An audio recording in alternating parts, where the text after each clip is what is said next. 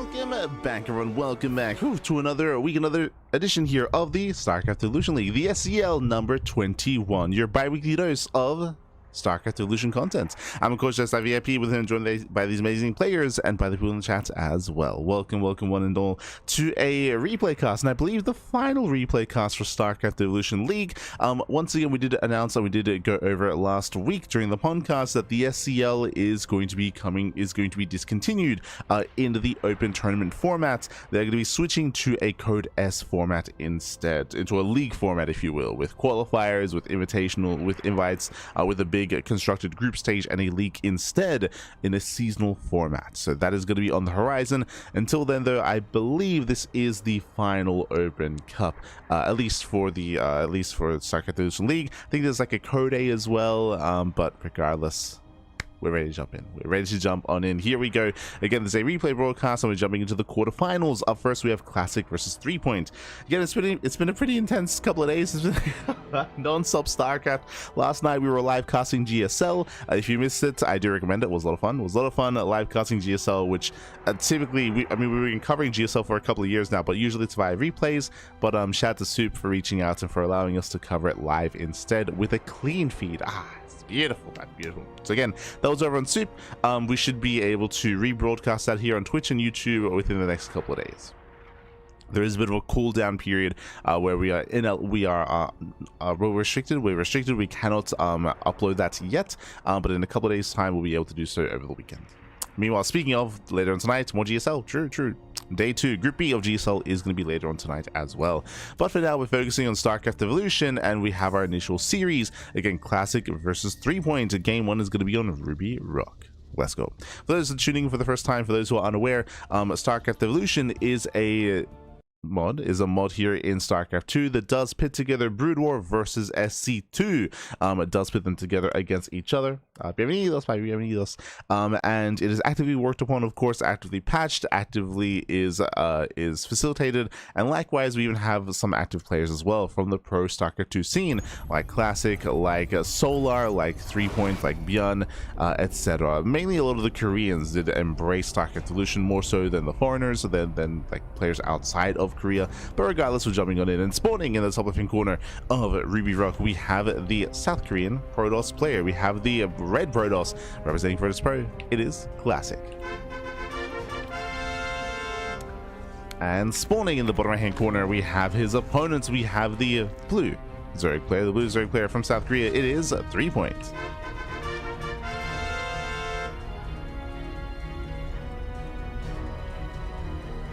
I'll fix that. Hold on un momento, Fabi, un momento. Beautiful. Here we go. So we have our best of 3 here, and we have our DVP. 3-Point, of course, playing Brood War Zerg. Meanwhile, Classic playing SC2 Protoss. And we'll see how 3-Point will approach this. So far, it does open up hatch first. Is going to be hatchery blocked here by the probe. Is going to be forced to expand here over towards the left-hand side. So nice block at a Classic, forcing some inefficiencies here at a 3-Point. And it's going to be that much more brutal here for a Brood War Zerg player, I feel, to defend both multiple locations at once. I feel like in early game DVP, it is crucial to get your wall up and running at the natural. This is brutal. We have a 2-gate follow-up here by Classic and 3-Point. He is in danger. Yeah, he is in trouble. Once again, as we were mentioning, to not have your hatchery in the low ground, to not start walling off here at the natural base as well, there's going to be a massive entrance, and trying to defend here on 2 bases when you're split with only slow lings, it's going to be brutal. Okay, we'll see. We'll see how many losses 3-Point will sustain. We'll see if he can hold on. We'll see if he can defend. Let's go. Let us go. Bienvenidos, Josh. Also, Acris Cruz. Bienvenidos. As again, we have our 2 gateways finishing up, waiting for the cyber core. Then we can send out a double adept, then more adepts, and then we just keep sending adepts, baby. We can go up to 6, 2, 4, and then 6. We'll see when Classic does stop. And again, like, I'll be very impressed if 3-Point can minimize losses here, just considering typically how imperative it is to set up your Sim City and to set up your wall off. We shall see as adepts are on the way.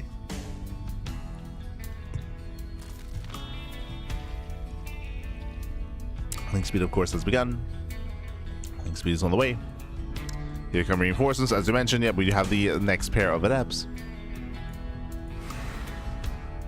So Classic does make his way across the map.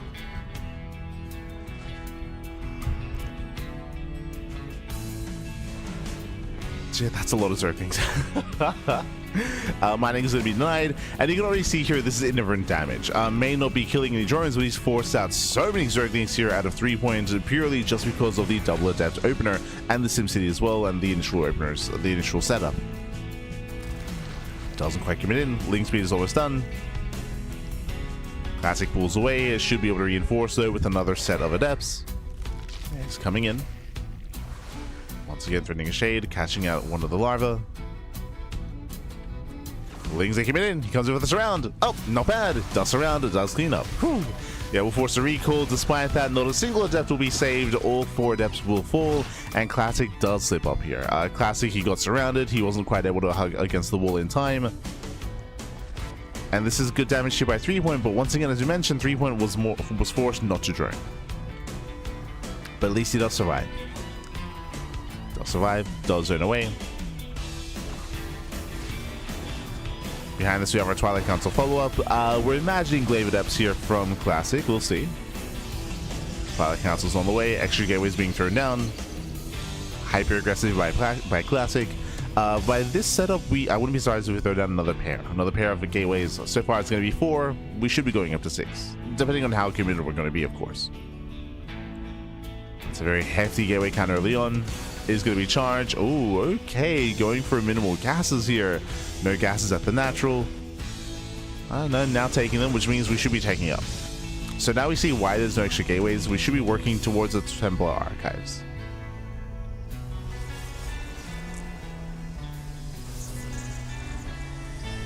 Eyes are on Classic.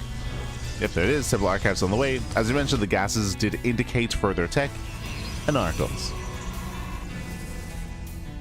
Templar Archives on the way. Now, from this point, we can still make the decision here to either expand or throw down extra gateways. So, curious here. And the answer is extra gateways. So, yeah, 2 base all in. 2 base all in, 6 gate setup here from Classic. 6 gateways, charge, Archon production as well. Bearing in mind, I believe this should be hitting with Archons, not with Storm, just to hit that much faster. One thing that we are missing that is going to stifle this is lack of Robo, lack of War Prism. So there's no way to reinforce across the map or to juggle units across the map either.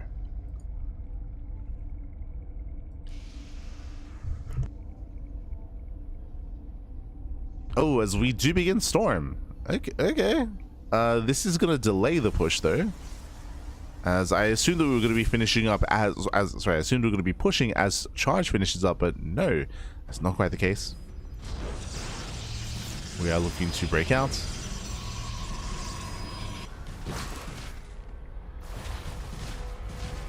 And this does mean that 3 point gets away with the Spire. My assumption here was that Classic was going to be pushing much faster to get across the map and to punish his opponent for taking up. But no, here the Spire is now done. Mutas have arrived. And without Blink Stalkers, it's going to be a tough hold for Classic. Classic, he has very limited anti-air. And by that, I mean he has nothing. He has 1 Stalker. He has 1 Stalker. He has 1 Sentry. He has a couple of Archons morphing in. Yeah, the Mutas, they just overwhelmed. They shut down the Sentry, the Stalker, the everything. Yeah, free damage on the Zealots.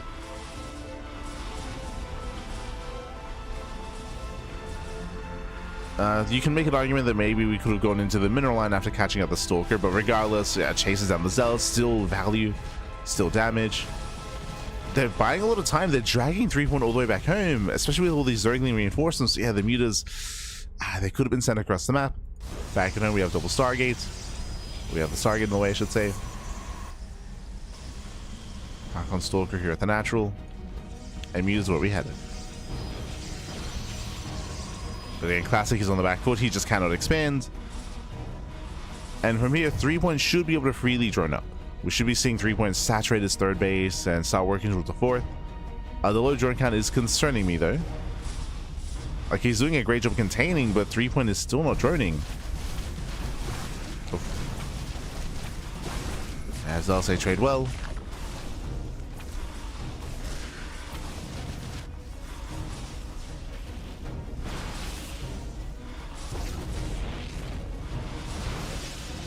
He's going to be picking in.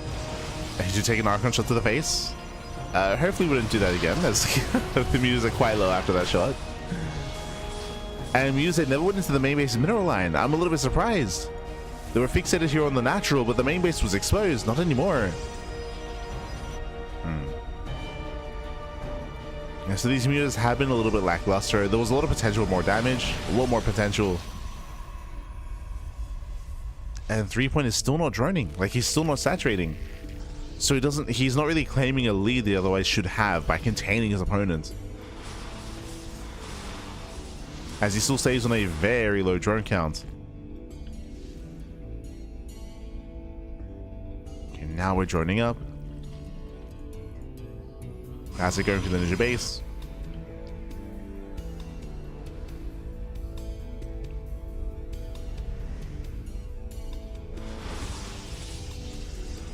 When he wants that +1. And he's still committed. Behind this, going into his own queen. We're getting ready for, I would imagine, Hive Tech. Can go for queen production as well.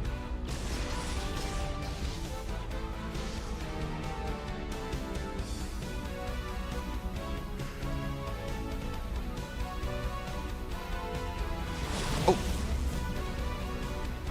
Actually, have a Stalker. +1 is denied. Does not +1. Yep, going for queen production, going for ensnare. Will help catch out the phoenixes, I guess. I mean, ensnare will help, but we still have to respect those archons. Okay, nice control. Oh! It's very clutch micro here from Classic, picking up another Muta.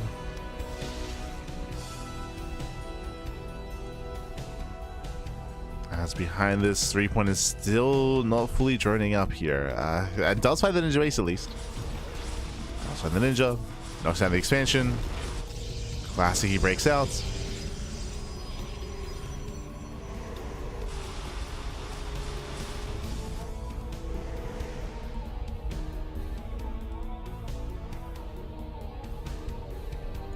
And 3-point is going to be committing him.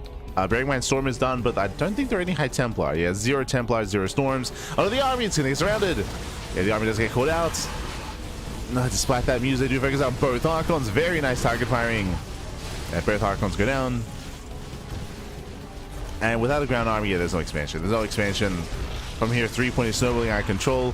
I would say that this was a messy mid-game out of 3-point. Very, very messy, but I mean, he's still getting what he needs, right? He's still denying the expansion, taking another hatchery himself.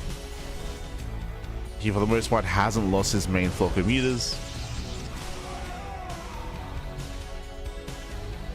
And Classic's Archon was reset. Right now, he barely has a ground army.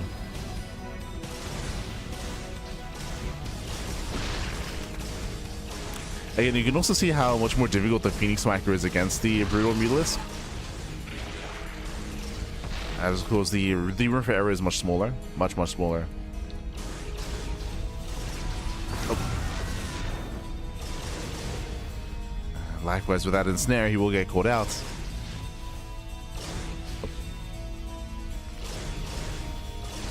Oh no, yeah, speaking of, he's left idle.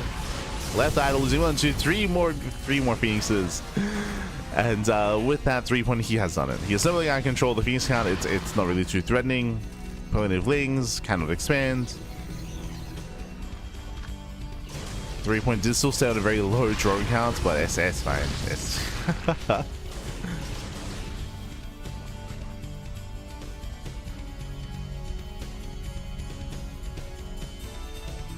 and it's fine at this point.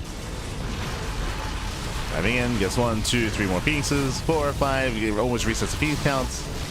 Resets the Phoenixes.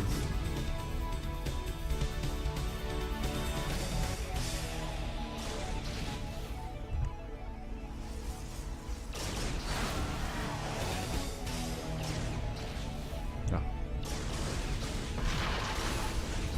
And I just collapse in. I does collapse in. Catching out 2 more once again, does focus by the Archons. And with that, we'll overwhelm. We'll overwhelm the third base. Once again, force a cancel. And even though it's going to be difficult to push into the bases, at this point I feel like we can. Yeah, there's only 3 Phoenixes. GG gets called, and 3 Point takes game number 1. GG. Whew. GG, well played. Once again, I feel like this shows even more greatly the disparity and the difference between the responses required against the Brood War meter and the SC2 meter. I was mentioning how like the room for error is much more brutal and much more punishing. What I meant by that is that the Mutalisk, the Brood War Mutalisk, does have extra range compared to the SC2 Mutalisk. So going into a Phoenix response like that, it is a little bit more difficult to really gain control of the skies and really gain control of the meters. It was just a difficult start though to begin with for Classic, bearing in mind he did open up charge, not blink. If he had gone for a blink based opener and a blink based kind of core of the army, then it would have more anti-air and he would have had a much stronger start against the Mutalisk. But he was stuck with charge lots, he was stuck with High Templar as well, so he couldn't really hold his own. I would say that given the position that we were in here, there's probably more value in going for a heavier Archon count and having them in multiple locations to keep up with the meters instead of staying on 2. If you remember, he was stuck on 2 Archons for a very long time, and he never really secured a higher ground force, when I feel like most likely against Brutal Mutalisk you do probably need more of a supportive ground army there to support your Phoenixes instead of just purely relying on Phoenixes, which is more of an SC2 response. But it is like a learning curve, I should say. GG.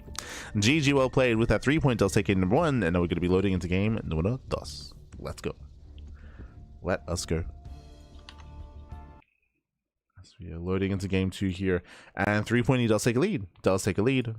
Let's go.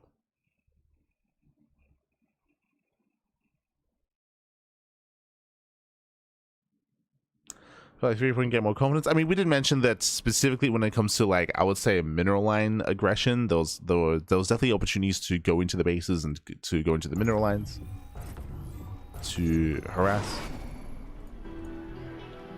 So yeah, more secure damage. But here we go, spawning in the top right hand corner. On the top side of Sylphid, we have the South Green Protoss player. We have the Red Protoss down in the series, representing Virtus Pro. We'll see if he can bounce back. It is Classic. And a big shout out to Agnes Cruz in the chat for gifting a sub to the community. Yeah, thanks so much. Thanks so much for gifting a sub. As spawning in the bottom right hand corner, we have his opponent. We have it going for the 12 pool. We have the Brood War Zerg player representing Team Hyper 1. It is 3 points. Let's go. So going for the 12 pool, we're going for a hyper aggressive start here from the side of 3 point. Drone scout towards the bottom left to look for his opponents, bearing in mind this is a 3-player spawn map. You can spawn in top side, right side, and left side, and Classic is currently unaware as to the aggression that 3 point is going for. A big risk, a big gamble comes with 3-player spawn maps. Now Classic is of course aware of the 3 point spawn location, so it's 3 point.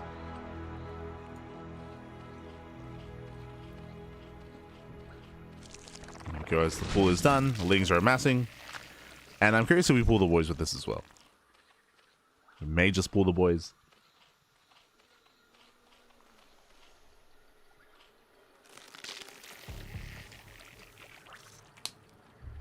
Yep, there we go. He does. Boys are being pulled. It's all or nothing. Classic back at it. Oh no, the wall's being disrupted. Oh no. Yeah, the wall is going to be denied. Oh, does barely wall up in time, but again, this is going to be a later wall. Later wall, less HP, and also it is a little bit more disrupted. Results being chronoed. The boys are coming. The boys back. We definitely could have delayed the wall up a little bit further there. We were a little bit more attentive with the drone. You see Classic setting up a secondary wall. And we're getting on top of the forge. Yeah, the Forge taking a lot of hits. Nice stacking.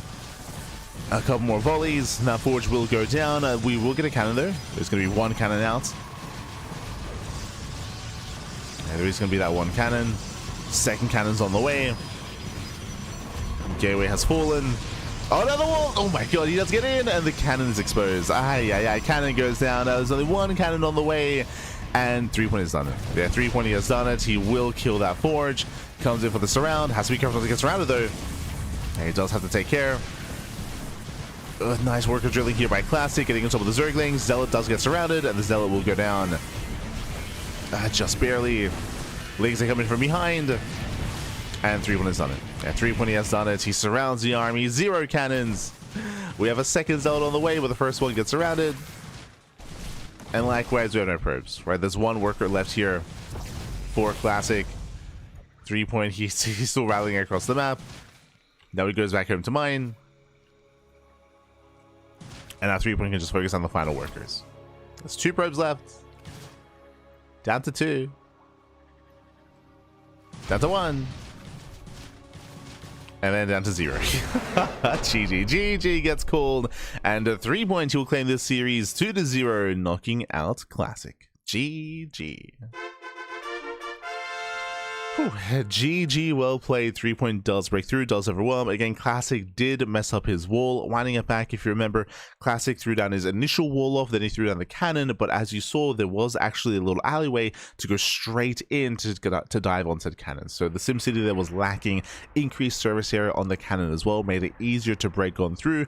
And not just that, but also the drone was even able to delay that initial wall off as well to make sure there was a little bit less HP on said forge. So it all kind of came together there. It all snowballed out of control. And with that, GG, well played. With that, 3-point does knock Classic out of SEL. As you can see in the chat, Jakov style, pretty much. If you were here last night, or I guess yesterday, 24 hours ago, we were casting during the Pickle Cup Shin versus Jakov, and Jakov, it was like a 10-minute series. Jakov, he just 12 pulled, drone pulled Shin, and knocked him the hell out. Let's go, baby, let's go.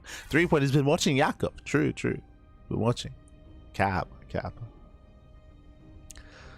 But GG, well played. With that, 3-point does claim the series. As advanced on to the semifinals, Classic is out of SEL. Once again, when it comes to the series itself, I do feel like Classic was, it was just a really rough game one, start to game one, by going into charge and by going up against the mutas, unscouted of course, so it was a really rough setup there, as he was not aware of what he was up against. But likewise, the Phoenix response does feel maybe a little bit subpar in StarCraft Evolution. Likewise, here in game 2, RNG, right? Another big factor, of course, is that Classic, he scouted bottom left first instead of bottom right, and that is some of the RNG nature of a 3-player spawn map as well. True. Also does factor in. But we're going to be jumping into our next series. It's going to be a best of 3 between Solar and Cure. We mentioned previously that Cure, he's one of the other newer players to kind of be indoctrinated into StarCraft Evolution. He's been playing a little bit more as of late as a bit of a newer face to the SE Evo player pool. So great to see a little bit more Cure. As you mentioned, some of the newer players to embrace StarCraft Evolution are Solar, Cure, Creator, and Rogue. I'll say those are the players we've been seeing a little bit more of as of late. Un poquito más. As we are going to be opening up. Let's go. As spawning in the bottom right hand corner here of Sylphid, we have the teal Zerg player. We have the SE2 Zerg. It is Solar.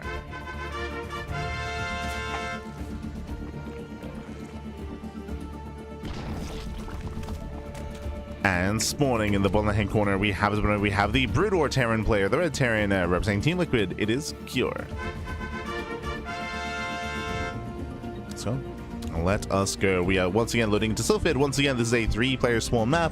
You can spawn in top side, right side, and left hand side as well. 3 possible spawn locations.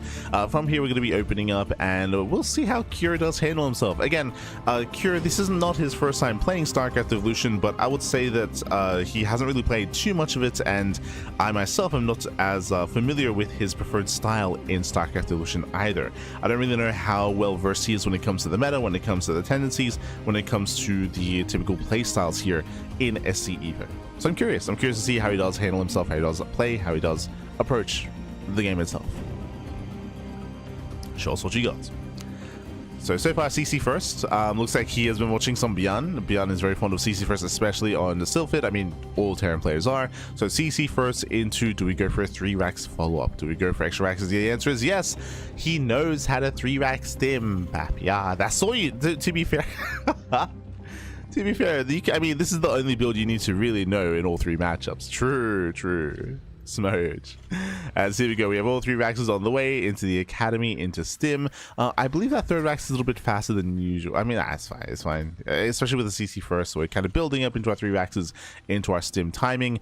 We'll see if Solar is familiar with the defense. I believe we have seen him hold against this with SE2 Zerg. Typically, you can there are multiple different defenses. For now, he's going gasless though. Ooh, hatch, pull, hatchery into a delayed gas out of Solar. So later link speed most likely means roaches. We speak of this all the time, but whenever a Zerg player does lay their gases quite heavily, it usually means fast lair or fast roach warren or fast both. And it would make sense for Solar to embrace roaches here.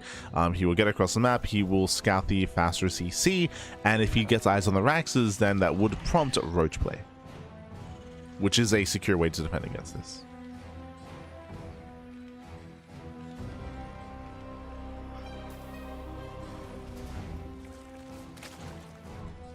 As from here we have the academy now done. Ah, the sound effects. Let's go, let's go.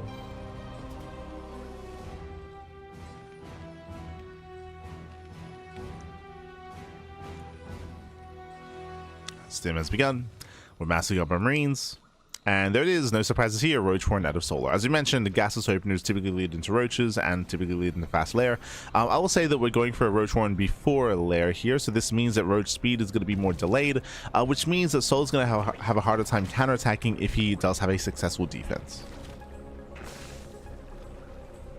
The faster lair would have indicated faster roach speed and a faster commitment after the defense into basically Solar's own all-in.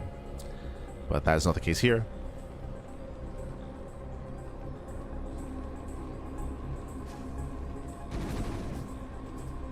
But one of 3 points best wins in like a year, if I recall correctly. I think I would agree, but that's also because 3 point has been less active this year. I mean, 3 point's been less active this year, but there's also been less StarCraft Evolution tournaments this year as well, so it all kind of goes hand in hand. But yeah, we have been seeing less 3 point in 2026 than we have in 2025. For sure. As Curie does commit across the map, he gets spotted. Roach production has begun.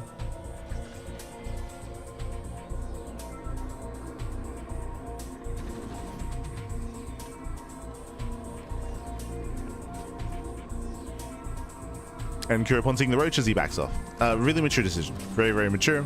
Does spot the roaches. He understands that Solar should be perfectly fine. Cure, he pulls away. Behind this, the lair only just now begins, and Solar cannot really counterattack. He's stuck at home. He's stuck at home, stuck droning. Likewise, Cure is also going to be building up as well. Get into his factory follow-up, and I'm excited to see how does Cure approach the mid game. Once again, as I mentioned before, Cure, he is less experienced in StarCraft Evolution. This initial build, I mean, is very meta, is very, very meta, and I mean, we see it all the time. So clearly, Cure has been watching or speaking to ByuN, and we'll see what the follow-up is going to be, as it is going to be the eBay into +1 into a bio follow-up. Okay. We have seen players like ByuN go into mech transitions from here, but not Cure. That's him in. Yeah, Sim's in, does catch out one of the roaches. He gets one, he gets two. But he cannot break the main army. Yeah, he has to respect this, he has to pull away. That's what 3 roaches going down. 3 roaches for Marines.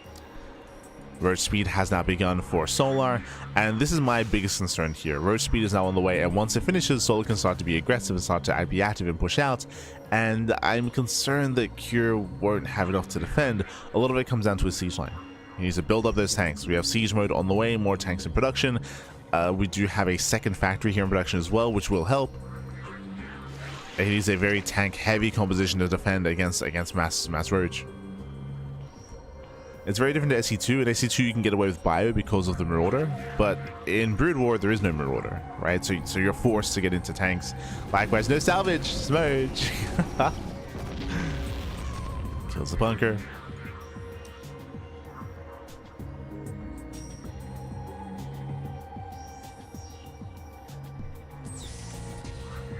It's now setting up.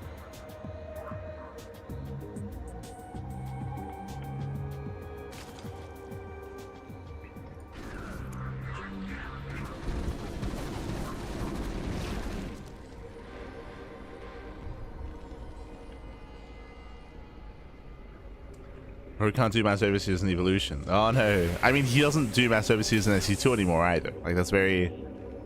Unfortunately, it's very outdated. It's a very outdated style and build. So let's back in. Tank is in position. And Cure holds. Once again, as we mentioned, it's crucial here that he does prioritize those tanks. Making 2 at a time, securing his base, securing his third. Okay, and with that, we have some StarCraft. Like, we're getting into for the first time in weeks, we're getting into the mid game. We're getting there. Where Cure, he's securing himself here on the high ground. I mean, partially, I would imagine it is stylistic as well, where players like ByuN are a lot more active, a lot more aggressive, a lot more in your face. But Cure is happy to slow things down. Happy to slow things down, build up his tank count. From here, the goal should be to work towards science vessels. Speaking of, there is a science facility to tech into vessels. Safety turret here to make sure there's no tunneling claw roaches. Speaking of, Solo does get ready for a backstab. Splits up his army.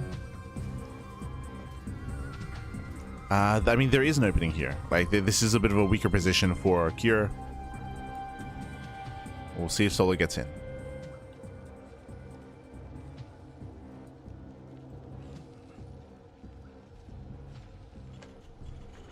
Ideally, Solo, he would want to distract with the main army to drag the bio forces over towards the right hand side. As that is a siege line, Jesus. And there's a radiate. Radiate's on the way, science vessels as well. Cure, he is building up.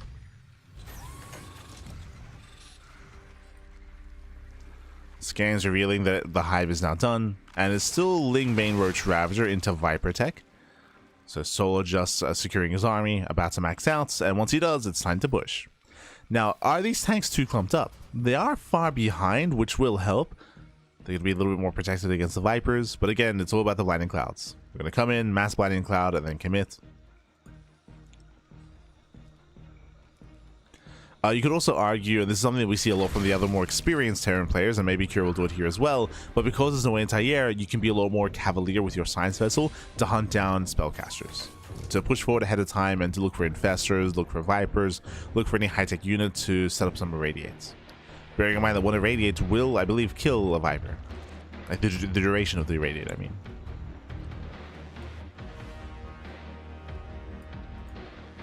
Meanwhile, we have our tunneling claw roaches. Remember, there's already a safety turret. We'll see if Cure can react in time. How many Vipers? We have 2. Okay, so 2 Vipers so far. We have the switch in the mech, going into ion thrusters. Roaches 8. Oh, try to move in.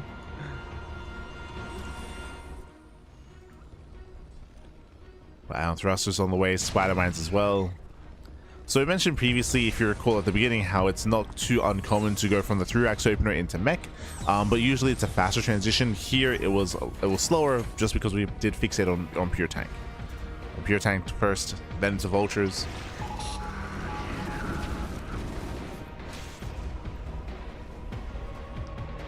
Cure now taking another expansion. Going for his 4th base. I wonder if he notices. He was not able to build there. Oh, there it is. Yeah, Roach is down burrow. Main army does move in. Mass blinding cloud here on the bio. Bane's rolling in as well. Where's the reaction? Ooh. Yeah, no reaction there from Cure. And he's trying to hold the line. Radiant on the Ravager. Not bad. The army's clumping. No. Yeah, the army does clump. Back across the map. The CC is going to be denied. And it's a laser command center. Oh, it's going to be difficult here for the vultures to engage with pure Roach. It does drag within range of the tank though. Okay, better fight. Yeah, better engage. There's the scan.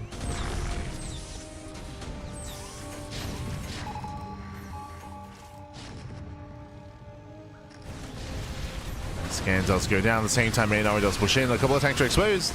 Guess what? 3, 4. 4 tanks go down. Yeah, not enough vultures. Not enough vultures. Not enough defenses. Another 2 tanks full.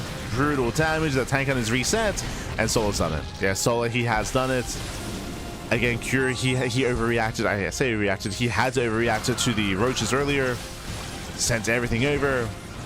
That just created a massive opening here. This is critical damage. Ultras are getting to the middle line. More SCV's going to be going down. And here he is torn apart. I mean, this also shows just how vulnerable mech can be here. Referring to specifically the Vulture, like typically in SC2 you have tank and you have battle mech to support, to rotate between bases, but here against roaches, Vulture rotations are not good enough. Like, you need to respond with tanks as well, as Vultures are they're very subpar against the roach. So there is that kind of glaring weakness with the composition. So I would say the brutal mech can be punished that much harder as a result of that. True. And with that GG well played, Solar, he will take game number 1. GG. Whew. GG well played. And again, like a very different kind of dynamic here is what I will say. Once again, like going into a roach heavy style like this, which is common against mech in StarCraft 2, here when it comes to brutal defenses or brutal mech, it does seem to be a little bit more vulnerable to that, specifically in regards to rotations. As you mentioned, like Vultures, they do need tank support, which means that if you don't have your tanks pre-set up in a certain location, Vultures, yes, they can react, they can rotate in time, but they cannot hold their own in a head-on fight, whether it's against roaches, whether it's against ultras either. You could also argue that this is also partially on the late transition into Vulture, and as a result of that, there was no kind of Spider-Man setup either. That is true. If you remember, we were speaking on that, but it took a very, very long time for Cure to switch into Ion Thrusters, into Spider-Mines, into Vulture production, and as a result of that, we never had any kind of Spider-Man setup, which is quite a crucial part of Brood War mech. True. True. And with that, GG well played. With that, Solar does take it. Game number 1 does take a lead in the series, and now we're getting ready for game number 2. Let's go. Gonna be loading into Radion. Okay, once again, a map that we don't get to see enough of, so I appreciate it. Do appreciate it. We're jumping in.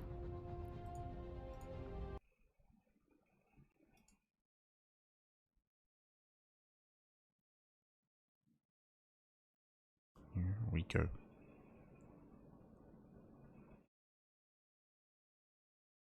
No ghosts and Zerg can win Parkers. I mean, I was alluding a little bit more to lack of cyclones or lack of support for the mech army. A little bit different.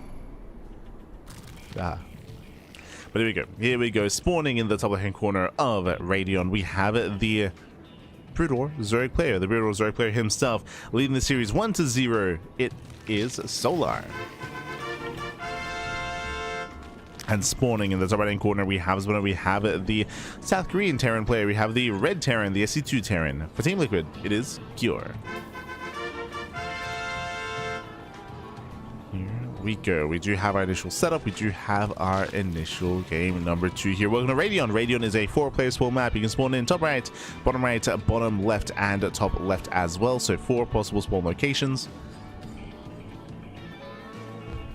We have our 4 spawns, and we do have close spawns as well. It is going to be horizontal spawns here between Solar and Cure. They will both soon encounter each other here. Cure, he's aware that there's no cross spawn location at least, so is Solar, and they will eventually find each other. Eventually will. Overlord will encounter Cure. And Cure should be feeling a little more comfortable playing now SE2. A lot more comfortable.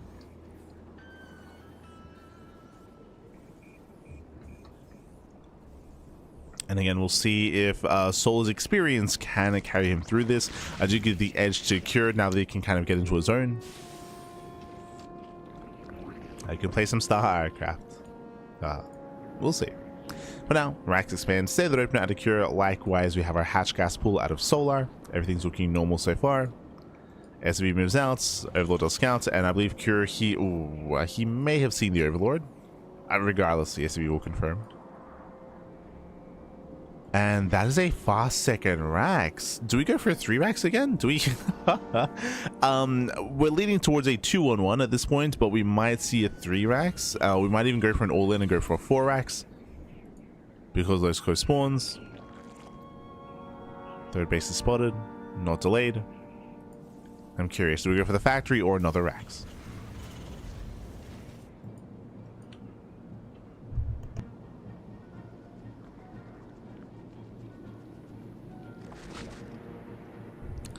And as Kira does poke in. Pokes in, zones away. And Solar force invest into earlier links. And will zone this back. Zinks are out, die mining at the natural. Reaver does rotate, no drones yet, thankfully. Adult. As link speed is more than halfway down, and Curie, I'm sure he's aware of the timing, but he has to be careful. He has to be careful. He has to respect link speed. Once again, denies mining. And does he get the drone? He does not. Doesn't get the worker. Curie, he has to get out of here. Link speed is done in 12 seconds. And commits to the dive. It is going to be a 2-on-1, by the way. It is going to be the factory follow-up. So 2-on-1 sim timing here out of Cure. And in general, 2-on-1s, they do feel like they hit a little bit harder here in this matchup in StarCraft Evolution. We'll see if Solo can hold his own, as he's going for the fast Evo Chamber into fast plus 1 Carapace. So there's no fast lair. We are going for now Hydra Tech as well. And with the Zinks out, he should confirm. Yeah, he does spot the extra Marines, he knows. He's now aware that this is either a 2-on-1 or a 3cc 2-on-1 or a 3 racks. He's narrowing down the builds. Regardless, it is going to be a sim timing. And Solo's going to be careful.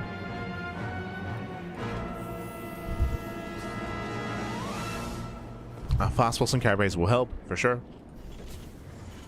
Will help. Here come the Medivacs. Here comes the push.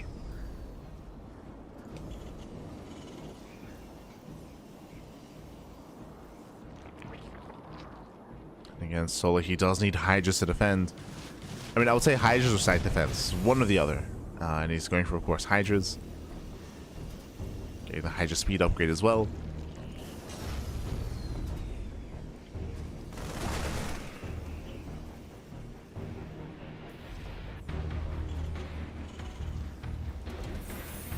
As here comes the 2-on-1. We're holding off on it.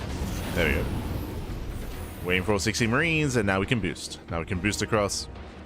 Back at home, how many Hydras are there? 7. Soon to be 9. Okay, so there's going to be 9 Hydras. They're rallying here between the bases. Meanwhile, the drop goes straight into the natural. Does go straight in.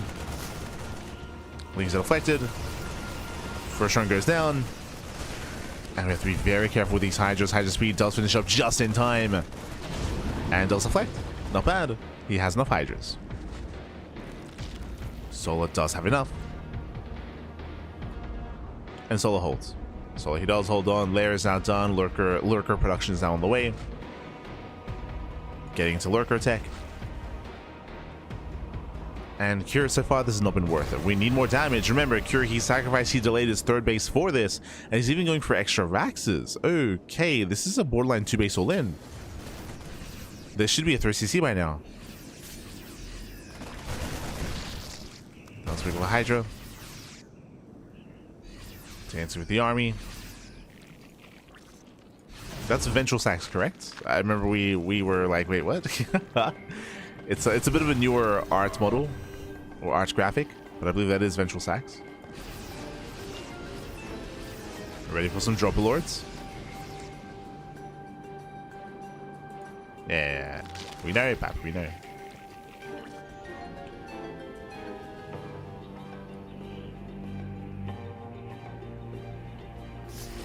Screw does move in.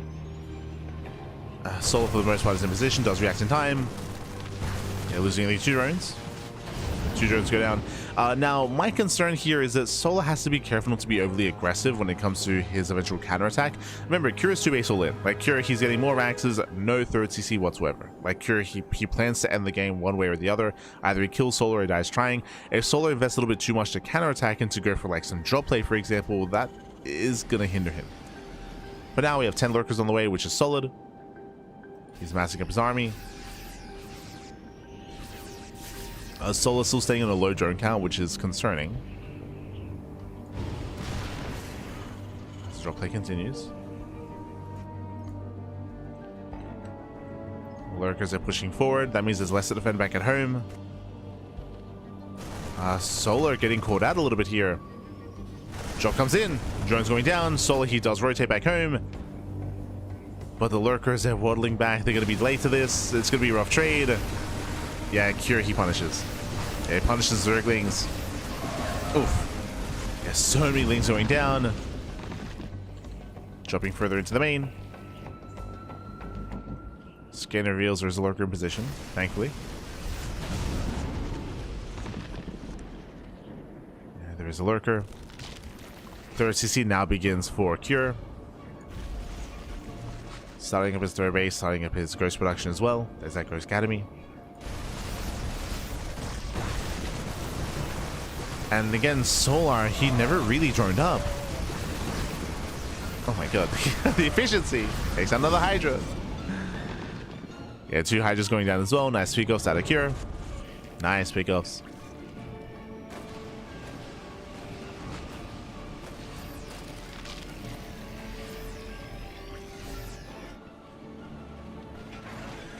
Cure is just gaining more value, trading more efficiently. And again, Solar cannot afford these losses here. Every Hydra goes down.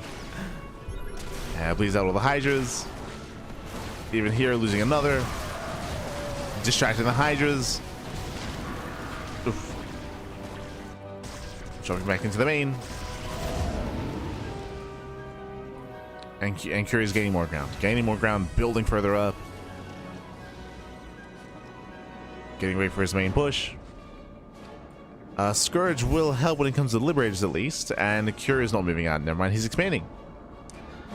This does give Solar a bit of an opportunity. What Solar has been able to do is preserve his lurker count at least, right? He's been building up his lurker count, and Cure is going to spread himself thin, assuming. No, never mind. Assuming he was going to settle defensively, but no, he's pushing. He is pushing.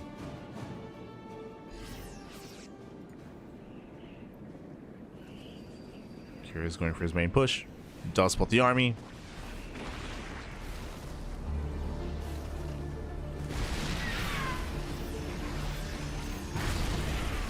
Yeah, we'll siege in time.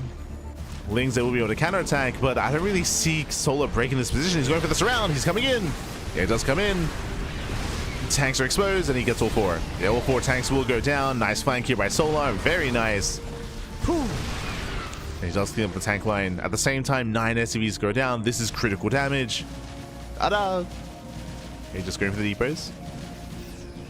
Going for something more secure. Yeah, breaks down the depots. Solar, he does push.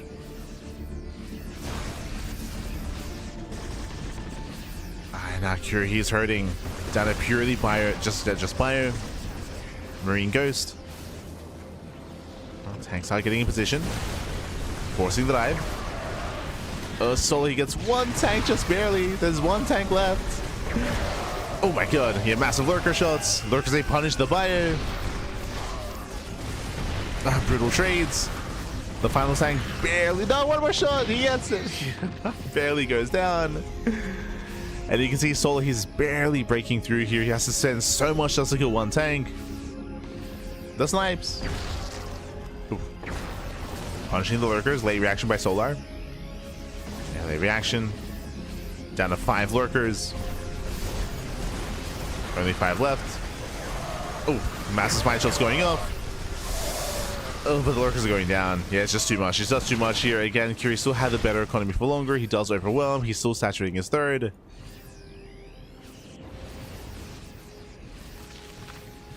Soul's in trouble. He's hurting back.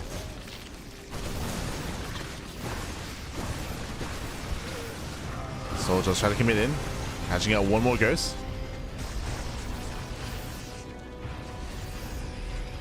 One more ghost goes down. I'm loving the incorporation of Scourge. We saw them earlier deal with the Liberators, but now they can actually be a part of the main army. Potentially.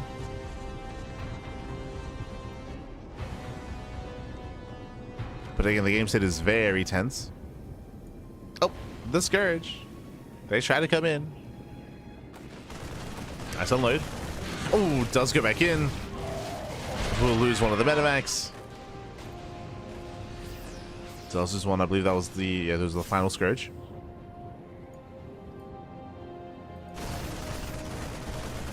Soul's taking more bases, is now somewhat droning up. Massing on more Hydra Lurker.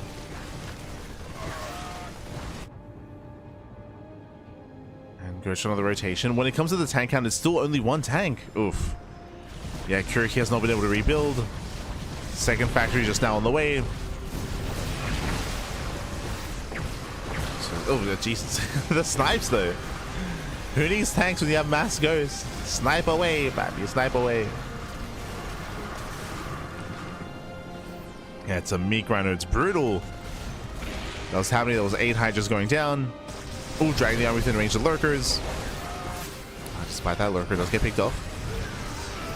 They end up trading. They trade mass knives. They punish the Hydras. They punish the lurkers. They punish everything. And Cure overwhelms. Yeah, it's so much more difficult to do with mass lurker here as the brutal Zerg player. Lurk is activated.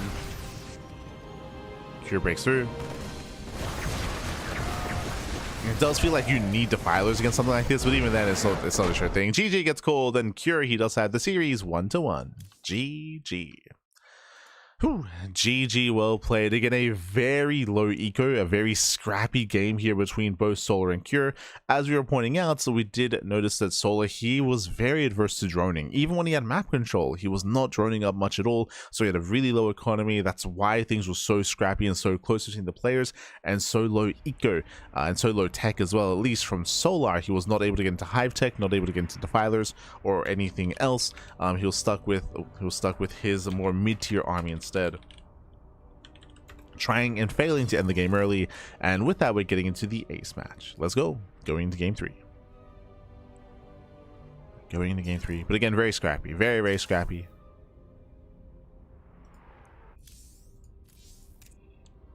As game 3 is going to be on Vermeer.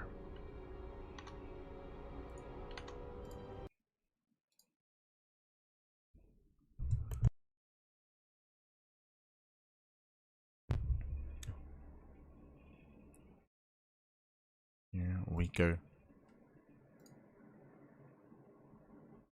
Vermeer being another 4+4 map. True. Another 4+4 map. And we have cross spawns. As spawning in the bottom right hand corner of Vermeer, we have the Teal Zerg player himself. We have the South Korean Zerg being forced into that series and does opt to play SE2 Zerg. It is Solar.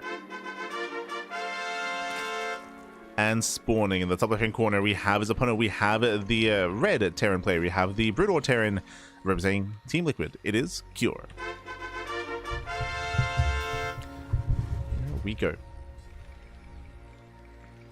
Point proven.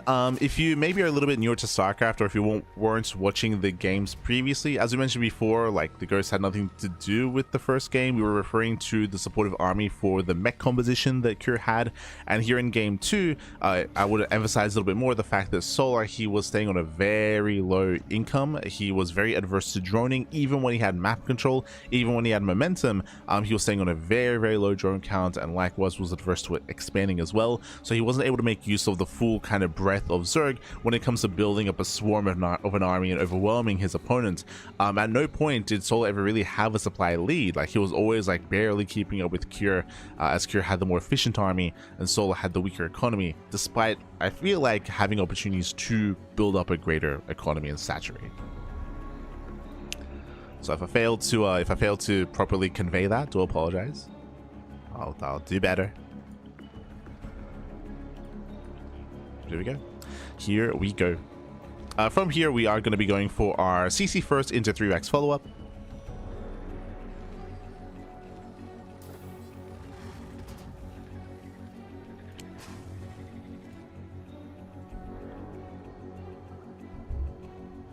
Oh, este CranKy. Bienvenidos, bienvenidos. Wouldn't say I'm new. Oh, okay. Well, then you don't have that excuse. Smurge, baby, smurge. Hopefully I was able to explain the game state well to you. And again, if not, then I'll do better. From here, we're going for our initial faster +1. Okay, this is a bit of a more unique variation here. Usually we're used to seeing our initial 2 ranks open into a 3 ranks into a sim timing, but here it looks like we are building up into something a little bit greater, working towards +1. Checking Kyr's vision, no SCV scout. No SCV scout, so he's not fully aware of the location of his opponent. It is going to be cross spawn, so Kyr, he does have the freedom to actually get into earlier upgrades and not be punished for it. That is true. So faster +1 into stim.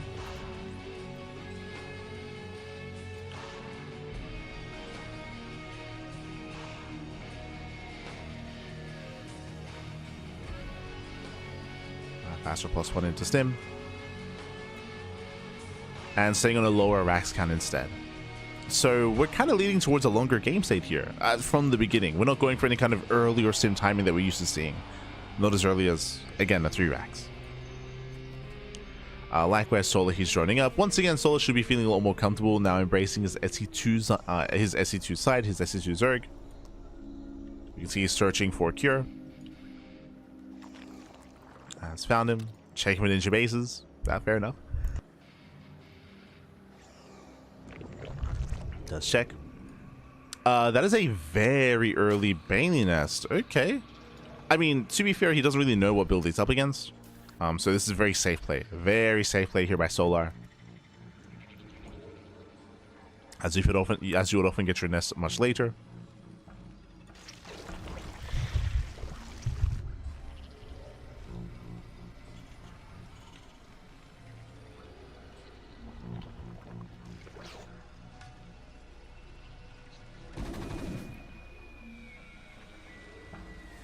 Does pick in. As a reminder, we have later racks here, earlier factories. So I'm curious, like this build that we're seeing here by Kyr, we don't often see from any of the other Terran players. Referring to ByuN, referring to Honmono.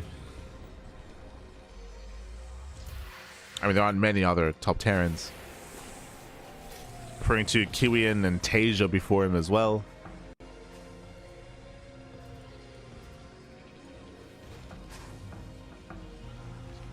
You know what it is?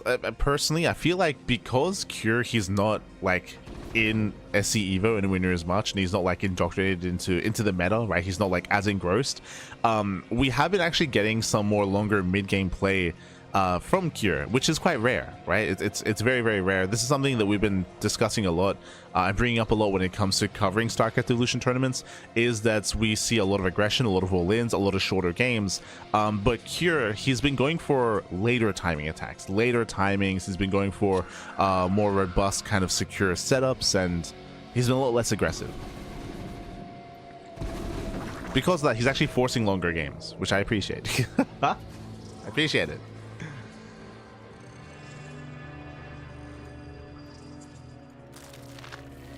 I feel like because he's a little bit more disconnected with SE Evo, like he's more willing to explore. We appreciate it, Pappy.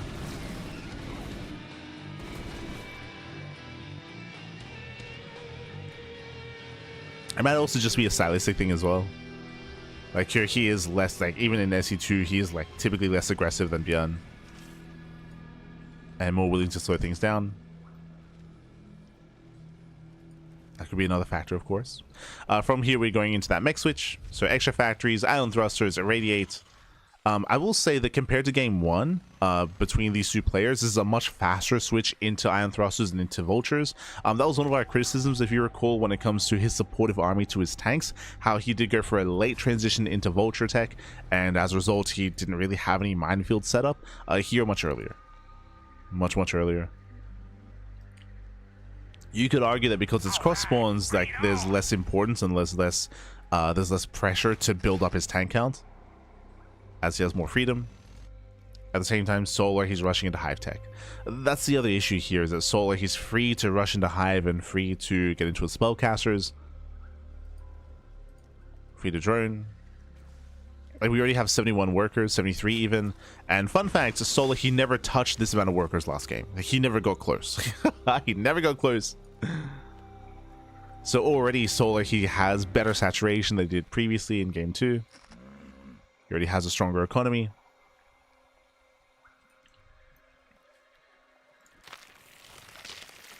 Hive is finishing up. And we'll see if this is just for Vipers or if we plan on incorporating some Ultras as well.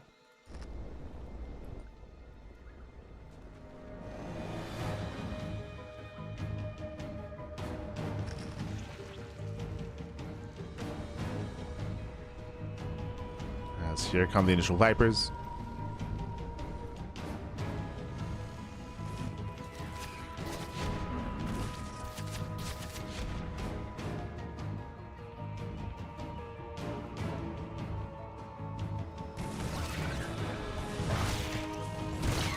So far, Solar fighting for map control, zoning back here. Cure, he is secure on 3 bases, that is true, but Solar, he's soon to max out. Again, the supply is lying to you.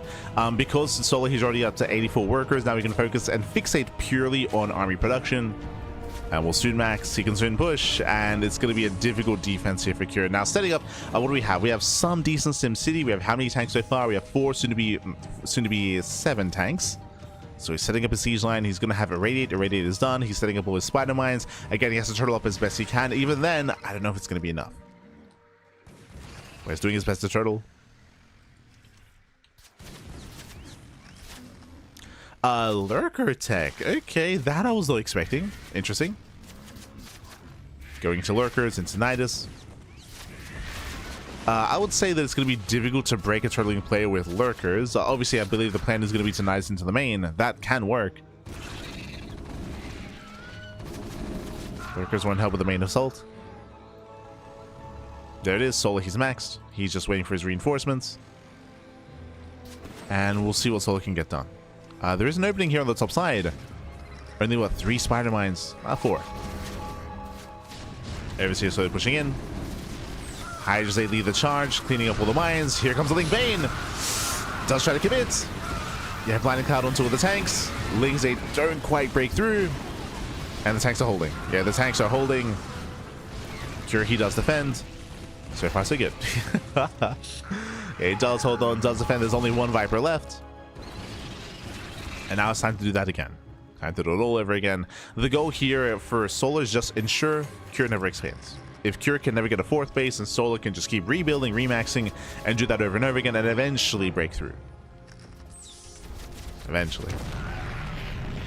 Bearing in mind that this time there is going to be a Nidus Swarm. There's going to be a Nidus, and speaking of Nidus, yep, there we go. Overseer into the main base. There are no safety turrets in the main either, so we're setting up for the Nidus.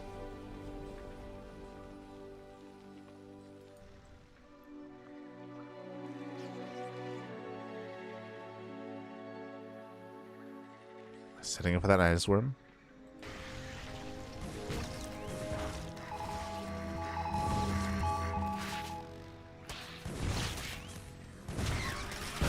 Ooh, oh my god. Massive spider mines. Yeah, spider mines are popping up. Solar remaxing, going for the Spire. I'm curious if this is for the Greater Spire. Maybe he's thinking about a Broodlord transition. Or at least just having the tech available. Which would be more efficient. Like again, pushing into this entrenched line of tanks is ill-advised. To the point where it might even not be worth it, to be honest. It might just be worth it for Solar to literally take every other base on the map and just wait for Cure to push.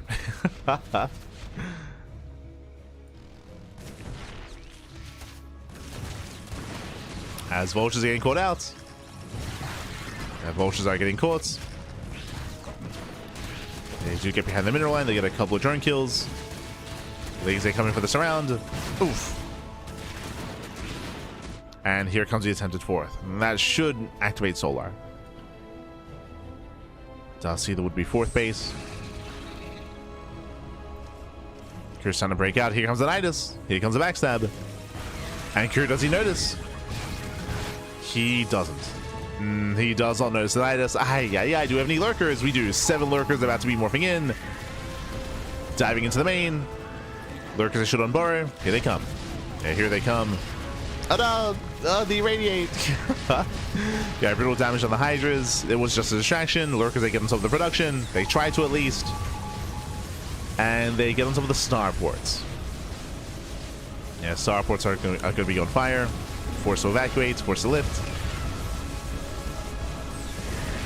Radiate's coming in. And Solar, he's trying to get on top of those tanks, but he just barely cannot. At this point, we're smashing our head against a brick wall. Whereas what we could be doing here is getting a second spire. A second spire, a greater spire, and start to actively work towards, like, actually set up for Broodlords. Lings are being thrown away. I want that second spire. I would...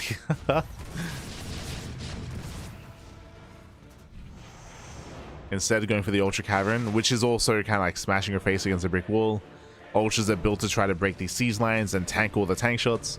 Against this many tanks, though, I don't know if Ultras are going to be enough. Like, there are just so many tanks. Corruptors are on the way. That will help against the... I almost said Overseers. Against the Science Vessels.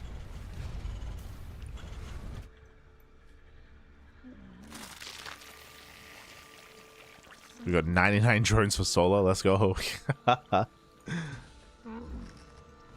And now Cure's exposing herself. Now's the time. Lings collapse in. They get one. They get two. 1, 2, almost 3 tanks going down. But Solar, he threw away so much earlier. Now he has a weaker army, and this means that Cure expands. And this should not have happened. This should not have happened, but this is thanks to Solar, right? Because Solar lost so much earlier, that means he cannot punish. Means he cannot punish. He doesn't have as much map control as he did previously. Sure, he was just waiting for Solar to take a bad fight, and he did.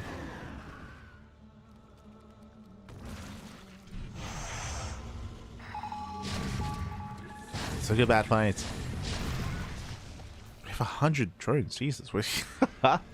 At this point, I would say we have too many workers. The 100 drones does mean that Solar's main army is smaller. It's now a much, much smaller main army. Goliaths are coming online.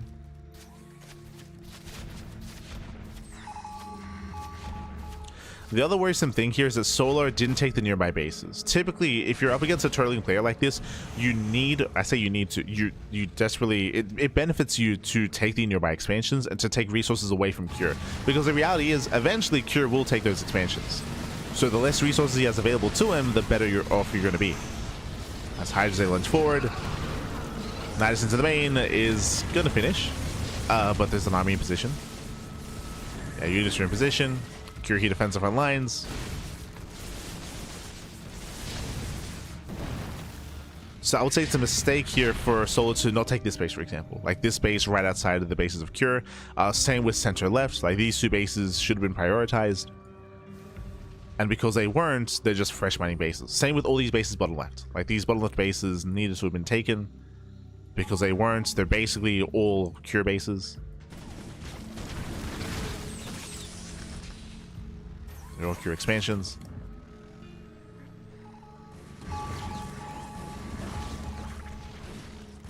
And Cure, he's getting out of hand at this point. He's getting out of hand, getting out of control. When you see the Solar, he's remaxing with Ultras. Which can work if Solar can catch Cure unsieged. Can work. That's jeez, oh my Spirit, is that you? Be out there. Aye, going in a mass Goliath here. That is actually gonna hurt Cure. He's down to, I mean, he still has 17 tanks. Jesus. It's a high tank count. Ultras are coming from behind, tanks are spread thin. Massive radiate. Radiates 2 Ultras so far. Defense Mage still in tank. Let's go. Yeah, he'll be able to tank up. Goliaths they kite back, but again, they're not ideal against Ultras. And he's going to be cleaned up here. Yeah, the Ultras, they overwhelm the Goliaths. Heavy losses for Cure. Again, it looked like Cure was blind countering Broodlords. I would assume. I would assume he was trying to blind counter Broodlords. Overmade Goliaths. Overmade them. Solar has momentum. He's moving in. Tanks are exposed. Tanks are unsieged. Oh my god. Getting 1, 2. Do we get 3? Not quite. Yeah, but 2 tanks go down.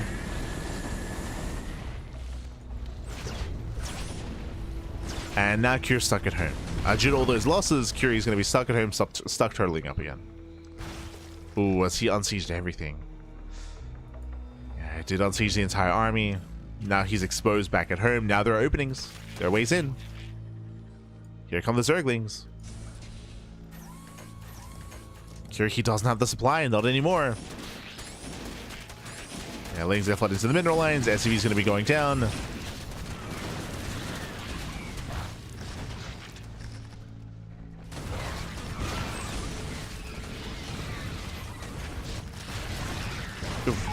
As all as they break through. They're breaking on through. They're getting some more tanks. It's going to be one more tank going down. Just one. No mass.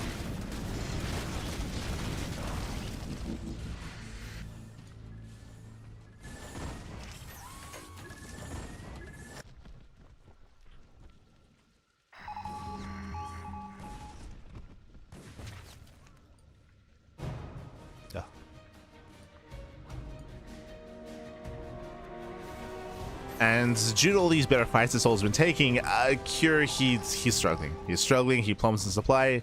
Needs time to rebuild. Bottom left is exposed. And Solar, is he aware? No, he doesn't know. I was curious. I was a little bit confused. I was like, why is this base still up and running? What's going on? He doesn't know, Pap.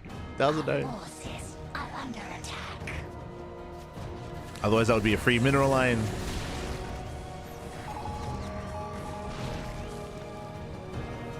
Solo looking for a way in. Once again, still relying on a heavy ultra composition. Lings they slip into the mineral line. SCVs are going down. Massive radiate. Oh my god. Gee. I mean, ultras, they can tank. They can somewhat take it. Like, where's the counter power bomb as well? Let's go. Battle of spellcasters. Radiate versus power bomb.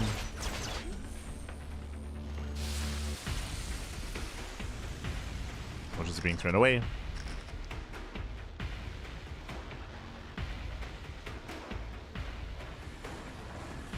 Solo's rotating. Solo, he's still maxed out.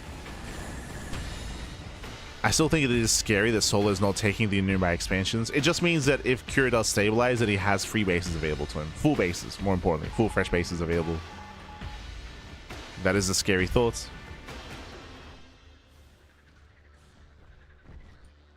Lings A rotates. This southern base has nothing to defend. Finally, he finds it. Yeah, Solo, he does find it. Does commit. Ultras, they commit in. And he's getting on top of the tanks. He's getting on top. That's what, 3 tanks going down at the same time. Lings, they do flood into the mineral line. Every SCV will fall. Again, there's just nothing to defend. Free expansion, free mineral line.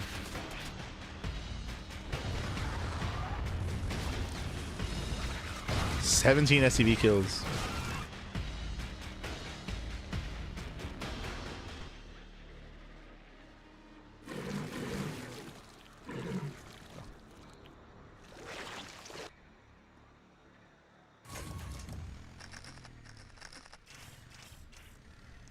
And Solo, he's going for again that top side. Tanks to someone in position. Oh, we're going into Goliath. No! Solo, he throws away 5 full dropper lords. Ay, ay, ay. That was how many? Yeah, so many Lings do go down. Not like this. Massive radiate. Solo, he does plummet in supply. Gonna be losing everything. Okay. Curie's back in this.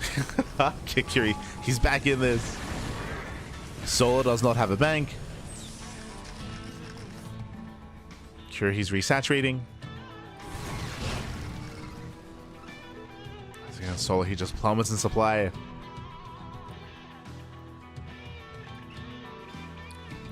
Once again, rotating to the south side. Looking for a way in. This time we actually have a minefield set up. Have a minefield. Roach speed? The 21 minute tech switch into roaches. Let's go, baby. Let's go. He's switching it up. And this is where our criticism of Solar is actually coming to fruition. We spoke earlier how it was crucial that Solar takes these bottom 10 bases, and because he didn't, now these are fresh, incredibly fresh bases here for Cure. He's got everything. So 2 fresh bases available.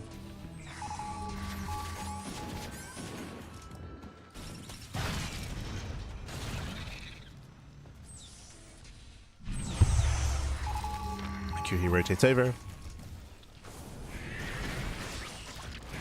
Does land a couple of radiates. Go 3, 4 radiates. Goliath a punish.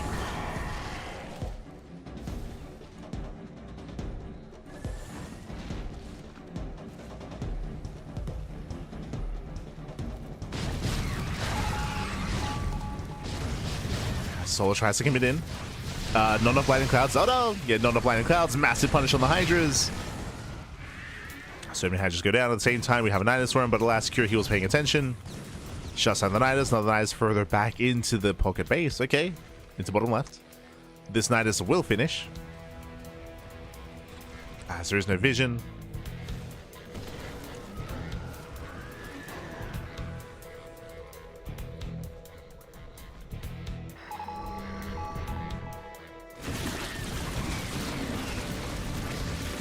Oh god, so we're just throwing away Zerglings. No!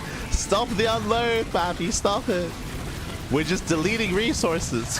Oh god. As Nidus Swarm is going to be cleaned up.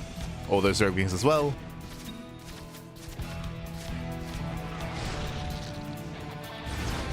Okay, a couple of Ultras pop out towards the end. So let's go.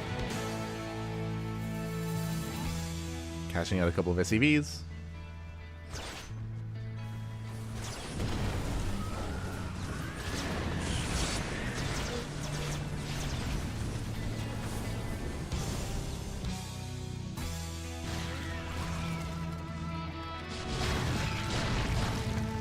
Solar commit starts find some free tanks here. 1, 2, 3, 4 tanks going down. Nice pickups. I mean, Roaches are doing a much better job when it comes to engaging, catching out so many tanks here. Oh my god. Nice defense matrix. Does save them barely towards the end, but better trades here for Solar.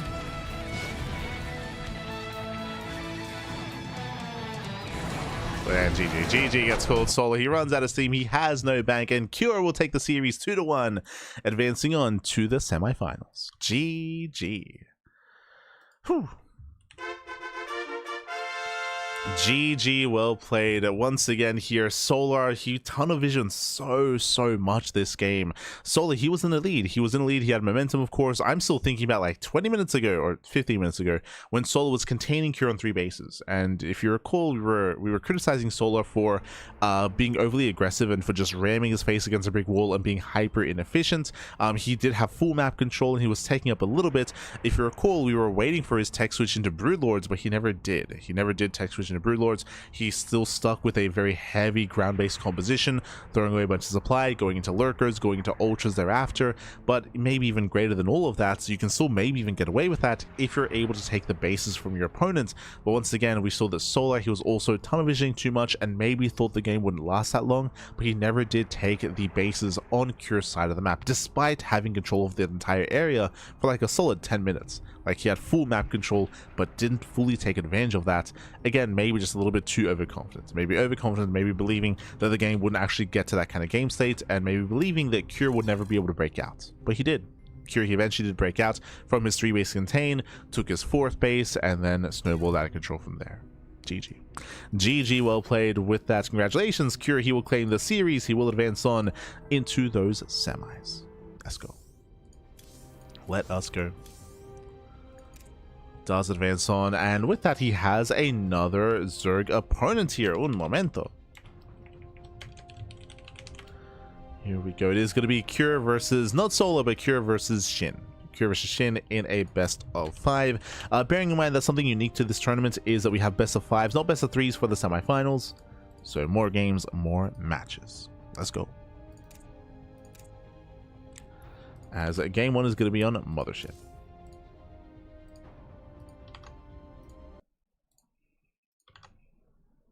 Sorry, just setting up our matches. Just setting up.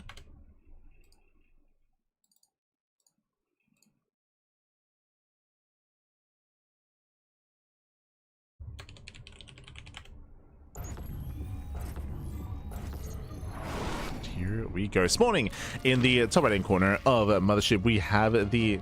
Oh, we have the... God damn it. We have the South Korean Zerg player. We have the Red Zerg representing himself, currently teamless. We have the Brutal Zerg player. It is Shin. I'll fix up his name. Un momento. And spawning in the bottom hand corner, or bottom side, left side of Mothership, we have the South Korean Terran. We have the Blue Terran representing Team Liquid. It is Cure. Let's go. Let us go. Whew. And what I will say is that Shin is a lot more well versed when it comes to StarCraft Evolution, more so than Solar. Likewise, Shin is also typically much more aggressive as well. Speaking of aggression, he does move out with his drone, does move out for a scout, and we'll see if he does something else more sinister with this, as he will find Cure immediately. Cure going for 2-Rax Reaper on the low ground. Because this wall off, it does mean that Shin cannot get in. Assuming we do wall off in time. Ooh, it's gonna be close. It does wall off. Whew. Does wall off, so there's no hash block here on the low ground. The drone does nibble away, but at least scout the build of choice. So again, 2-Rax Reaper. With this, you should be building up to 3 at least, potentially up to 5 at most. But we're going to be committing into initial Reaper production to harass across the map, to then expand on the low ground and go for the bio follow-up. Typically, what I will say is that traditionally, this build is vulnerable to Roach All-Ins and to Bane Bus, but remember, it's StarCraft Evolution. Shin doesn't have access to Banelings or to Roaches, so I would say that Cure is very, very safe when it comes to the follow-up going into his 2-1-1.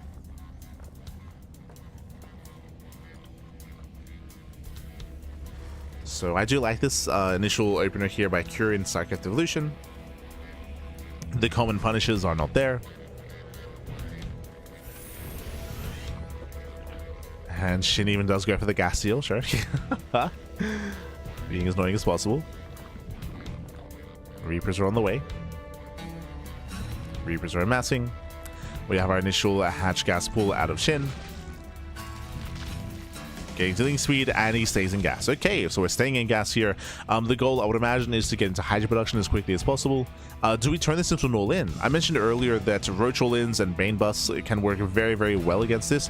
The reasoning and the rationale as to why all-ins do work well is because of the production. The production is all exposed. It's here on the low ground, so if you can take over the natural, you can take over the production, which is normally not the case. On top of that, because of the 2-1-1, we are delaying the factory. So delayed Cyclones, delayed Hellions, delayed tank production as well. So it does mean that your army is that much weaker early on. Also, if you fail to scout the all-in coming your way, then low chance you have a bunker ready. Meanwhile, we're going for the fast lair. Okay. Oh. So we're going into, what was that, a 240, 245-ish lair timing. So very early lair here by Shin. It's feeling more like Muta play. It's feeling more like 2-base Muta. Against the 2-1-1? I'm not convinced. I mean, what else would it be? It has to be the Spire. There aren't that many options here for our Zerg player.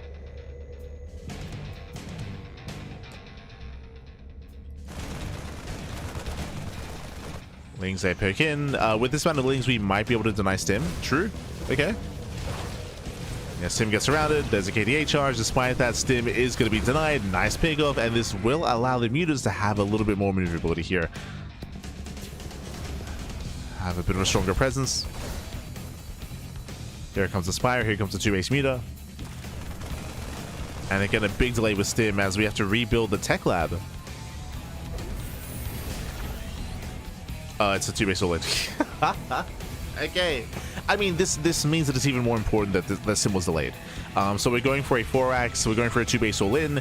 If Stim was finishing up much, much earlier, this would hit so hard. Thankfully, it's going to be delayed, and Shin has more time. Has more time to prepare. More time to react.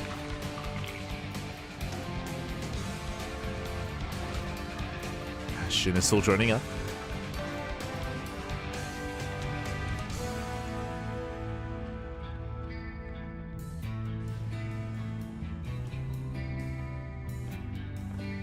Say chat, are Devourers not a unit in Evo? They are. Haven't seen them used, and I doubt the Phoenix pack could hold up to a pack of Muse with a few volleys of Devourer and Acid on them.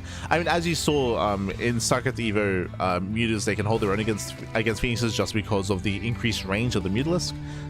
Devourers are very rare in StarCraft Evolution just because, I mean, it takes a long time for them to really get going when it comes to their debuff that they apply.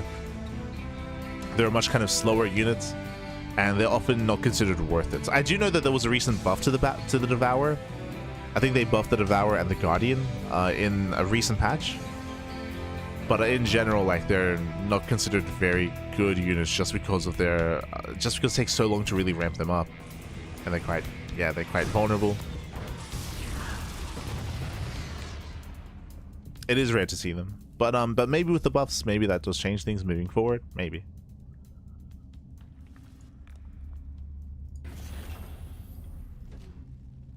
Shin does commit into the mineral line. Kira does counterattack supply blocking Shin. Uh-oh.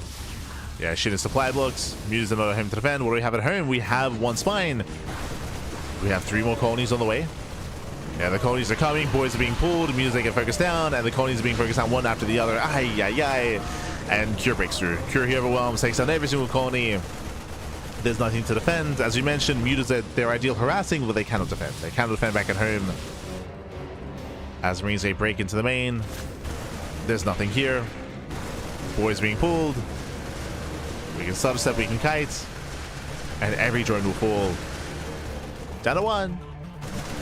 Down to 1 drone left. No.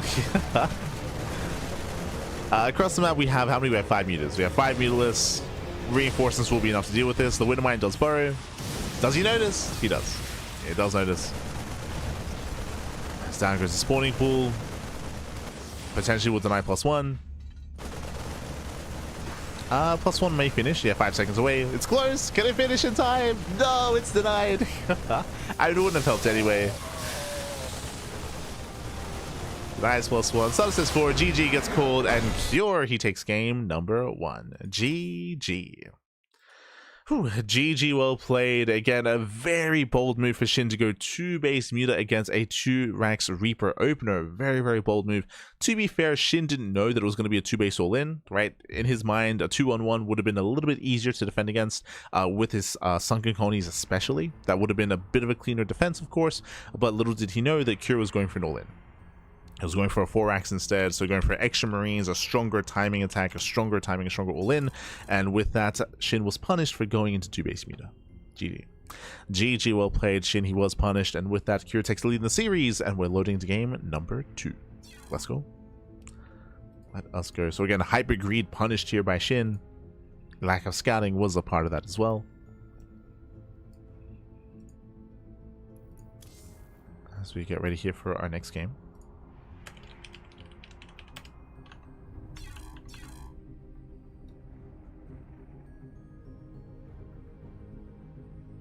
Un momento.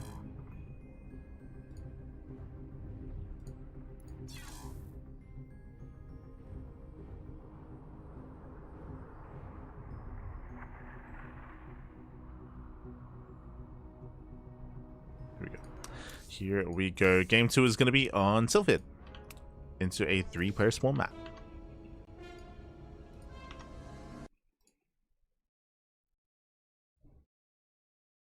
Here we go.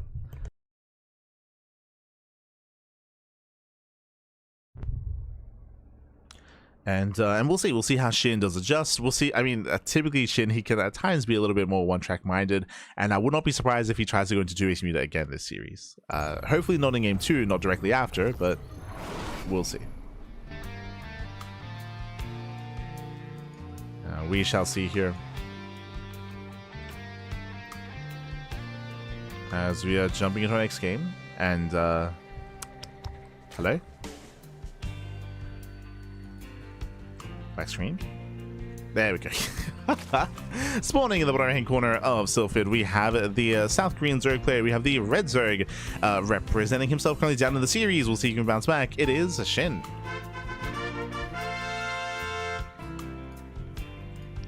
And spawning in the top left hand corner, we have his opponent as I quickly fix up the colors. There we go. We have his opponent. We have the South Korean Terran player. We have the Brood War Terran representing Team Liquid. It is Cure. Now he's playing like an SCE Verb Terran player, like game 1 and game 2. Like this is what I'm used to. After a series against Solar, you know what happened? Like ByuN slipped into his DMs and he was like, "Yo, why are you playing Macro? What are you doing?" He's like, "What do you mean?" It's like, I'm just playing StarCraft." It's like, no, ByuN's like, no. That's not how we do here. Like you gotta have your Terran title stripped from you if you keep trying to play into the mid game. Okay, it's all about cheese, all about aggression, all about proxies. Okay, you need to get with the times. get with the program, Cure. He's like, okay. Fair enough. We'll go for the 1-base all in. Go for the proxy 3 racks. So proxy 3x bunker rush here, bearing in mind no gas. No gas is back at home, so bunkers can help support. We see Cure is looking for his opponent. Remember, this is a 3-player small map. Cure is searching for Shin, and Cure, he will find him by process of elimination. Does move in. The Overlord, he sees! Yeah, he does see, he does scout, does confirm. Shin, he does confirm the proxy, he knows. He still, oh, he went... Oh boy. Okay. So he went. Is he just dead? I mean, we need spines. We need sunken colonies. Otherwise, there's no defense. He went a hatch, pool, hatch into hyper late gases, which means link speed is going to be a non-factor here. No link speed whatsoever. We need those colonies. But again, the pool was even. Yeah. Okay. So the natural should go down at least. Natural should go down. We ignore it. He wants to go for the kill, Pappy. He's going for it. Oh, right. He's SC2 Zerg. Jesus. In my mind, I was thinking he was Brood War. My apologies. So no colonies. He's going for his Roach Warren. No gas income. Queen's on the way. 16 links as well. He come the rest of the boys, though. The surround. Oh, my God. He denies the surround. The boys are here. They're tanking. Lings, they attempt to collapse in. Marines, very nice auto stepping. Yeah, very nice micro. Marines, they avoid the surround. They focus on every single ling. Drones are falling thereafter. Oh, as he micros into the drones, though. Yeah, miscontrol here by Cure. Does have a bit of it's fine. Yeah, he does have a bit of miscontrol, but he's fine. Takes down all the drones. Takes down the Queen as well. 2 Marines left. Again, this could have been a little bit cleaner from Cure. Down to 2 Marines. Down to 1. Down to 1 Marine, but that's still enough. That's still enough. GG gets called, and Cure, he'll take a 2-0 lead in the series. Whew. GG. Aye. GG, well played. Again, a hyper greed out of Shin. Oh my god, going for his very fast third hatchery. Again, in my brain, like, because of the third hatchery timing, I assumed it was just he was Brood War Zerg, because that makes more sense. He was SC2 Zerg, so as a result of that, again, later tech, later Queen, later everything else, hyper greed there by Shin. He was punished for it. GG, despite even scouting. He was punished. GG, well played. And with that, Akira takes a 2-0 lead in the series, and he is 1 game away from claiming the series. Let's go. Let us go.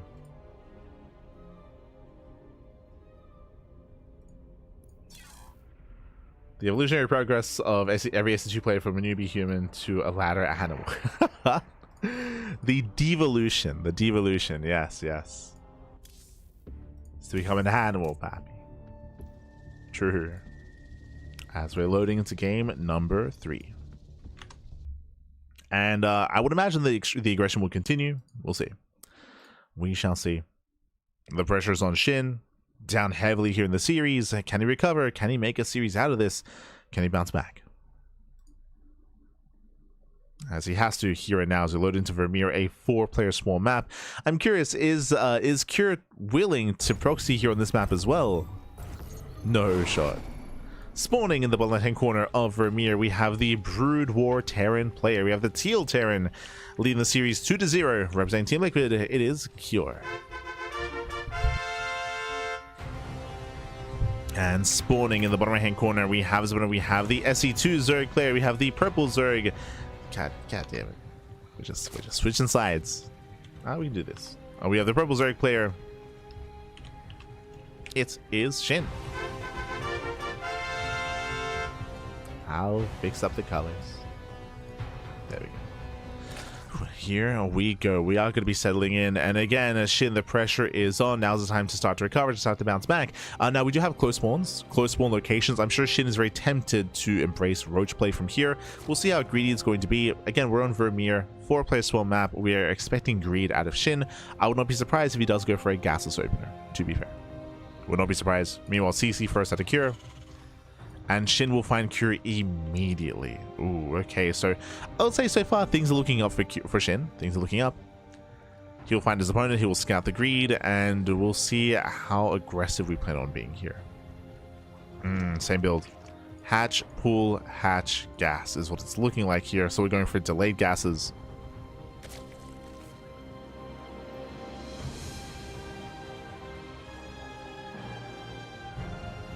but not as late as last game. Okay. Not as late. He doesn't rush into a third hatchery. Despite that, because the gas is later, we're expecting this to be a roach-based play or even a fast lair. Meanwhile, 3x him out of Shin. Sorry, out of Cure. The Overlord has scouted Cure. Shin is aware. I believe the roaches come out in time. I believe. It is going to be strong timing, don't get me wrong, but Shin, I mean, close by ground. Close spawns. That is not the factor. And we're going to find out. We're about to find out here if the close spawns still allow Shin to hold and defend. As the academy's on the way. SCV does find Shin.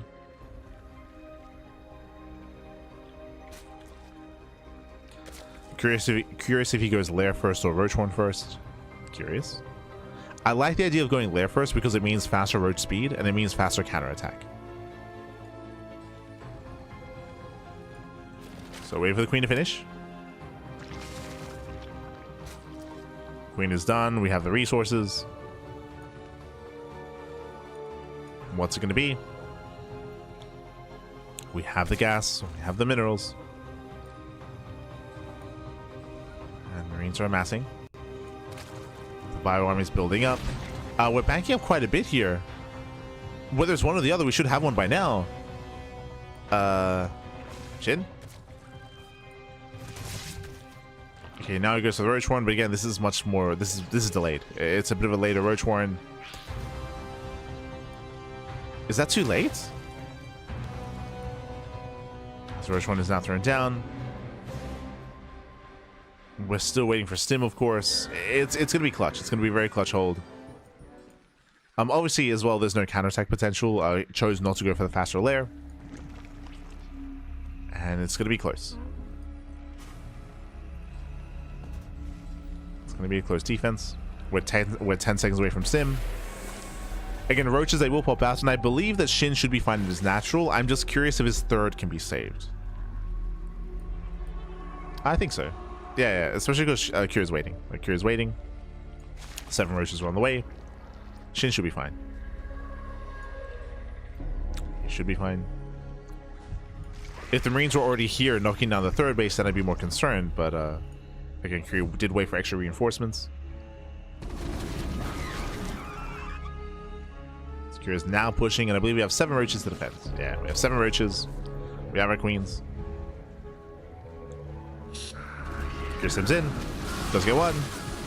Yeah, 1, 2, 3 roaches going down. He's going to try to overwhelm Kira, and he will take down every single roach. But does he have enough to keep going? He does not. Yeah, he does not.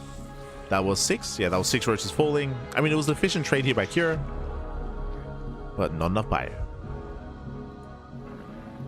And it was not enough.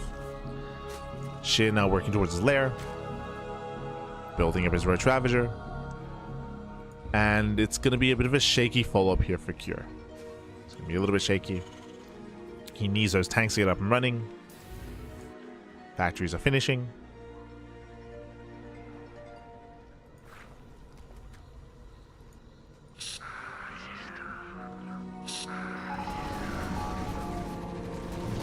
Nice catch on the Overlord. Supply blocking Shin. Uh-oh. Shin's got 5 Overlords on the way. Break read. Break out.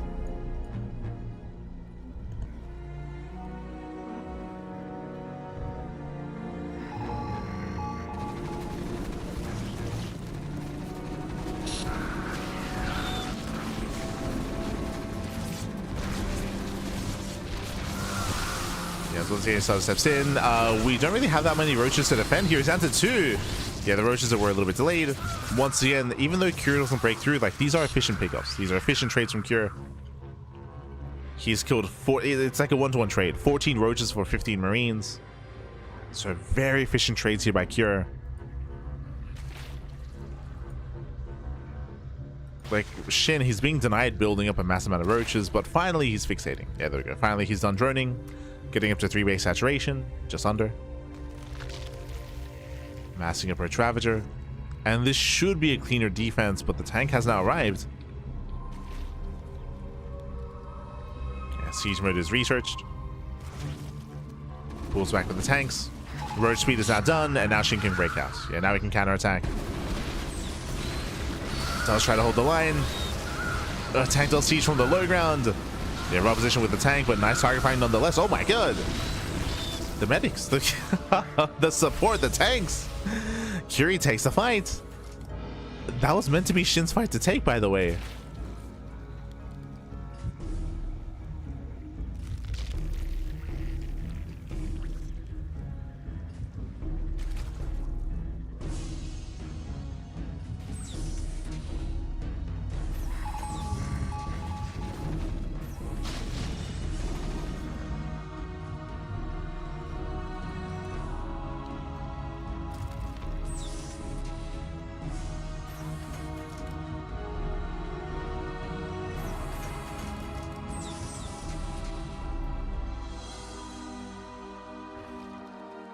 As with that cure, he has to pull back.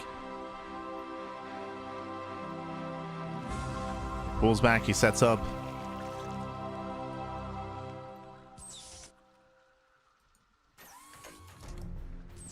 And Shin, does he have enough to break through that siege line? Again, there are just so many Marines, though. There's so much of a buffer.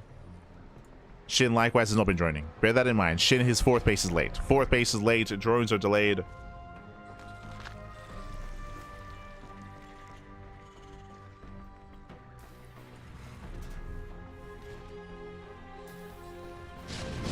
Now going to be collapsing in. Oh, the Biles, they do connect. Yeah, he's breaking through the Marines here. The tanks, they are exposed, but there aren't enough roaches. Oh my god, he holds the line. Yeah, barely does hold the line here. And Shin is being punished. Once again, we mentioned that Shin, he chose not to drone, he chose not to saturate. So he's got a lot of catching up to do. There we go. Baliness to Ling Speed, Evo Chamber, all the tech. Again, Shin was not ready for a long game. Like, the goal was to kill. The goal there was to just kill, just to end the game early. Shin now forced to take up. This is all late. This is all delayed here for Shin. And Cure here secures a third. Claims his third base. The all-in did fail. Cure's holding. And we're forcing a longer game. Let's go. It's been a really fast series so far, but looks like here in game 3, we're embracing the mid-game. Finally.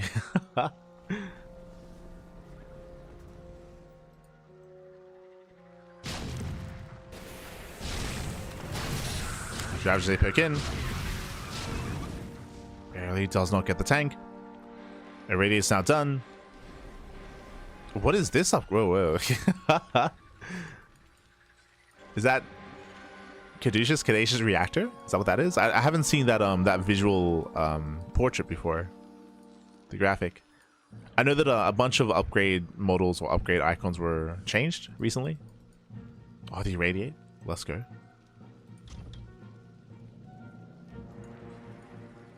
I think that's the energy upgrade for the science vessel, right? Question mark. That's not great for job play. Let's go. Dropships are coming online.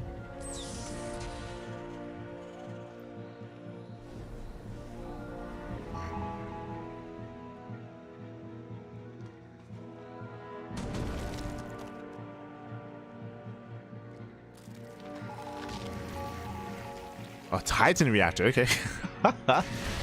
Different reactor. Let's go. Nice kind of micro.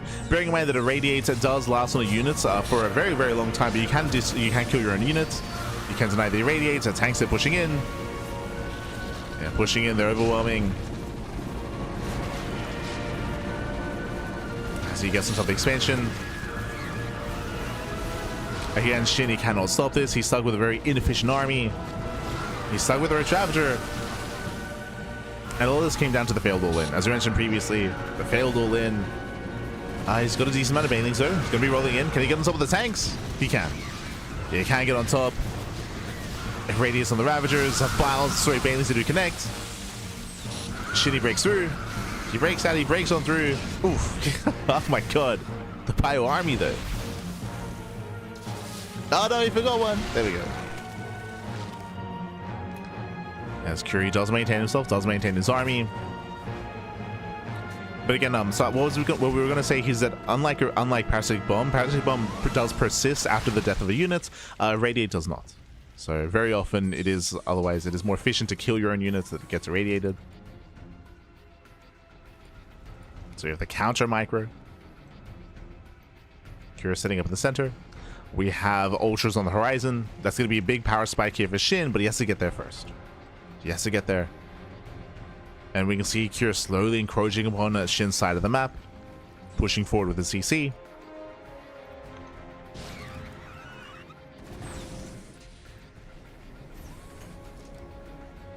Turning can just sit back and get the most efficient defense ever. I mean, bearing in mind, I see MW in the chats, just to make sure there's no like misframing. A lot of this came down to Shin's failed all-in. Remember, Shin, he was very much so all-in. That's why we were emphasizing how all of his tech was very late, how his base was late, how his economy was non-existent.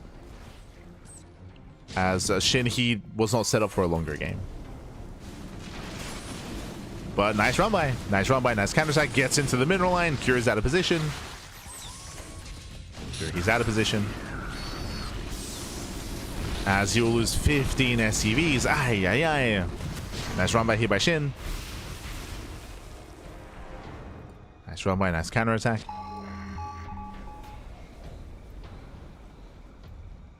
Ultra Tech is coming. Kindness plating on the way as well.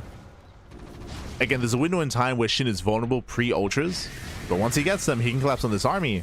Oh, the eraser cat. Let's go. He's going for the mineral line. Can he get there? Nice split. Yeah, nice splits. So far, nice reactions. Lings are coming from behind. I haven't seen the erasure in so long, like in StarCraft Evolution. Oh no, they're clumping. Yeah, they're clumping up. No major damage yet. It's taking a while to really get going. Yeah, no major damage, just 9 mining more than anything. The Biles. Oh my god, very nice catch. And Shin holds. Shin, he does hold on. Did lose a lot of mining time, but did not lose his drones. Again, Curie was distracted. You saw that his main attention was defending back at home.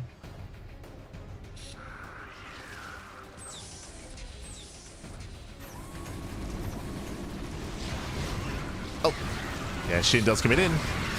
How many ultras does he really have though? Yeah, nice defense matrix. He holds the line. Ultras are exposed. They're on their own. It was only 2 ultras. Too soon, papi. Yeah, Shin was premature.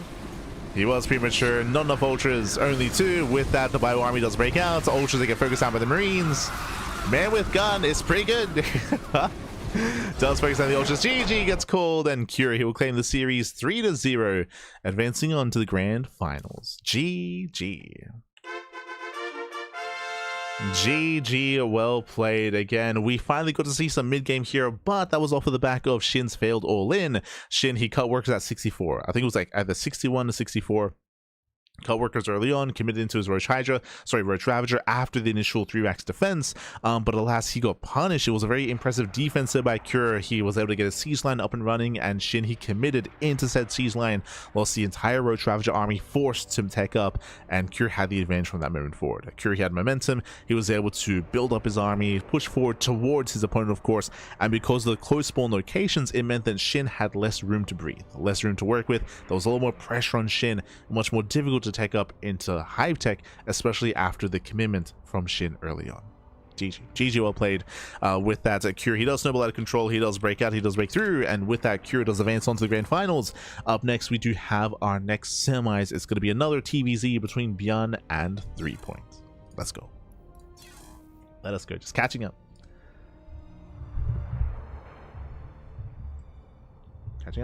Is it weird that I have never played SC2, yet SC2 cast is all that I watch on Twitch? I would say it isn't weird that you don't play SC2. I would say it is weird if you've never played SC2, because I feel like most people that get into like StarCraft 2 esports and get into StarCraft 2 watching the esports side of things, they at least play the campaign. Like they at least like they're like Blizzard fans, or they get into the campaign, they get into the game itself, and then they look a little bit further into it, then they find out that there is like a competitive nature, a competitive aspect. I would say it is rarer to have a player that to have a viewer that's just never played the game before. I feel like most at least play the campaign, or they played a little bit of StarCraft, not competitively, not ladder even. I think it's rarer to have someone that ladders and watches as well. That's a bit of a smaller like portion of the audience. But for someone that's like never played, like that's cool. It's impressive. I know that there are. I remember. I think during COVID, there were definitely like a wave of viewers that maybe just watch esports and then they got into StarCraft that way, which is how like they never got into even playing the game. Yeah.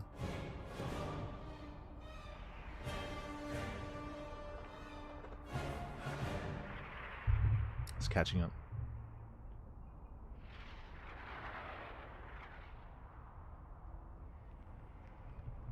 I like Age of Empires, but it's just so sort of going. Yeah, it's a different RTS, right? Different RTS, different pace, different pace. I only ever played through the SG campaign. Yeah, that's the thing, right? Like the like it is known that the majority of people that have played StarCraft have only played the campaign, and then it goes from campaign to co-op and then to 1v1. Like when it comes to like the decline in population of attempted set modes.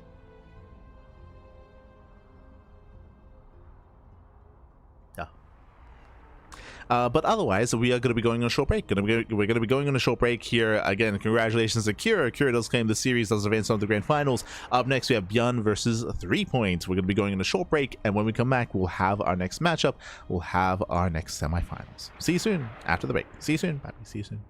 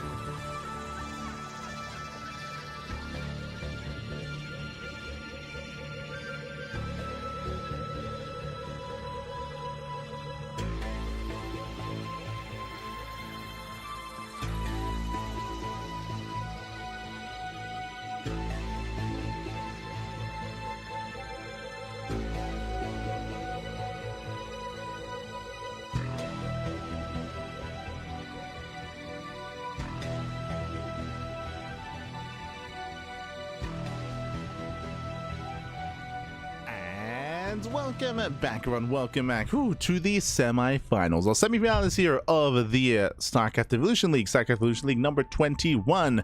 A very unique event, a StarCraft Evolution mod tournament. Let's go. This mod does put together Brood War versus SC2 on a regular basis. And we just wrapped up with our first semis. Curie took down Shin 3-0 to advance onto the grand finals, and now we're waiting to determine who will face off against Cure in those finals. Will it be a TVT or a TVZ? We're jumping into ByuN versus 3 points. Let's go.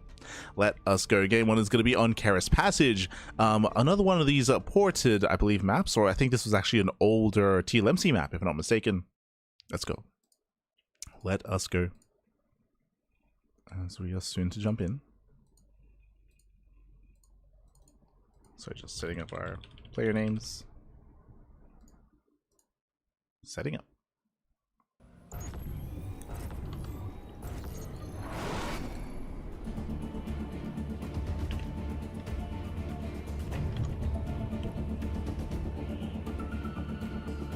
So we are just setting up.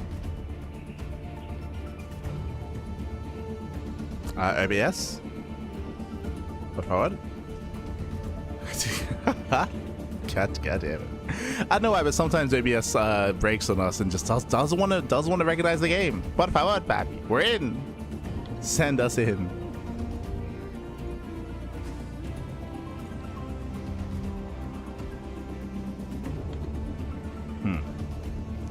Okay. Well then. OBS just doesn't want to connect. One moment as we there we go. Jesus. Yes, calm down. Spawning in the bottom hand corner of Karis Passage, we have the South Korean Terran player. We have the red Terran representing Shopify. It is ByuN. And spawning in the top hand corner, going for the early gas. Early gas pull into a delayed hatchery. Hyper aggression out of our Zerg player here. The South Korean Zerg, the brutal Zerg. It is 3 points. Let's go. Let us go. Bearing in mind, we're jumping into a best of 5, and 3 point is being hyper aggressive. Late expansion, early gas means early link speed. Curious if we do plan on going for something else more sinister here, if we do stay in gas even longer. Regardless, hyper aggression here by 3 point. Welcome to Karis Passage. Karis Passage is one of the older TLMC maps from many years ago, at this point. And we'll see how our players do adjust. Now, when it comes to the base itself, the map itself, we do have some goal bases. We have goal bases on the top side. We have goal bases right next to each other. We have seen some players rush into said gold expansions with mixed results. Likewise, we do have a very direct path across the map, but it can be delayed. You can knock down these rocks on the left-hand side. Likewise, a Zelnaga Tower does cover the main scouting path. A very narrow entrance here, alleyway across the map from one side to the other. Link speed again was prioritized. We are pulling into gas and staying in gas as well. Interesting. So this feels like either fast layer for Mutaplay or even a fast hydrogen instead. Eyes are on 3 point. As things are going to be amassing. Meanwhile, ByuN back at home going for his own. Racks expand into 2-on-1. Okay, so a 2-on-1 here by ByuN going to Mass Marine, Mass Bio into Stim early on. And we'll see what 3 point gets done here with these early links. The goal should be to force a cancel, to delay. Link speed finishing up in 6 seconds. ByuN, he did not scout the gas. He saw the later hatchery. Okay. He knows. He saw the later hatchery. He does not get surrounded. He pulls away. The wall should get up. Yeah, the wall does get up and running. One SCV goes down, but only one. Yeah, only one SCV kill. Is that new? We have a it's showing 1 kill on the left hand side. That's normally not the case. Interesting. There we go. 1 SCV goes down. Looks like there was an update to SE to show whenever 1 worker is killed. Usually it only shows when 2.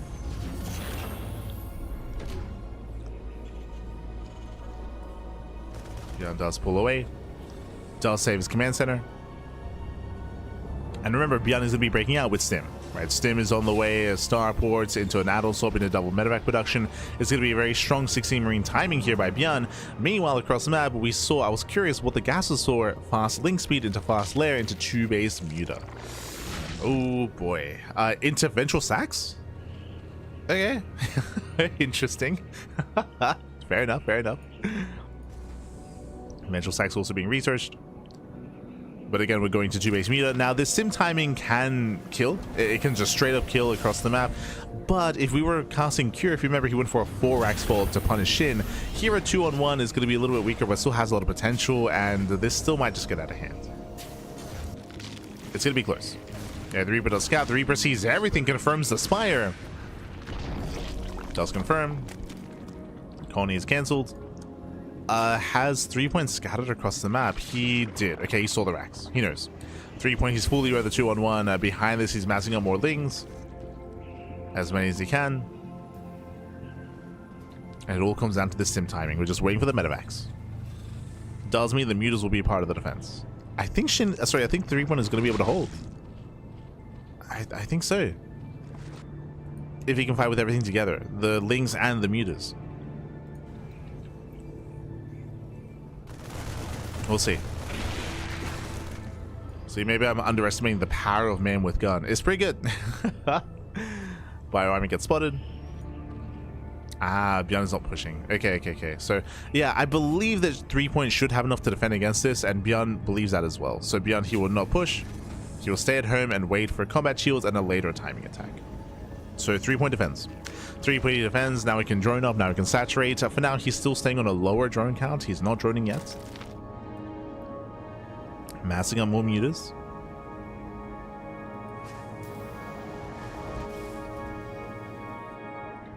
Again, due to the delays, the 2-on-1 just does not hit in time. ByuN does understand that, and he stays at home. Yeah, I'll stay home. We'll lose 1 Marine. We'll lose 2. 2 Marines go down. Nice control here by 3 point. Bearing in mind that the Brutal Muta does have 1 extra range compared to the SC2 Muta, and another Marine goes down. Oh my god, just bullying the Marines.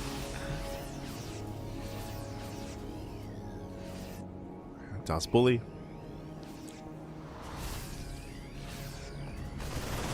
A good, better setup there from ByuN. Better arc, but still Marines do go down. Bleeding out so much. Again, oh, as 1 Muta finally falls. 1 Muta for 9 Marines. So far, still efficient trades here by 3 point. Now losing a second Mutalisk.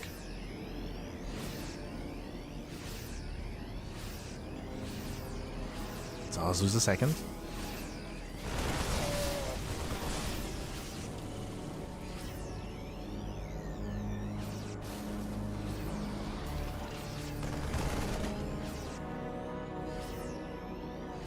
Yeah, with that, we're just going to collapse in. We're just going to collapse in, diving on the tanks, diving on the fire. Oh, does 3 point overextend though? There are plenty of Marines. Yeah, tanks, they tank well. They tank well. Lings are going down. Are there enough Marines left over? Looks like there are. Yeah, there are enough Marines. Tower coming to play. GG gets called. The all-in fails, and ByuN, he will take game number 1. Whew. GG. GG will play it again. 3 point, he was doing such an amazing job at softening up the Bio army and softening up the Marines, and then he chose to just commit into a 2-base all-in. Just commit, and no drones behind this, no third expansion, no saturation, just went for all or nothing there for 3 point, and alas, he did fail to break ByuN. GG. GG well played. With that, ByuN takes the lead. Bearing in mind, though, this is the best of 5, so plenty more games ahead of us, plenty more games to come. 3 point, he's known for his cheese, he's known for his aggression, he's not really known for longer macro games, so I expect this trend to continue with 3 point, to be honest. I expect it to continue. Bearing in mind, there's also going to be 3 points pick when it comes to playing Brood War or SC2 Zerg, and he's often one that does embrace Brood War Zerg more often than not, so I'm curious if he commits. We'll see. We shall see.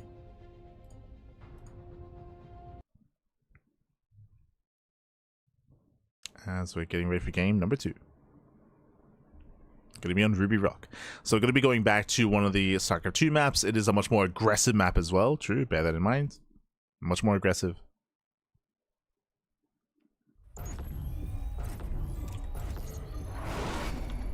Here we go. As spawning in the top left-hand corner of Ruby Rock, we have the South Korean Terran player. We have the Brood War Terran, leading the series 1-0, representing Shopify Rebellion. It is ByuN.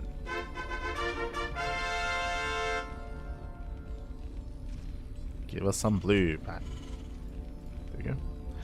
And spawning in the bottom right hand corner, we have as opponents, we have the South Korean Zerg player, we have the SC2 Zerg. It is 3 points. Here we go.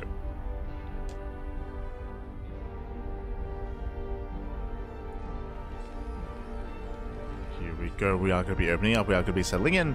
And this time we should be seeing a more standard build here by a 3 point. But bearing in mind, something we mentioned earlier is that aggression is favored on Ruby Rock. The rush distance by ground is very direct. It's very short. Likewise, the third and fourth bases are more open and more exposed. So we do often see shorter games on this map. For now, ByuN does go CC first, but we're expecting CC first into a 3 racks follow-up is what we're expecting. So eyes are on ByuN. There's that first racks. 3 point. Ooh, going hatch before pull. Hyper greed here. Okay. On Ruby Rock? Okay. So hyper greed out of a Zerg player going double hatchery before gas. Sorry, 2 hatch into gas into pool. This means that late queens, late link production, hyper greed out of 3 points. Oh boy. And we'll see 3 point can get away with it. Bearing in mind we are going for a 3-rack stim timing from the side of ByuN, but it is possible here that the roaches will be ready in time. I'm assuming that we're going to be skipping link speed and going roaches as just to be a little bit more larva efficient. But eyes are on 3 point to see how he takes up from here.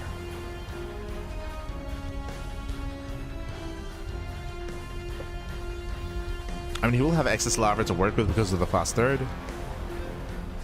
So maybe you can pull off a Link Bane defense.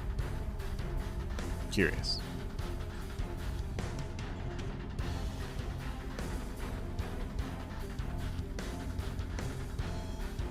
But again, never a dull moment with 3 point. True. It's always doing something crazy. Meanwhile, the academy is on the way. We have our 3 Raxes. Marines are amassing. Amassing up our Marines.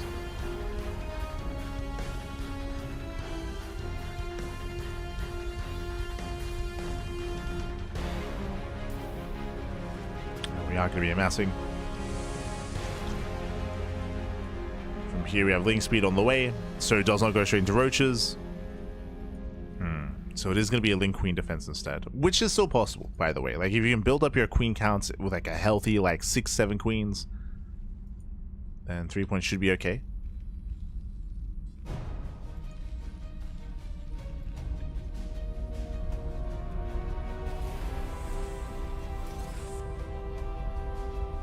Yep, going for the early Bane nest as well, so it's going to be the Link Queen Bane defense.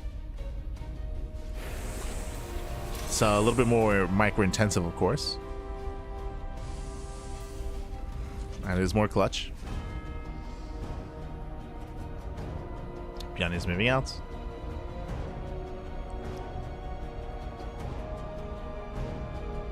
Lings are amassing. Bane nest will not be done in time. Scan does reveal the nest. ByuN, he knows there's no roaches, which means he can micro.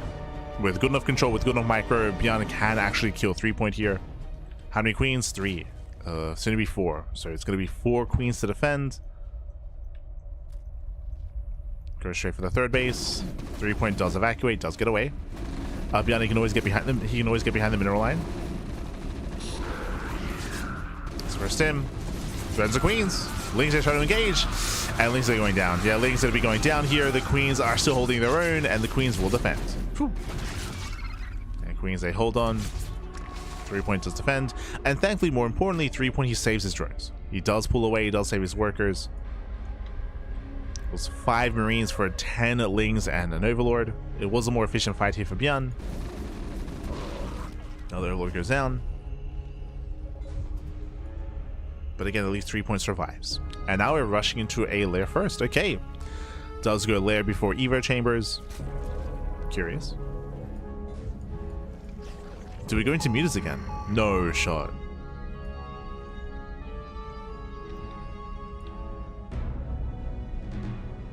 As gases are being taken. It's getting up to 4 gases. ByuN's still trying to be active. There's still a lot of Link Bane amassing. Bailing speed is not going to be a factor here, of course, as lair is not done.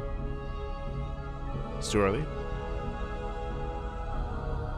ByuN's still just shocking around. And committing to Bio. Still committing. There's no mech transition yet, which you would often see against roaches.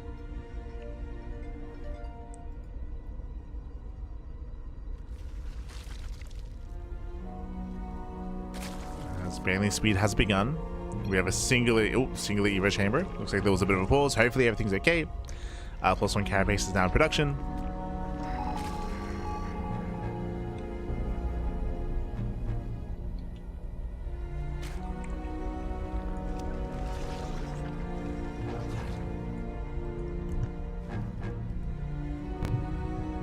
It does get +1.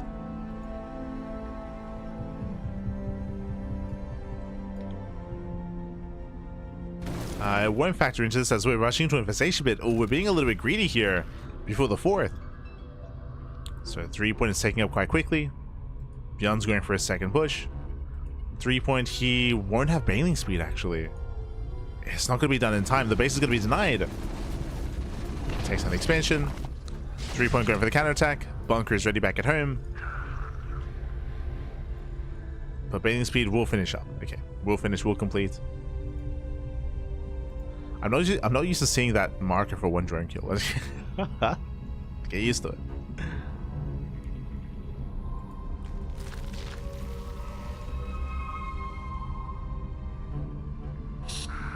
That's from here with support string. Scan does real the banelings. Speaking of attempts around, we have fire bats in the mix as well. True. The fire bats back. Jeez. They're so fast. Yeah, he's gonna get surrounded. Surrounded, shut down. We have a radiate now on the way for ByuN. Interesting that we're prioritizing a radiate over like a heavy tank count. So just bio fire bat a radiate. A very mobile composition, very flexible, very ByuN-esque. True. Third CC is now on the way. Meanwhile, 3 point this entire time was rushing into the hive. Remember, fast infestation bit, fast hive tech. I would imagine for fast ultras, and that's going to be a massive power spike here for 3 point. As ByuN is not going to be ready for that, not this early on. So our assumption is ultra tech. We'll see if 3 point can get there. As ByuN is going for a split push. Drop towards the main. Northern base is exposed. It's going to go down. Yeah, 3 point completely out of position. With the expansion. There's that ultra cabinet as we mentioned. So fast hive into fast ultras makes sense. But he's not there yet. Yeah, jump to the main. Just distracting. Gets 1 drone. Nothing major. Just the 1 drone kill.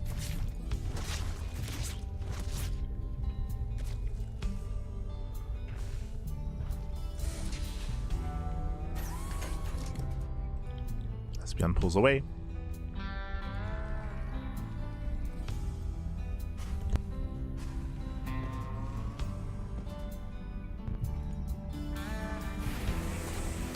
Pulls back, securing himself back at home. I assumed he was going to be pushing with his radiates, with his science vessels, but the answer is no. He's just chilling back at home. He did scout the hive, so ByuN is aware of the threat of ultras. And he might just turtle up. Just going to be turtling up instead. I mean, kind of pushing to Massling Bane. Here he does trade efficiently, trading 1 Marine for a Baneling. The suicide drops. Worth it for ByuN.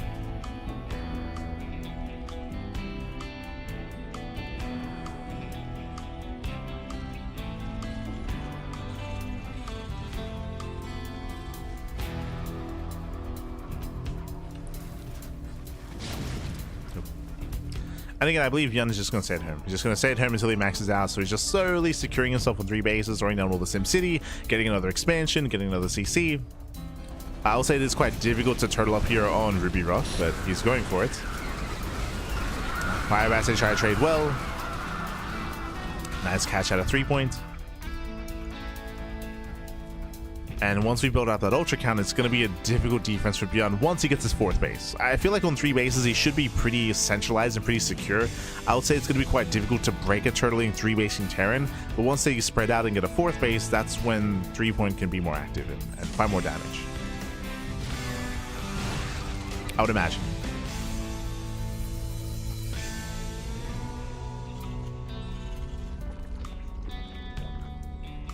Oh, the Vipers. No, they're getting caught out. Oh, the counter power bomb. As Vipers, they try to commit in. Better trade for ByuN. Doesn't lose anything. I would argue he could do the same thing and push forward and like eraser the Ling Bane or go for a Radiates on the Ultras. Speaking of, here comes 3-point. He's pushing in. He commits. Oh, there's the Radiate. Oh my god! Yeah, massive Radiate here on the Banelings. Ling Bane is going to be cleaned up. Ultras left over. No more Radiates. Yeah, no more Radiates. The Ultras are on their own though. They're being focused down. Losing 1, 2, losing 3, 4, losing all 5 actually. 1 might escape. 1 gets away. But that was a rough trade. That was a very expensive trade here for 3-point. Does pull away. Survives with 1 Ultralisk. And ByuN holds well. Does hold well. And again, he's going for that mech transition. ByuN's got more tanks on the way, more vultures on the way. Spider mines are being thrown down. ByuN's getting there.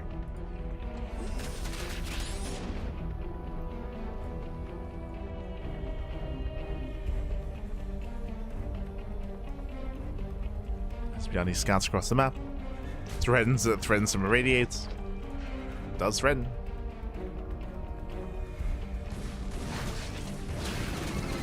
A nice trade with Lings. Catching up the vultures. Yeah, rough movement there for ByuN. So a lot of vultures going down. Okay, we need those spider mines. Calm down, 3-point. He's going in. Ooh, he gets into the spider mines. Massive connections. 2 ultras, they go down instantly. Irradiates on the other 2. And this was not worth it. He throws away 3 ultras almost for free. Yeah, 3-point. We gotta calm down. Calm down, papi.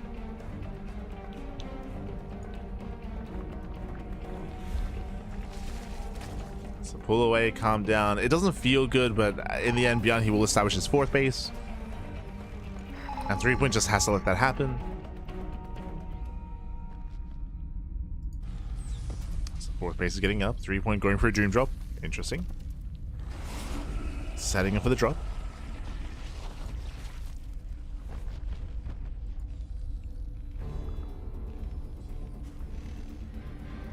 Okay, setting up. Going for the ultra drop. Okay. Bold move. Bearing in mind we have a ring of turrets here. No shot. I'm hoping he sees the turrets and he turns around. He doesn't commit. Hoping. As the Doom Drop is spotted. Yeah, it does get spotted. Vessel's getting ready. He does spot the turrets. He commits in. He keeps going. No, he keeps going. Does unload though. Does unload the ultras at least. We got 4 ultras in the main. Yeah, we got 4 ultras. And they will get into the mineral line. Yeah, they're getting in. The SCVs are going down. There's not that many SCVs to kill. And was this worth it? Is the real question. Oof.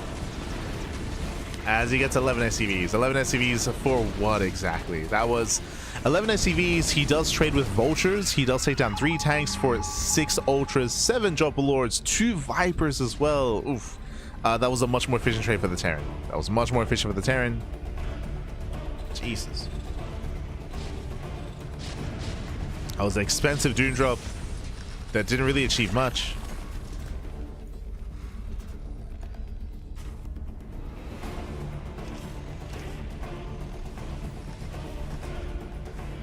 As 3-point is gearing up for another drop. Okay. He's going in.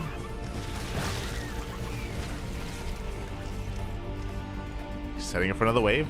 This time he has 8 ultras, soon to be 10. That's going to be a lot of ultras. Once again, he loads up. Goliath production has begun.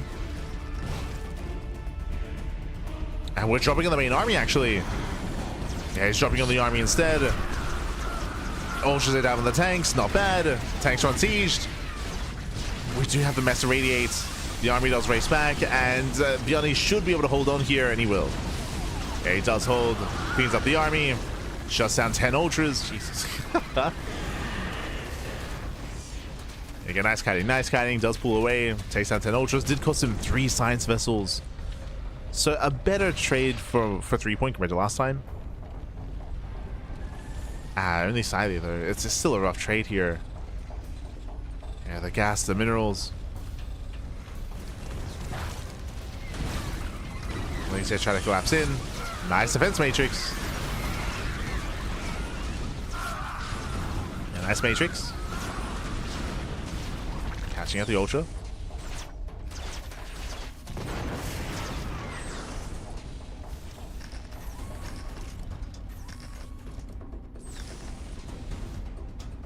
And I'm getting some solo vibes at this point, where 3-point is just ramming his head against a brick wall. I will say that due to the drop lord play, like, he has had some better trades than he otherwise would have. And I was going for a big rotation. Okay, there's an opening. There is an opening here. ByuN is centralized here on the top side. 3-point does rotate. There are a couple of spider mines in position. A couple. And they will connect. Oh my god. Yeah, they smash into the ultras. Every ultra goes down. Jesus. The tank line and the spider mines as well. Clutch defense matrix. And we are becoming a little bit too wasteful. This is now becoming too wasteful here for 3-point. He's throwing away so many ultras. How many ultras have we lost this game? 20? 31. 31 ultra lists. Oh my god. He's just thrown so much away. He's thrown away so many ultras. And at this point, he's just stuck with it. He's just committed. We're committed to the mass ultra. At a certain point, taking all these bases would allow for, like, say, like a broodlord transition or something of that nature. But nah, 3-point, he's one-track minded. Just keep making the ultras, and it'll work, Copium. It'll work. I mean, again, I have liked the drop lord play. Like, it has been nice. Oof. Dragging the army into the spider mines. That's going to be 19 drones going down. Crazy damage.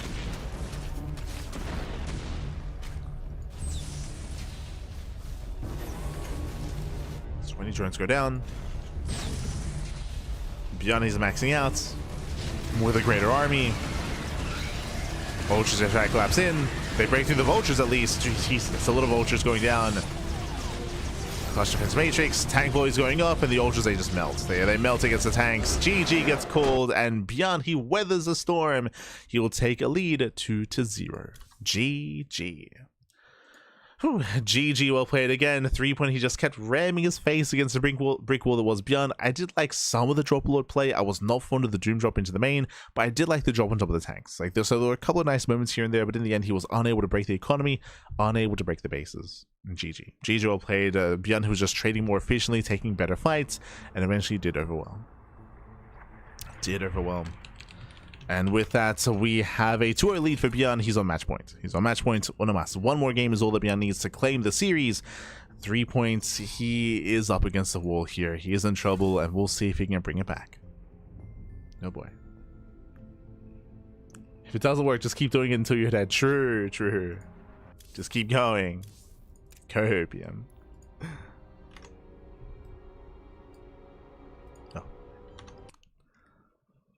As we are loading into game 3, going to be loading into Mothership. Okay.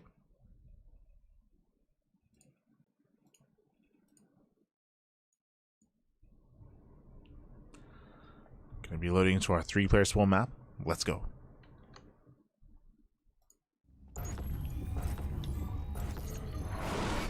And spawning in the bottom left-hand corner here of Mothership, we have the red Terran player. We have the StarCraft 2 Terran representing Shopify. It is ByuN. And spawning in the top left-hand corner, choosing to play Brood War Zerg. Bold move. We have the South Korean Zerg player. It is a 3-point. Let's go. Let us go. Again, it is loser's pick when it comes to whether they stick with SC2 or Brood War when it comes to their race of choice. 3-point, he chose to go to Brood War Zerg, and we'll see what he has in store for us here. So far, no early pool timing. Hatch first. Okay. So hatch first, hatch gas pool out of our Zerg player. Likewise, ByuN going ranks first, not going CC first. So being a little bit careful, being a little bit scared. Don't blame him. 3-point has been known for aggression. So ByuN playing standard, playing safe. No CC first.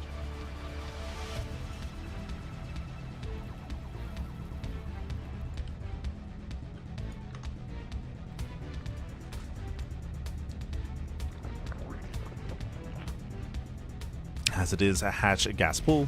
Welcome to Mothership. Mothership is a 3-player spawn map, so 3 different spawn locations. Does allow for some RNG early on when it comes to early game aggression, but we can see there's nothing crazy going on here. Standard opener out of the Terran, standard opener out of our Zerg player as well.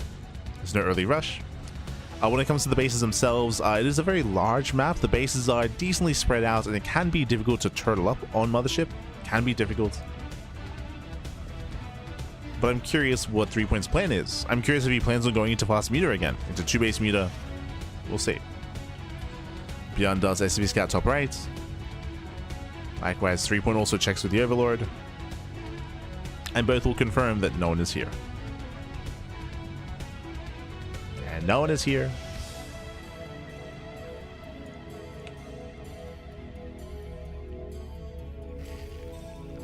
ByuN just double checking. Oh, that is going to be a fast second rack. So it looks like ByuN is going for a 2-1-1. It's going for a 2-1-1.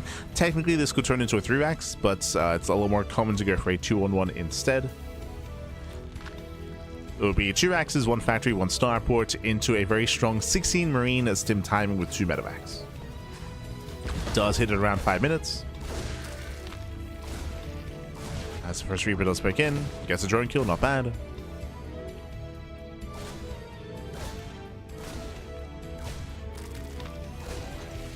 Takes down the drone, disrupts some of the mining.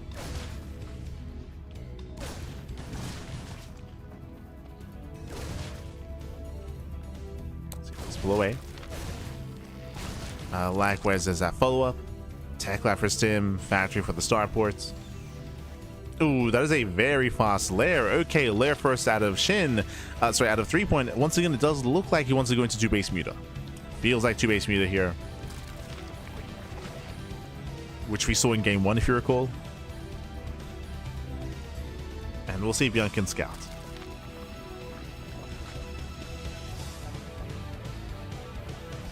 We'll see if he can scout. We'll see if he can confirm.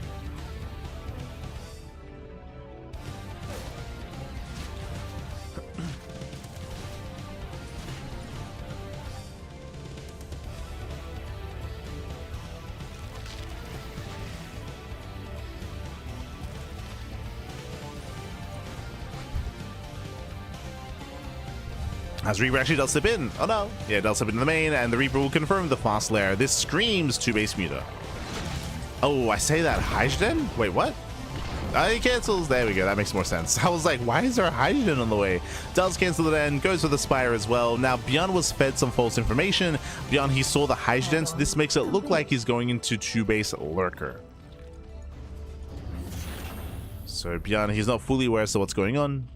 He did not scout the Spire. Despite that, he should still be moving out with his timing.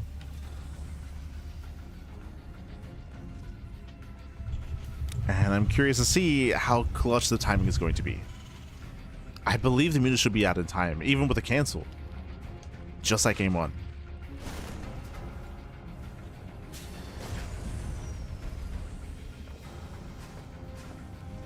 I feel like 3Point wants ByuN to push. So ideally he can just catch out the army. We'll see. Stim is now done. ByuN is moving out. It's going to be close. It's going to be close to Spire because of the cancel, because of the attempted misinformation here. It is a little bit later. He's going Link Scourge. Okay. He's going Link Scourge. ByuN is dropping. We have 24 Lings on the way. It's going to be close. Chop does unload. And ByuN, he does want that third. Does stem in. Going for the expansion. And does get behind the mineral line. Oh, nice target firing. Very nice. The only one Scourge connects. But alas, 3Point will hold. Yeah, 3Point he will hold on. We got to pick up. We got to lift. We'll lose 8 Marines. That's 8 Marines for what? 8 Marines for... Sorry, 7 Marines for 30 Links and 3... Jeez, the efficiency. Very efficient. Despite that, though, he has to back off. He has to back off. He, of course, scouted the Scourge, so now he knows 100% that mutas are coming. He's aware of the Spire. And we go muta into Hydra. Wait, what?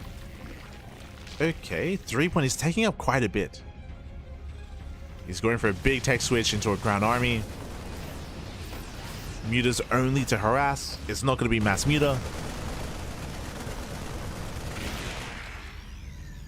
Metro Sax on the way. Scan doesn't see much.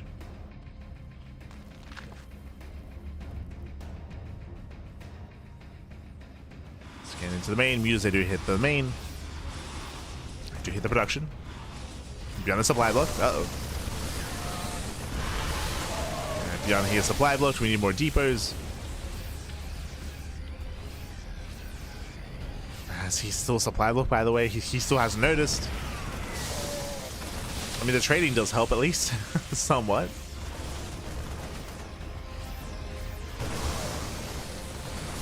Oof, as mutas overextend. A couple of mutas do go down.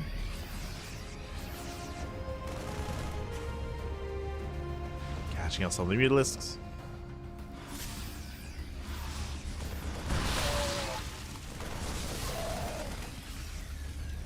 As again, lack of depots is hurting ByuN.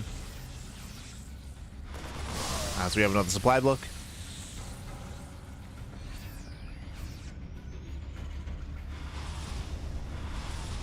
Okay, it does cool down supply. Never mind. He's just been cooling down supply. There we go, now starts up some depots. As ByuN supply block continues, Jesus. It's like, what, a 2-minute supply block? Insane.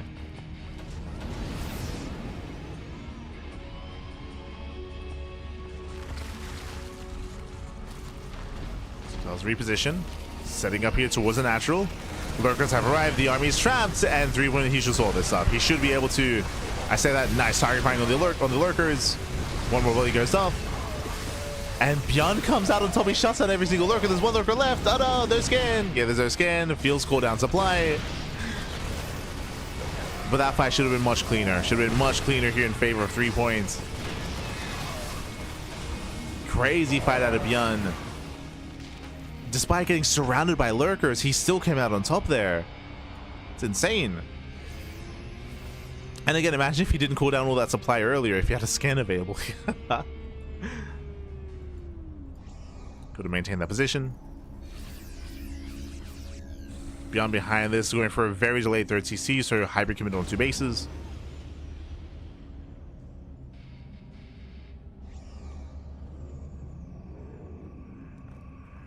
Dropping into the natural.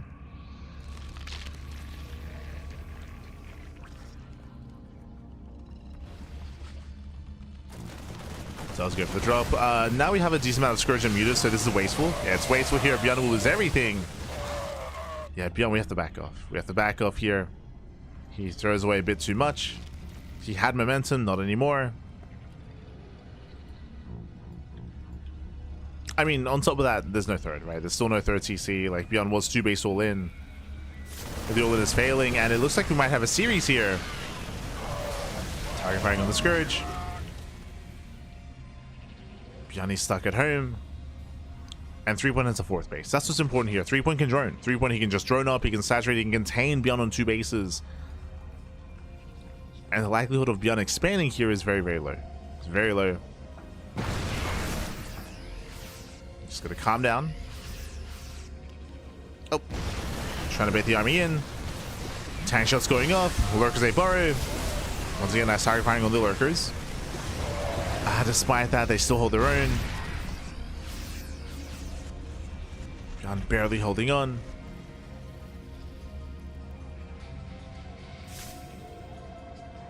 He's still being active with his drops. Simming into the mineral line. 3-point now, more or less in position. And shouldn't lose too much here. Lose 1, 2, 3 drones. Now jumping further into the main.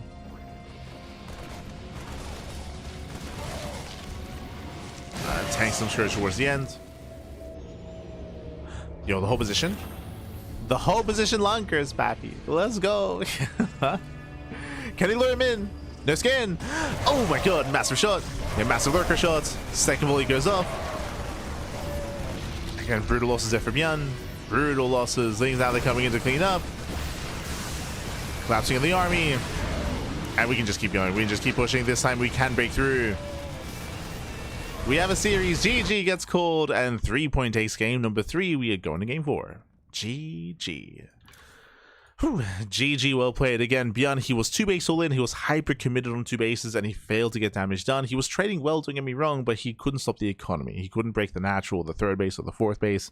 In the end, 3-point did snowball out of control. He was able to gain a greater economy, contain ByuN on 2 bases. GG. GG, well played with that. We're getting ready for game number 4. Oh boy. ByuN is still on match point, but 3-point, he has begun the comeback. Comeback has begun. Give us a series, Pappy. Give us a series.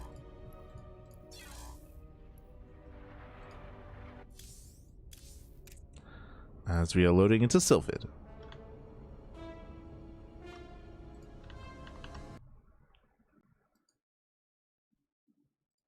Here we go.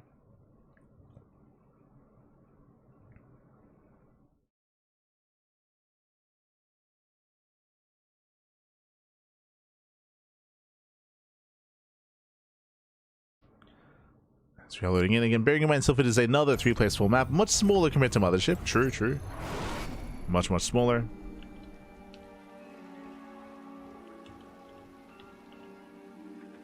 Let us go. Bam. As spawning in the bottom left-hand corner of Sylphid, we have the red Terran player. We have the red Terran. We have the South Korean Terran. I'll flip us over, actually. The South Korean Terran representing Shopify. It is ByuN. And spawning in the bottom hand corner, we have the blue Zerg player, the Brood War Zerg from South Korea. It is 3-point. It's 3-point, Pappy. Let's go. As from here, we're setting up. Welcome to Sylphid. Sylphid is a 3-player spawn map, but is a much smaller map, shorter rush distance by ground. Aggression can be favored here on Sylphid. We'll see how 3-point does adjust. As ByuN did choose to commit here into SC2 Terran, opening up CC first. Again, there's a lot more common here on these 3-player small maps. CC first out of ByuN, double hatchery out of 3-point. Yep, hatch into hatch. Before pool, before gas. It's all about the greed, Pappy. We're all just cutting corners, we're all being greedy. Obviously, the rush distance by ground is much shorter on this map, and we are going straight for our 2 Raxes. Are we going for a 3rd Rax? ByuN. Yeah, ByuN, he is setting up and being very aggressive. There we go. Yep, there's a 3rd Rax. So 3 Rax timing here by ByuN. It's going to be hyper aggressive. And it's might be a little bit too much here. I would hope that this time 3-point does not go mutas. Going to a vast lair can get him killed. So far, I mean, no gas. So far, 0 gases are taken. 0 gas income. And the greed is real. And the Overlord will scout the build of choice. Will scout the 3 Raxes. Oh boy.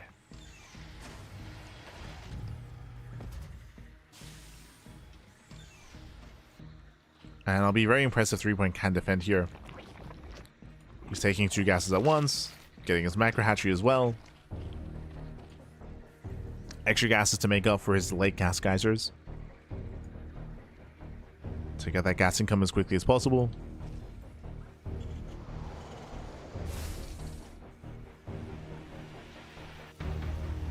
Here come the first wave of Marines.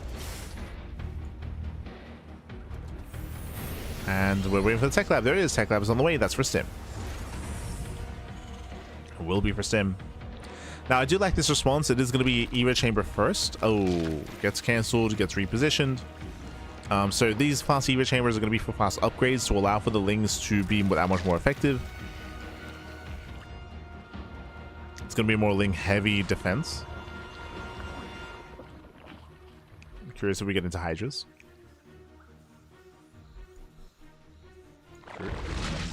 I keep forgetting, but Hydra Tech is Hatch Tech.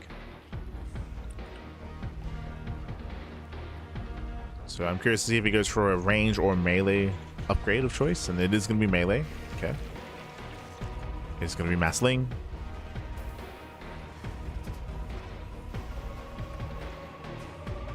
Marines are amassing. This is going to hit hard. Technically, ByuN, he might pull the boys with this as well. He might just commit and turn this into a 2-base all-in and just send it with the boys. It would work even harder here because there are no banelings. Usually, it's ill-advised to pull the boys against Zerg in a regular SE2 because of the way that banelings work. They can be hyper-efficient against melee units like SCVs. But if there are no banelings in play, then pulling the boys can work actually quite well. Can work very well.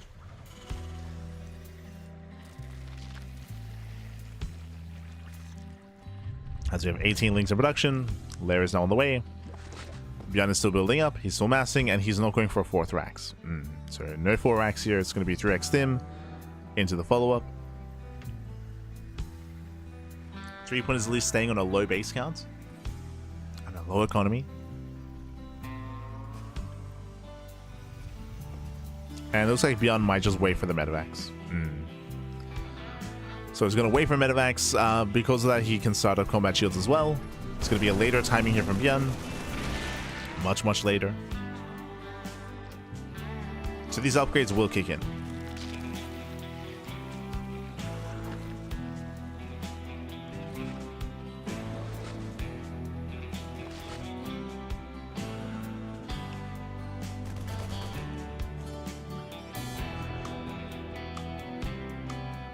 Upgrades will finish. ByuN is only posturing.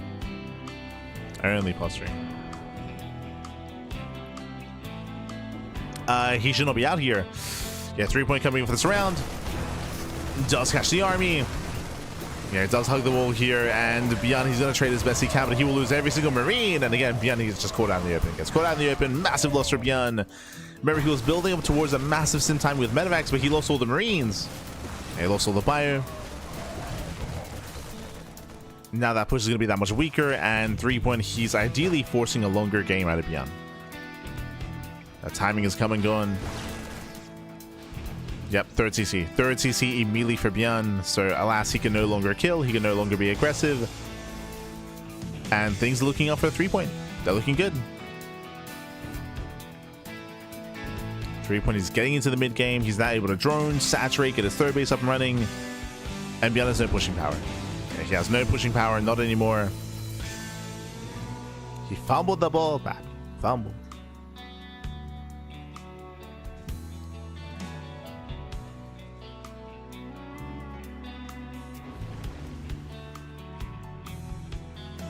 And it's going to be difficult here for ByuN to recover, just because his 3rd is so delayed, right? The 3rd is an afterthought after this entire setup. Again, this was basically a 2-base all-in from ByuN. So ByuN does fall behind. Nice positioning, but still not going to be good enough. Scourge production has begun.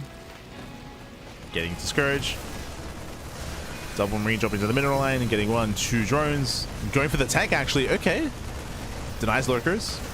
Yeah, lurker tech is denied. Very nice drop here by ByuN. Target flying is on the Scourge. Up, up. The micro pack. And pulls away, denying the Scourge here, and might even deny the expansion as well. Ah, not quite. None of Marines. None of Marines. But regardless, like, this is a nice beginning of a comeback here for ByuN. As he trades well, denies lurkers, stifles the tech of 3 point. Jumping further in, still denying mining at the gas geysers. Still trading well.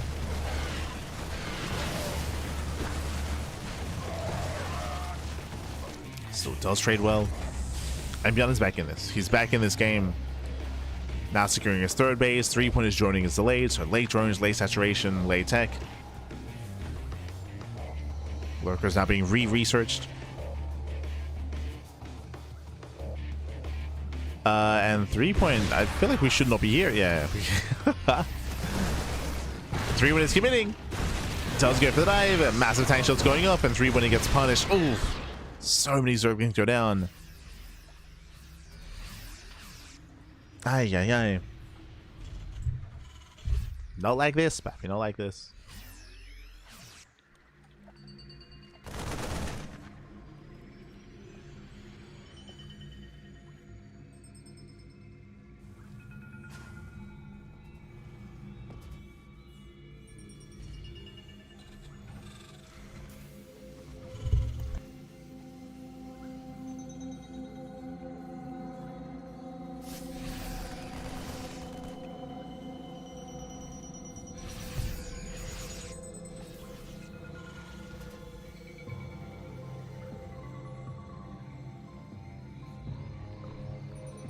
As again, 3 point is massing up.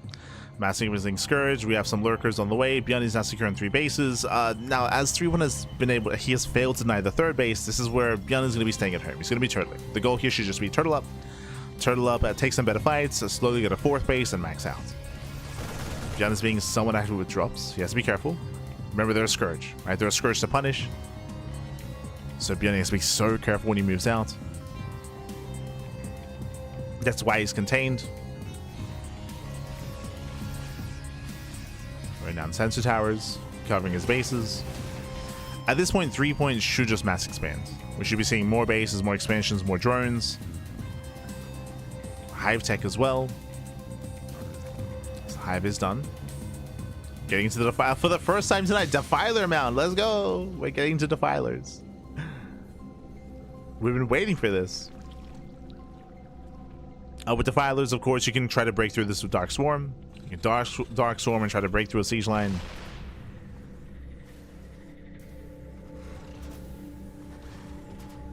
That would be the ideal.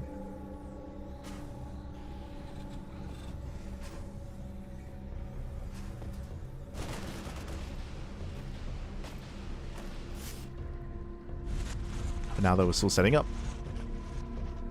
Your good Defilers are amassing.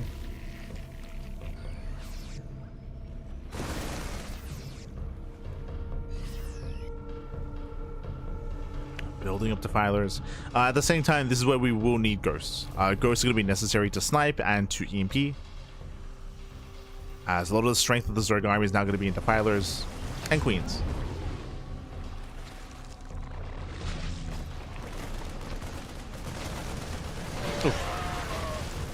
As the drop, it does get caught.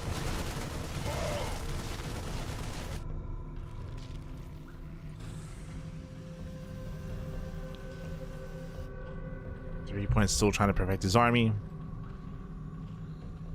You could argue it's a little bit too Ling heavy here. As ByuN, he is turtling up, knocking down these towers, walling up. 4th base is now getting up and running. Oof. Again, that's going to be a big power spike here for ByuN, claiming his 4th. And now to max. Now able to max out. Scan reveals the Defilers. Now ByuN knows. Again, that should prompt some Ghost production, or at least the Academy. Academy is done. Here comes the Dark Swarm. He's coming in. Oh, he's trying to. Yes. Does try to slowly push forward. There we go. Now goes to the dive. Yeah, it does dive in. We need another Dark Swarm. Yeah, the Ensnare does nothing. Not enough. Yeah, there's not enough here. Do we not have enough energy? It doesn't break through. Again, no Dark Swarms on the army. Miss rally here from 3 point. And that was a massive loss for 3 point as well. Again, we were lacking Dark Swarms. He only threw down 2.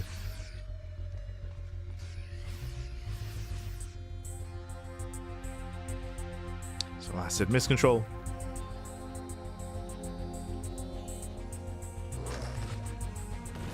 Ideally, you want to be basically leapfrogging forward and have just a line of Dark Swarms to your opponent's armies.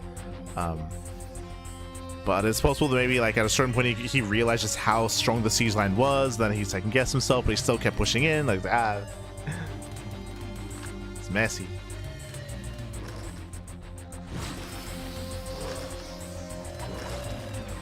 The pilots are eating those Zerglings.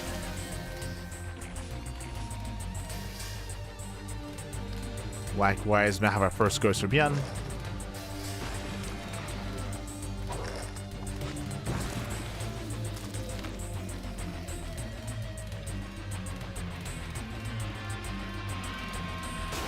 Munching on the Zerglings.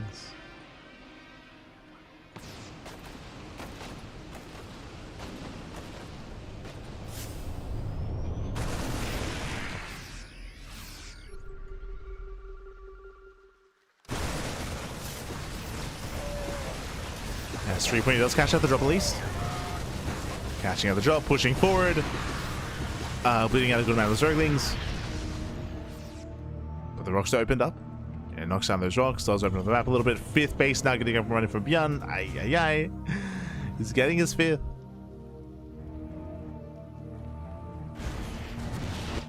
And 3 point just now is taking up. Spire is on the way. I would imagine that we're getting ready for potentially Guardians. I think that would be ideal, but we're still a ways away from that. From a greater Spire and from greater upgrades.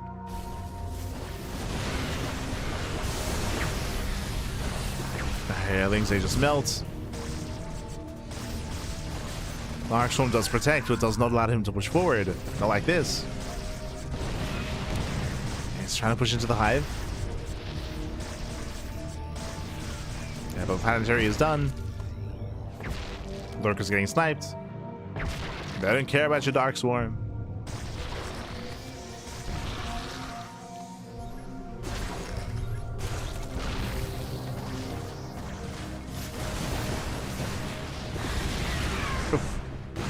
Things they try to catch a ghost. The ghost they will survive. No. Yeah, ghosts they make it through. There's barely an army remaining here. Only a handful of Hydras. Nice. Oh, Jesus. Nice plague on the army. Yeah, massive plague. But no, we drop all the defilers. It breaks through the bio, but so many defilers go down. That was not worth it. That was not worth it. He killed a bunch of Marines. For what? He killed a bunch of Marines for, what was that? Six defilers. Ay.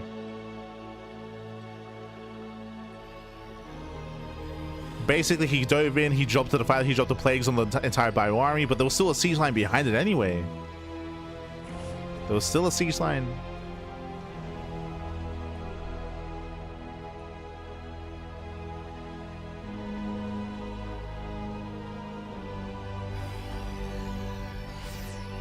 And with that, ByuN takes the fight. We're down to one defiler. Only one. There's maybe one spell available. Oh my god. EMP lands. EMP lands. Once again, the tank line just shuts down the Hydras.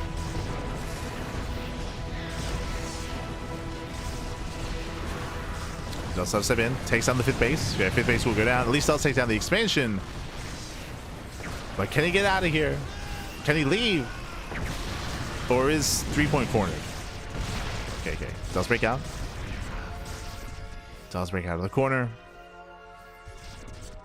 Takes down the expansion. Is that behind? ByuN could have been more assertive here and pushed forward with those tanks and tried to just lock the army in. Could have attempted to. As we're rebuilding those defilers. We did mention earlier that there was a second Spire. We do have double Spire, we have double upgrades. Still no greater Spire, bear that in mind. No greater Spire yet.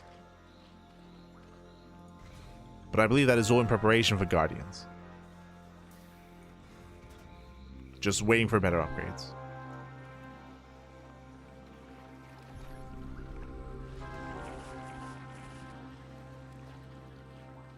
We need some plague action.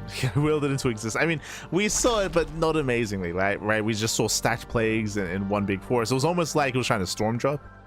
3 point, that is.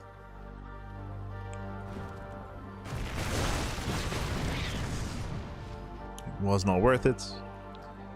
But here we go, setting up for the Doom Drop. I believe the Sentinel will spot this. And ByuN, does he react? He does. Yeah, he tries to react. He does drop into his own main. Massive Doom Drop. Yeah, trying to go for the production. A couple of snipes popping off. Lings there try to engage. Nice Sim City here for ByuN. He's defending. But he does react with the entire bio army. And races back home. At the same time, the forward base is going to fall. That's a kill, not a cancel. Nice damage. Takes down 3 tanks. 3 tanks falling. Keeps on pushing. We do have a Dark Swarm. There it is. Does Dark Swarm. That's what, 5, 6, 7 tanks going down. Insane damage. Keep going. He doesn't have another Dark Swarm. Yeah, no other Dark Swarm available. He's ever extending. Oh my god. That first wave, that first push was solid, but did ever extend towards the end.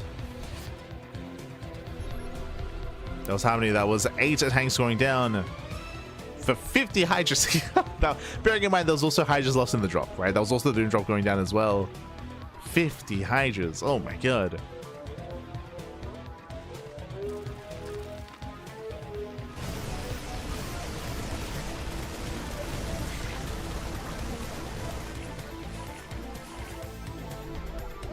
ByuN's dropping.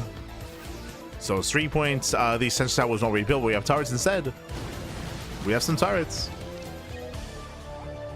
3 points moving in. Turrets are spotted. He goes in anyway. Commits to the dive. Ghosts are ready. Oh my god, the ghosts are in position. They hold their own. Schultz is mass snipes. I think they just fight head on. Yeah, they just fight head on. Here we go. Snipes are coming in. Hydra's going down. At the same time, we try to break the siege line, but alas, no Dark Swarm. Yeah, no Dark Swarms available. Defilers are late to the party. They're late to the fight. We needed the Dark Swarms earlier. And it plagues a group of Marines.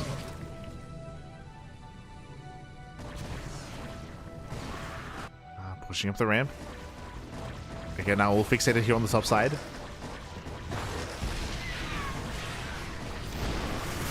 Well, there are barely any hydras remaining. ByuN, he's rotating over. He's in position. Oh no, the move command. That was move command in. Yeah, some messy control there from ByuN, but in the end, he will shut this down. Yeah, he shuts this down. Snipes are popping up. And ByuN, he defends the fifth. The fifth base is still up. Now, we've been bringing it up for the past, like, 8 minutes. The Greater Spire is done. Where's the switch? Are we ever gonna switch to the Guardians? Is it ever gonna happen? Nah, we just keep making Ling Hydra. Keep going, Bappy, keep going. Smurge. Oh. Need to go solo. Go solo. There's our first Dark Swarm. Second one pushing further in. But all these Hydras are left exposed. Yeah, massive tank showing off. All these Hydras will go down on the south side. And 3 Point just rams his face into a brick wall and he will lose everything. Again, just a messy engage. Half the army wasn't covered by Dark Swarm. Ghosts are ready this time. And we just keep rebuilding, remaxing. ByuN is breaking out.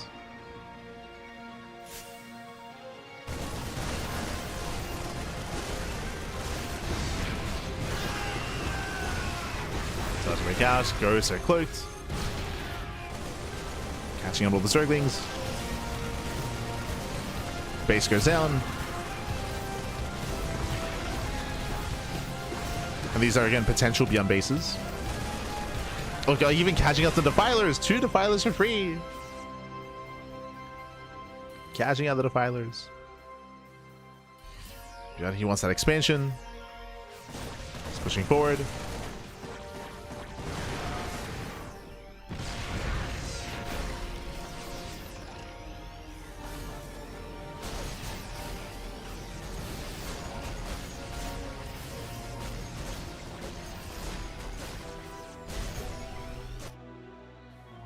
In Wardy's stream, I don't think Wardy has casted StarCraft Evolution. Am I crazy? I don't think he usually covers that.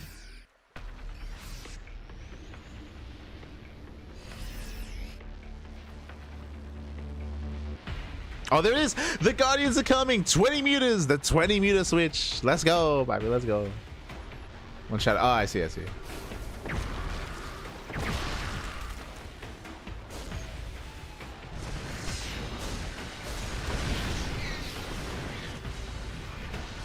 Here we go. We have the Guardian switch. It's coming.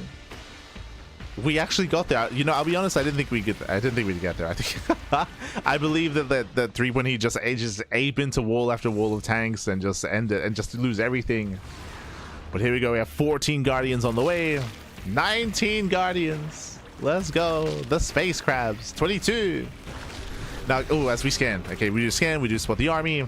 ByuN is aware. He's throwing down the ring of turrets. Ghosts are moving in. Guardians are the Brood War equivalent of Broodlords. They can only shoot down. But they do need support. Typically Guardian alongside Defiler. As on their own, they're going to snipe. Oh my god, massive snipes. Where are the Defilers? They come in, they try to. The tank shots. Yeah, tank shots, they punish the Defilers. Defilers go down. Guardians are on their own. Massive snipes going off. But 3 Point, can he do it? He's brute forcing the issue. Who needs Defilers? 3 Point does, but it's going in anyway. Yeah, massive tank shots. There's still how many Guardians left over? Still 17. Still 17 Guardians. Oof, being knocked down to 13. Let's break through the siege line. Behind this Thor production has begun. We're getting to Thor's. But again, ByuN, he was not ready for Guardians. That's the power of the Guardian switchback. True. We got to keep going before the Thors arrive. Oof. More slides hopping up. Leading out more Guardians. And another snipe, another Guardian falls. Hydras, they start to step in. They're pushing into that siege line though. Tanks, they shut down the Hydras. And ByuN is holding. Yeah, ByuN, he's holding on. Snipes, they punish the Guardians. Now we finally get the Defilers on the way. They're coming.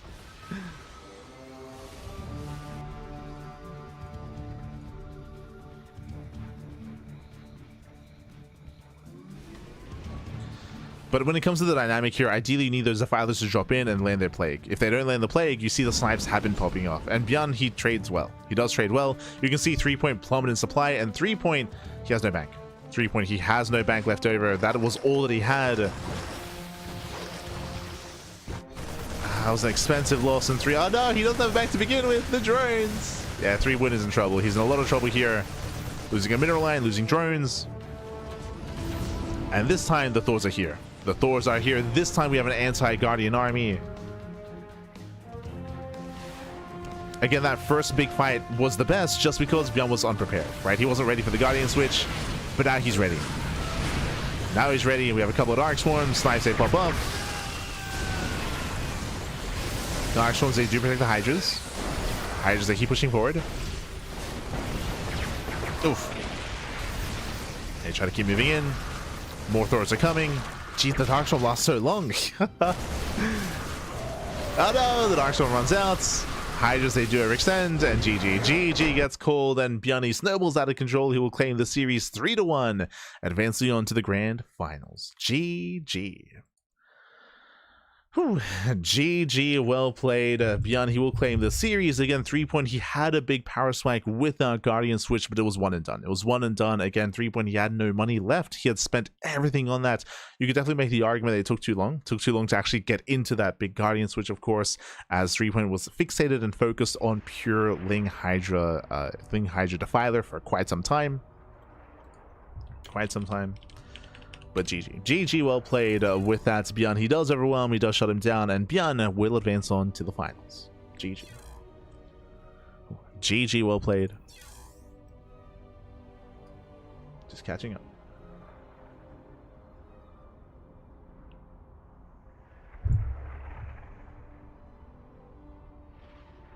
I see.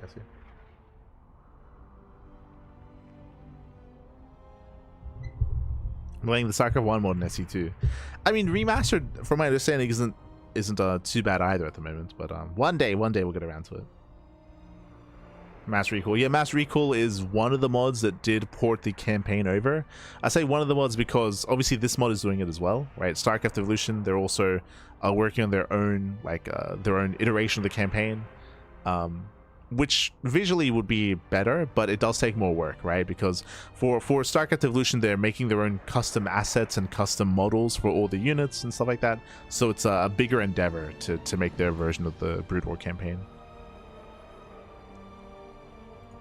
Oh, here we go. But here we go. Regardless, GG well played with that ByuN, who will claim the series. He will take down 3-3-1, and now we have the grand finals. We have the grand finals ready for us here. It's going to be a best of 5 between ByuN and Cure.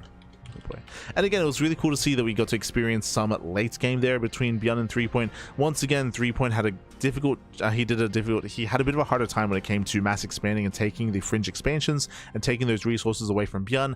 Likewise, 3-point, it also took him a long time to transition into those Guardians. He was spending so many resources on just remax after remax after remax of Hydra Ling Defiler, and to the point where it was quite inefficient at times, and it was quite a brutal trade. We saw him skyrocket ahead and excel when it came to that Guardian transition, but that happened a little bit late, to the point where he had no bank to work with. Like, he had no money, he had no resources, couldn't keep it up. Could not keep it up. GG well played, and with that, we have our TBT. We have our TBT finals here. It's going to be Terran versus Terran between ByuN and Cure. Let's go. Gonna be loading into Sylphid.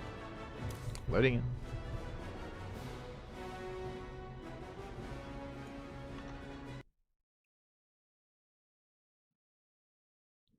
We go.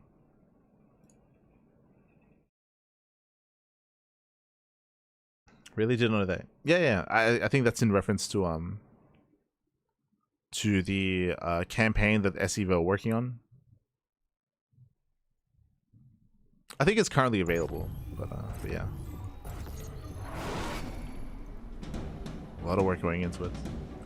But here we go. We are going to be loading into our first game into the grand finals. The grand finales here of the StarCraft Evolution League number 21. It is going to be that TVT. And spawning in the top side of Sylphid, we have the red Terran player. We have the South Korean Terran, the SC2 Terran. Representing Shopify, it is ByuN.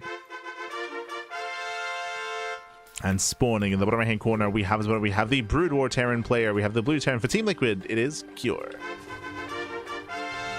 Let's go. Let us go. As we're moving out with not just one, with two SCVs. Cure, he's opening up with a proxy. Opening up with a proxy. 1, 2, 3. 3 SCVs being sent across the map. Proxy, 3 racks out of Cure, and ByuN is opening up single gas. We'll see if he does go for a bit of a safer start into double gas into a faster factory. We'll see if ByuN goes for a more economic build or if he goes for a safer build. The thing is that we're loading into Sylphid, so the temptation to go for a greed is there, but it's also a TVT, so I'm hoping that we play it safe, but it looks like that is not the case. Here we go. The 3 racks mass marine is coming. Remember, no gas. No gas is going to be mass and pure marine out of Cure. He'll have the SCVs to tank, to soak. And we can see single gas means that racks expand. ByuN is going for an economic build. This means that the factory is late. This means that the Hellions are going to be late. And without Hellion support, it's going to be a difficult defense for ByuN. Not impossible, but difficult.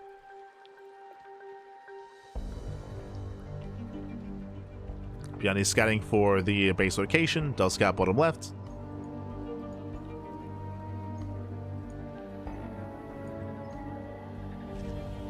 You know what, Curie does find ByuN. Bearing in mind, Curie didn't even know where he was. True, didn't even know. Now does find him. Marines are banking up, waiting for the next wave, waiting for the next round. And it's going to be 1 Reaper to defend. Here comes Cure.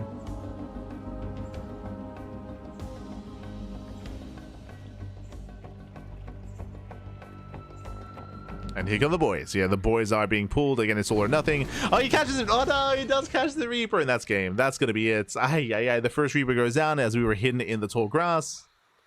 Pouncing on ByuN. ByuN has nothing. ByuN has 1 Marine. He's got 1 Marine. And with that, the numbers are just not in his favor. The boys are being pulled. We have 5 Marines for Cure. DPS output is here is going to be insane. Bunker is denied. Starter steps in. The boys are getting some of the Marines. Okay, nice worker drilling. Very nice. Does drill in. Does take down 2 Marines so far. Gets surrounded. Okay, the best fight that ByuN could hope for, but it's still not going to be enough. It still doesn't matter. There's just too many Marines. GG gets called, and Cure takes game number 1. Whew. GG. GG well played. Curie does take lead in the series. Again, ByuN went for a more economic, a greedier build. On top of that, the first Reaper got caught. The first Reaper did get caught in the center of the map. So with that, that was game. That was game. Then and there, losing that first Reaper was brutal. And with that, he could not set up back at home. Didn't have time to get his bunker up. And last had limited DPS with only a single Marine to defend. GG. GG well played. With that, Curie takes the lead in the series. And now we're getting into game number 2. Here we go. We'll see if ByuN can recover. We'll see if he can bounce back. 1 Marine in his dream. True. I'm hoping that we get to embrace some mid-game TVT. I'm really fond of it. I mean, I miss seeing lockdowns, I'll be honest. Like, it was early. It was like last year. It was early last year, StarCraft Evolution, when we saw a lot more mid-game play. And that was back before, I want to say the Ghost was nerfed. I want to say the Brood War Ghost did take a nerf as well. But before that, we used to see a lot more mid-game play. We got to see a lot of lockdowns, a lot of Ghosts.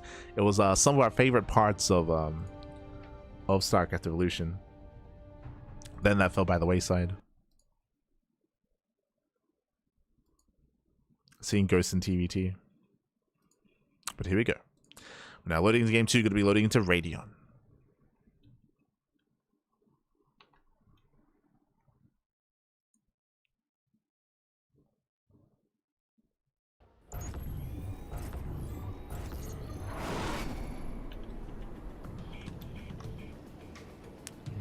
go. Spawning in the top left-hand corner of Radeon, we have the South Korean Terran player. We have the Red Terran representing Shopify. It is ByuN. And spawning in the bottom left-hand corner, we have his opponents. We have the South Korean Terran player. We have the Brood War Terran representing Team Liquid. It is Cure.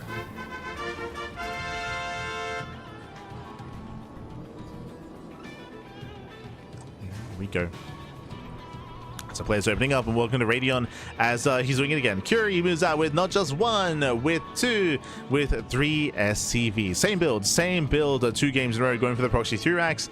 Now, I am scared for ByuN because we're loading into a 4-player small map, and there's a very, very high chance that ByuN is going to go, thankfully he doesn't go CC first, but there's a very high chance he goes for the same build, that he goes for a racks into expand into a later factory.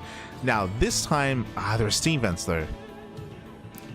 Now, if Cure can make use of these steam vents again, and if he can catch out the Reaper, then it's going to be the same outcome. Like, we got to be careful. We got to be careful here for ByuN, but he's going greedy. He's going for a racks expand. SCV scout across the map, and he scouts bottom left. The gamba baby, he gambles correctly. He will scout Cure faster this time. He'll have a faster realization as to the all-in. Oh, he sees! No, Cure is within range of the Zelnaga tower. Ay. And ByuN, he responds with a bunker. Fast bunker here by ByuN, staying on the high ground, going for the faster factory as well. Very unfortunate location for Cure to be within range of the Zelnaga towers. Ay, that is very unfortunate. And that shows a bit of a lack of experience with the map, which is true. Like Cure, he has very little experience when it comes to StarCraft Evolution. This will tell him actually. Yeah, he checks, now he sees. Yeah. So he's now aware that these racks were misplaced. Here come the boys. But this time ByuN has a full wall. He's got a full wall off. There's that faster factory, faster second gas. This time ByuN did not expand. He's doing everything correctly. Like, this is the best chance that ByuN has at defending. And I don't see this working here for Cure. At least it should not work.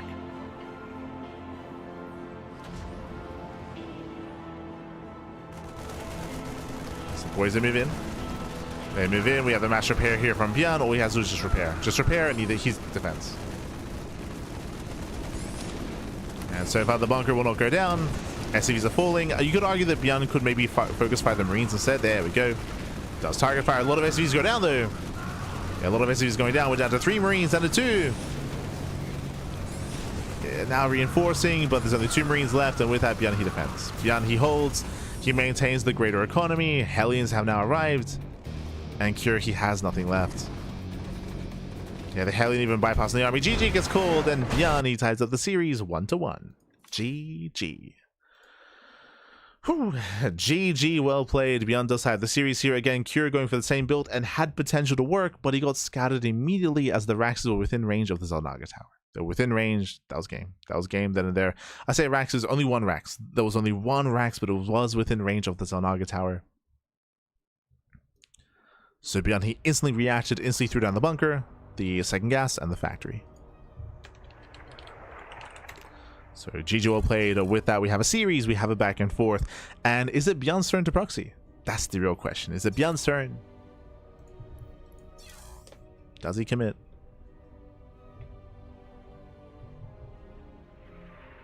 Do we keep going?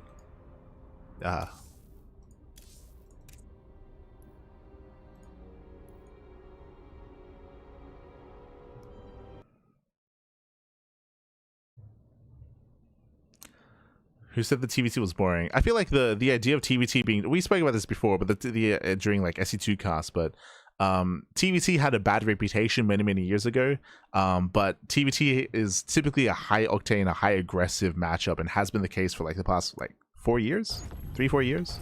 It's been a while. Like even in regular SE2. But here we go. Spawning in the top left hand corner of Vermeer, we have the Brood War Terran player. We have the Brood War Terran representing Shopify. It is ByuN.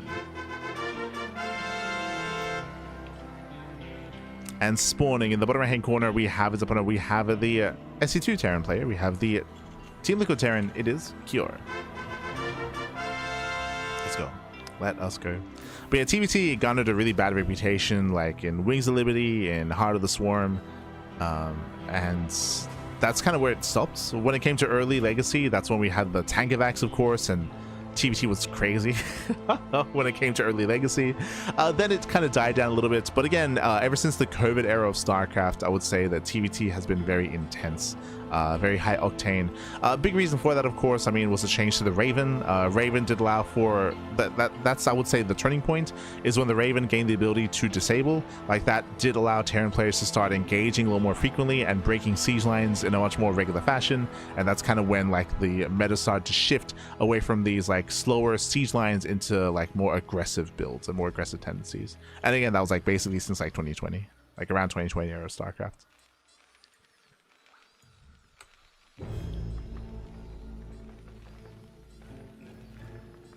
Remember 2 turtle tones? Yeah. I mean, that's one of the big reasons why disable was introduced, right? The interference matrix for the Raven, and of course Liberators as well, which is also new to Legacy. So Liberator, Ravens, like they changed CVT quite a bit. As before that, there was no easy way to break a siege line, right? Meanwhile, this time, standard opener. No proxy, no cheese. We have a Rax expand economic opener here by Cure. Meanwhile, ByuN is going for his own 3 racks, but we have cross spawns. Cure does find ByuN immediately. ByuN has yet to SCV scout, but due to this being cross spawns, I would say that this 3 rack stim timing is weaker.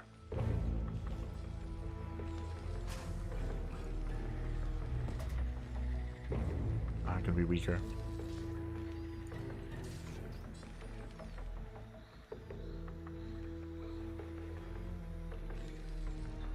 As we have the Academy on the way, getting just him. ByuN has yet to confirm the location of his opponent. ByuN still doesn't know. Zones away the Reaper.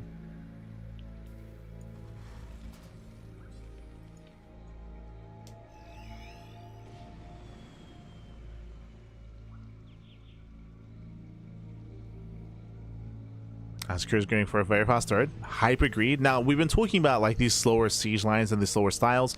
Because we're loading into Vermeer and because we are cross spawn, there's a higher chance that we do end up in a very long mid to late game. Like, there's a very high chance. We can see that Cure's already being greedy. He's being greedy, rushing to a fast third base, rushing to a greater economy, into a greater mid game.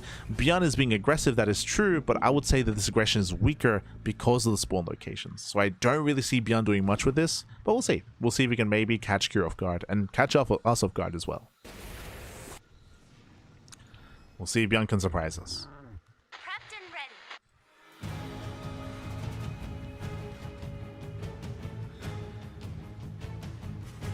I'll say that this commitment into Sim is going to be setting ByuN, in a sense, behind. Just because he's building up towards a very strong timing that there's a lower chance of it getting anything done. But we'll see. Does scan, confirms no one's bottom left, and does confirm Cure's location. Does get eyes on Cure. Is making his way across. Bunker is now done. And ByuN is moving in.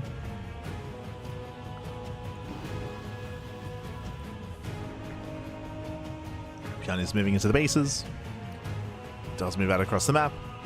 There is no defensive tank yet because of the faster CC. That is true. But yeah, no. I was like, he should not be able to break the bunker though.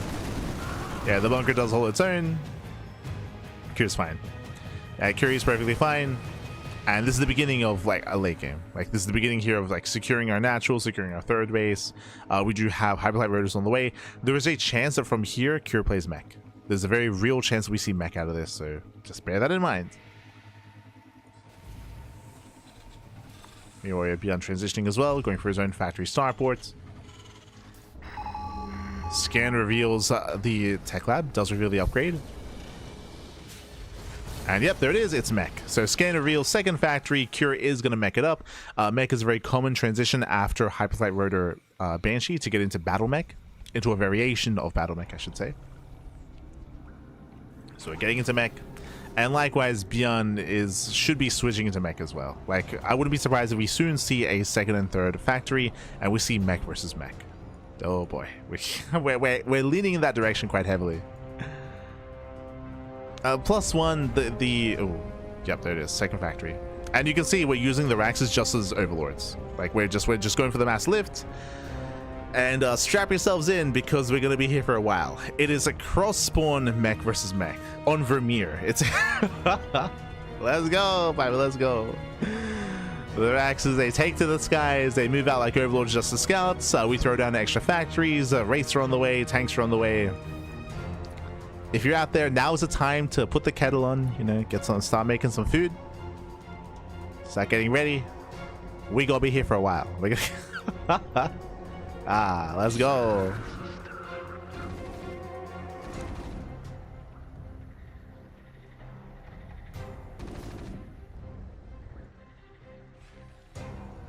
As from here, we do have Blue Flame. Blue Flame is on the way.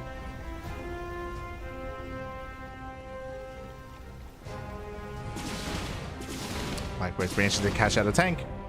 Nice catch. Nice catch out of Cure.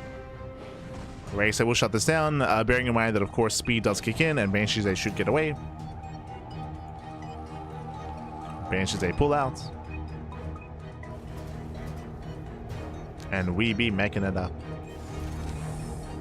Now from here, because it's cross spawns, I will imagine that our players will freely get their fourth bases. I can see our players freely building up their thirds, getting their fourths, and even getting a fifth base and taking and maintaining their corner of the map. Bearing in mind that Cure is not getting into battle mech. He did fixate on tanks, and okay, there we go. Now he's going into a more cyclone heavy composition. This will allow Cure to be active. So Cure, he will have the more mobile composition. I do favor Cure when it comes to head-on fights against vultures with a heavy cyclone start. So he's building up his cyclone count to be active. At the same time, ByuN is also building up his vulture count with spider mines and with ion thrusters. ByuN just ensuring if there's no ninja base, no ninja expansion.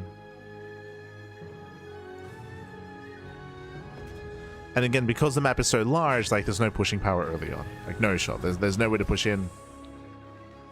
Now when it comes to mid to late game TBT, typically the way this works here is that we're going to be building up into 4 bases, up to 5 bases, and then we'll be switching into mass BC. Usually it's going to be BC Raven from Cure, and then it'll be BC out of ByuN. Like BC like Valkyrie. It eventually all takes to the skies. Like that's usually the direction. And you can already see it here, Raven production. Like Raven's already amassing, double Starport, mass Raven. Cure, he's already working on that heavier Raven count, which is more efficient.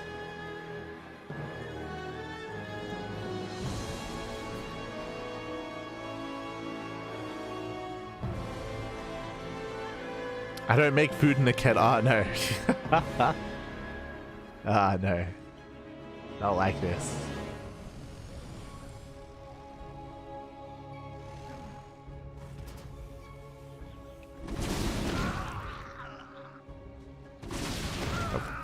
Cure breaks in. Catching out a couple of Marines. And the Goliaths are coming online. Coming online. Again, a lot of this will come down to the Battle of the Skies, the Battle of Air Control. As we're shooting a mass Cyclone Widowmine, actually. Okay. Interesting. You don't often see Cyclone Mine, of all things. Marines are cleaned up. And they were just marauding for some Marines. We have Vultures being active, setting up their spider mines. Who catches who? Research.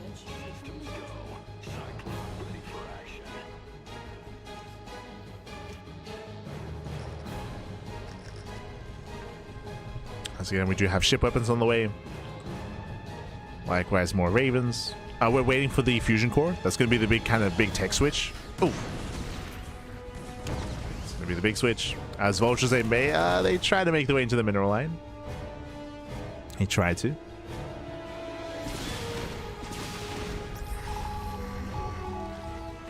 Spider-Mans are being cleaned up. Vultures have to get the hell out of here. Oh, getting caught out. Brutal losses there for ByuN. Does get caught, cleans up the rest of the mines. ByuN is being active. He's at least trying to be with his Vultures, going for a second harassing wave. Planetary is done, so Vultures, they cannot move in. But he's setting up a bunch of mines. They have potential. They do have potential here. Oh, he commits. He commits in. He'll lose every single vulture. He does get a couple of SCVs. It's gonna be 7 SCVs going down. 9 SCV kills, but he will lose every single vulture. 10 SCVs towards the end. Curie does spot the mines.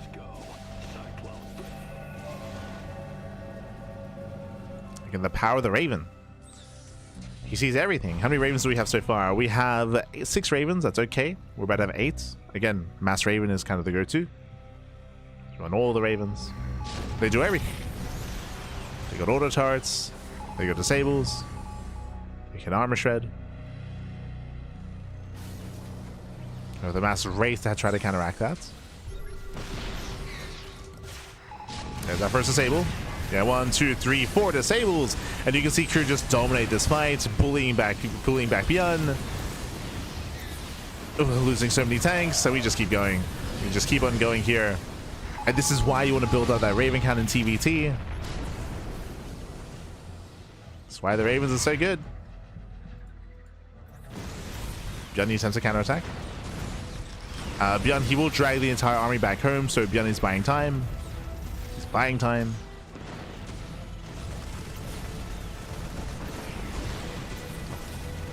As he does get into the mineral line, going for more SCV kills.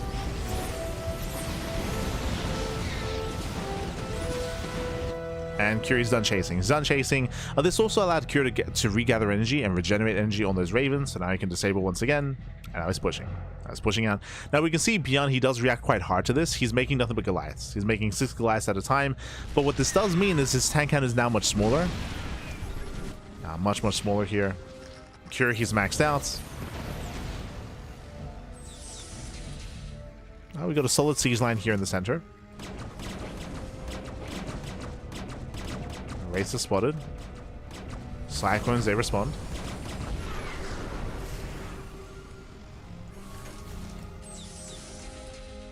Cyclones, they try to respond. No fusion core yet, I believe. Yeah, no fusion core.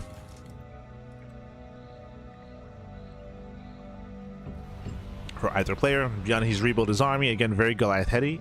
Very Goliath heavy. And he's pushing quite deep in. Curie doesn't see this. He does. Yeah, now he does. Does spot the army. Curie's out of position. How many Ravens? We have 10. Okay, 10 Ravens. Disable's going to be coming in. And he disables every single tank. Here comes the mass surround. Oh my god. Yeah, collapsing on ByuN. These tanks, they will go down. Disable might run out just barely. Nah, not even. Yeah, Disable runs out, but we only have 2 tanks left. Down to 1, down to 0. Yeah, mass around. ByuN, he plummets in supply. He does plummet.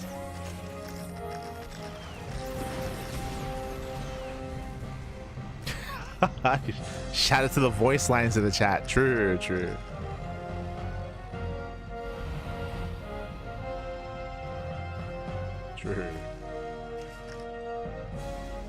And Curie's still maxed, by the way. Curie's still maxed out. Now, the one thing keeping Curie back is lack of energy. You have to just wait for the energy to regenerate, and then you just go again. That's the one thing holding him back. Does catch out a couple of vultures.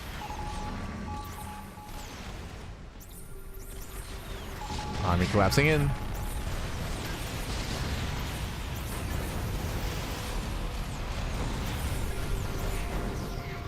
And ByuN again, he's scrambling to rebuild his army.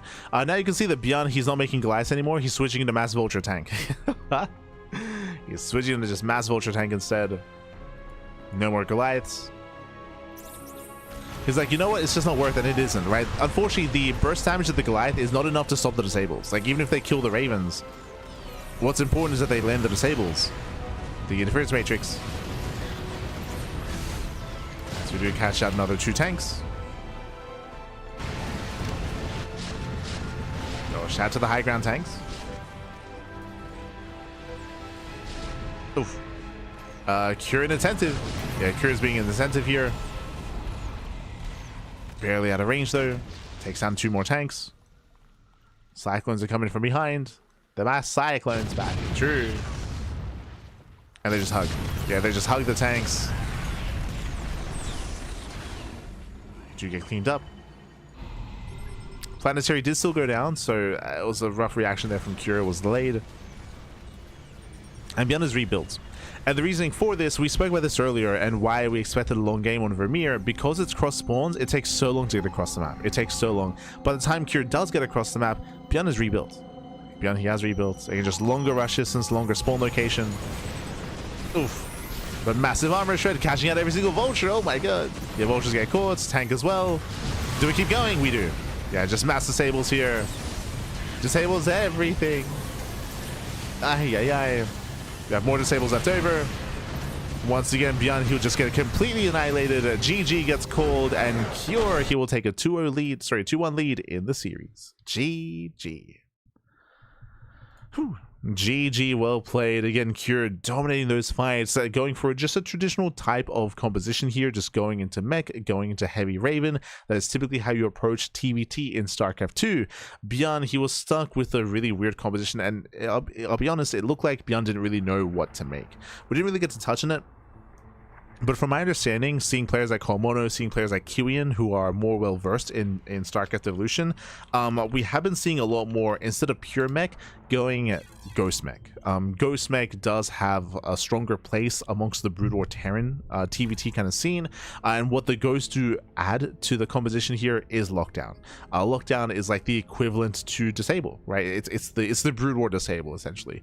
And having your own Ghosts and having your own Lockdowns is pretty crucial, I feel, when it comes to dealing with that sort of style. Otherwise, the other answer is Valkyries. Getting into Valkyries, getting to a stronger form of anti-air to help deal with your opponent's Ravens. Obviously, there's no Viking, right? There's no Viking, and Wraiths are a little bit iffy when it comes to what they bring to the table, of course. But having a couple of supporting Valkyries to zone away those Ravens can also go a long way as well. Instead, we saw that ByuN, he was kind of like fixated on his ground composition. For a while, he went Mass Goliath, that didn't work, and then went into Mass Vulture, that didn't work. Like to me, it looked like ByuN hasn't been in that situation too often, which is understandable. You don't often play a lot of late game TVT in StarCraft Evolution, but GG. GG, well played. With that, Cure, he will take a 2-1 lead, and he's one game away from claiming the series. Up next, we're loading into Holy World. For the first time tonight, I do appreciate it. One of my more favorite maps in this map pool. I still miss some of the others though. I still miss my Troy, for example. Neo Eyes of Siren, true. I'm thinking of another one, another blue one. But let's go.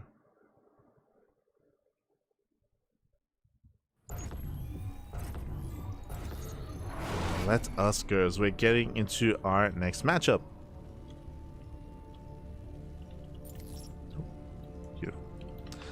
As we are loading into Holy World and spawning in the bottom hand corner of Holy World, we have the red Terran player. We have the South Korean Terran representing Shopify. It is ByuN.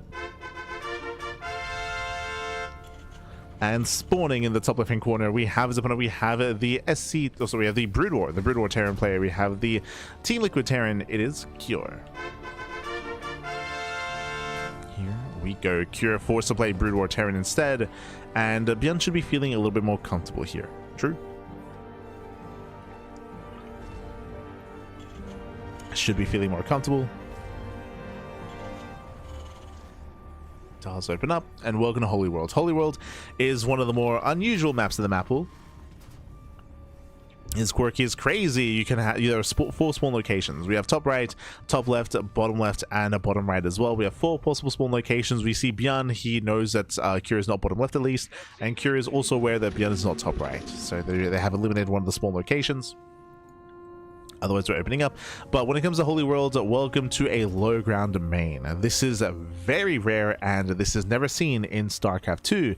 As you can see here, we have high ground surrounding the main base. This does mean that drop play and counterattacks of such nature are actually quite strong. To go for like drop play, dream drops coming from behind. There are multiple entrances into the main base as well, to the back side, to the top side as well. These rocks can be knocked down for 3 different entrances into said main. Now, what do you have to help counteract this? You have the high ground natural base here on the left hand side. You have a pocket third base, and you have a pseudo pocket fourth base, which is exposed to the elements, to the rest of the map. So you have your own little corner of the map where you have your 4 bases. But again, there are certain quirks to them. There are some strengths, there are some weaknesses, of course, as well. Likewise, we have the center of the map. We have a neutral CC in the center, which can be used to, I guess, infest for Zerg matchups. And we also have some neutral disruption webs. We have a disruption webs. I'll be honest, these webs don't often come into play. The issue I would say with this map is that because the center is so open, it's pretty easy to avoid this. I would say that usually I would petition for either larger disruption webs or more choke points that actually kind of force these webs to be actually utilized, because it's a really cool feature. It's never used though. Like it's typically fights they're able to avoid them quite easily because there's just so much room to traverse. For those that are curious, disruption webs, they're like blinding clouds. Think of like neutral permanent blinding clouds. That is how they operate.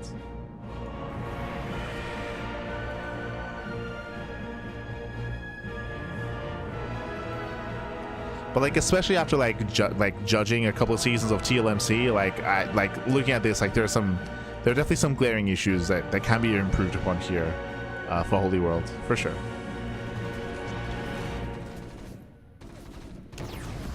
But does want to keep the spirit of the original map alive, of course. From here, we are going for our initial... Jeez, double star. Okay, here we got some build. Oh, you get scared. This is a one base all in, by the way. One base all in, going double starport mass wraith. Cure is clowning, and he gets scouted. ByuN back at home, going for a standard opener into his own 2-1-1. Oh, sorry, into his own 1-1-1. And now, because he's aware, cyclones. Marines are amassing cyclones as well. And I'll be honest, I don't really see this working out too well here. Cure, he's just throwing whatever he can at the wall. Again, he's very inexperienced when it comes to Brood War, so he's just doing whatever. And it's a crazy build. We'll see how it goes. We'll see. It's just one base mass wraith.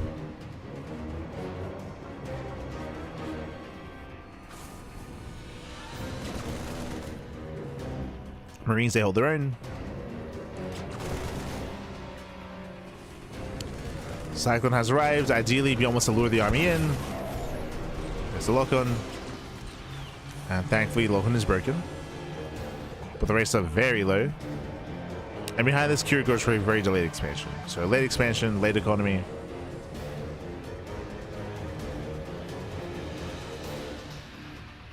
Again, maybe if there are some Brood War aficionados in the chat, maybe you can let us know if this is a thing that like one base 2-port Wraith is a thing that is seen in Brood War. Like, guys, it looks crazy. It looks crazy. And so far, it's not been worth it. So far, basically 0 damage has been dealt. Wraith is turned away. Now, what I can see here, especially with a heavy Wraith count, is potentially even maintaining this Wraith count and having this counter the Ravens. Like this can potentially counter the Ravens, of course, and go for dives and shut them down ahead of time. So this might actually do well coming into the mid game, maybe. Like there's potential. If they can snipe these Ravens, then sure. Do I believe? Bearing in mind the Wraiths, they have some decent anti-air. It's mainly the burst damage, like mainly single target, as opposed to the Valkyrie. And again, their targets should be these Ravens. Let's go. I mean, economic damage is nice as well, I suppose, but...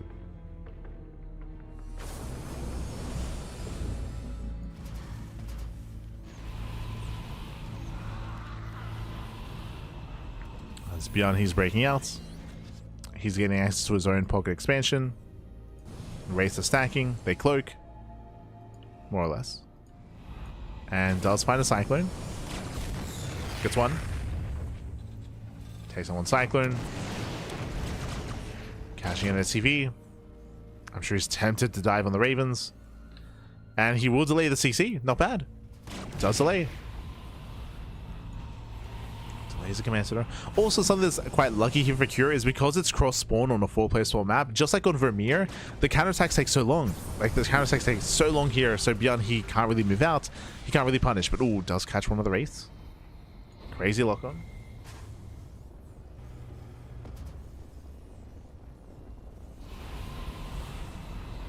Crazy lock-on.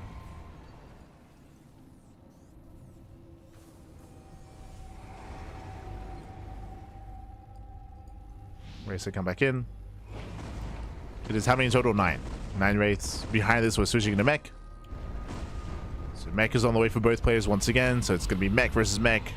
Also on another 4-player small map. Also on cross spawns. Like, just like last time, strap yourselves in. But I will say that this is a much more quirky setup here, right? It's like the mass wraith, and we're still making more, by the way. We're still making more wraiths. Like, this is an interesting approach here by Cure. This is more interesting than last time. Like, last time it felt like ByuN, when he was stuck with Brood or Terran, he didn't really know what to do.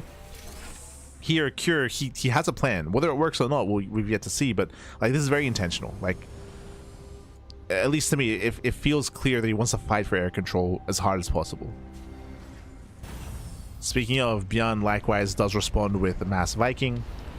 So it's just a very different composition. Remember, last game on Vermeer, it was very tank heavy from both sides. Here it's very air heavy, right? With Mass Wraith, with Raven Viking, and with Liberator. Sorry, with Cyclone as well. It's a very different type of TVT. Cure, I should say, has forced a different type of TVT. Let's break in. Oh, Jesus. Fused away the gas geyser. Damn, 3 volleys. Alright, hey, that's 11 wraiths.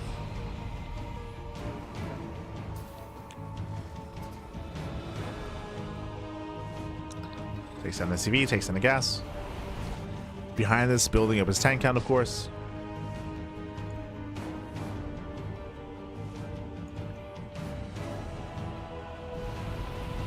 But Cure, it's definitely interesting. It's an intriguing, it's a unique approach. Very unique. Will it work? I can't really say.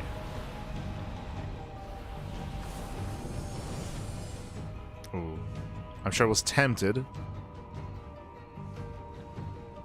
We have some nicely placed turrets. There's a scan. Spotting the army. Third base gets up and running. 2 more starports. Mass Viking.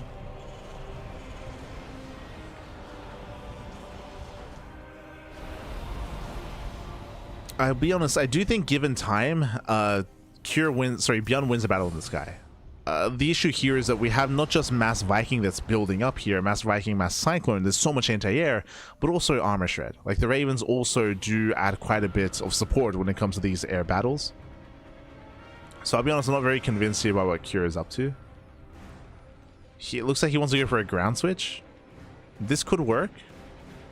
There's a world where if ByuN overcommits into Mass Viking, and if he overcommits into Cyclone, because right now he has 0 tanks. He has, in a head-on fight, Cure does have a stronger ground force. That is true. Or he's working on one.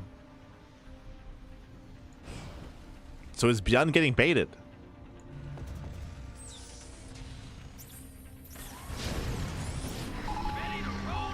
Research complete.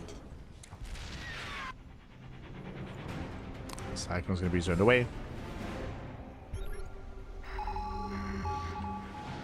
Scan reveals the wraiths.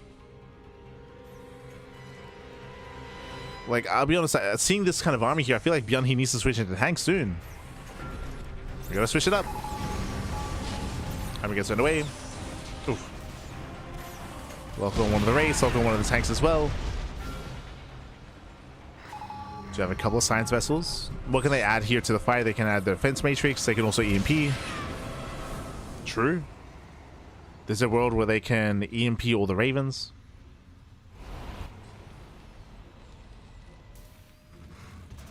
Not wrong. It's still just very tense. Still very tense.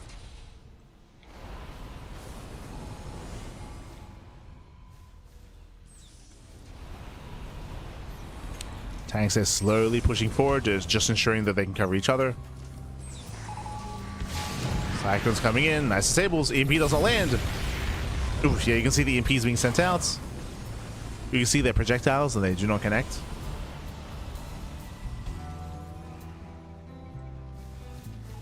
I think that was it. Yeah, only 2 vessels. Only 2 vessels, only 2 EMPs. No EMPs available.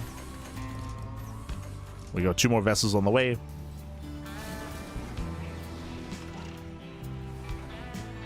So this fight, it'll come down to the EMPs landing or not. And then the tank positioning.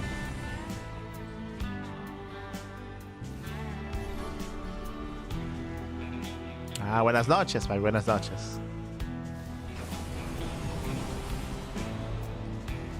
Buenas noches. As ByuN tempted.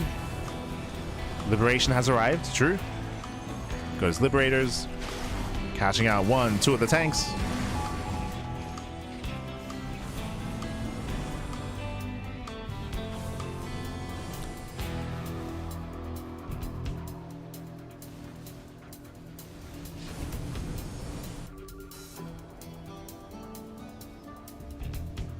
Two tanks do go down. More Liberators moving in.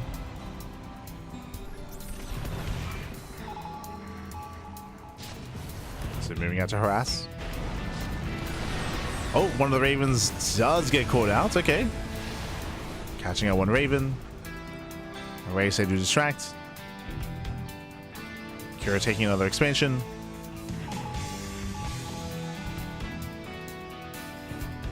Oh, the race! They're getting caught! Oh my god, they get caught out and the base gets spotted. And mass auto turret, CC will fall. Massive pickup.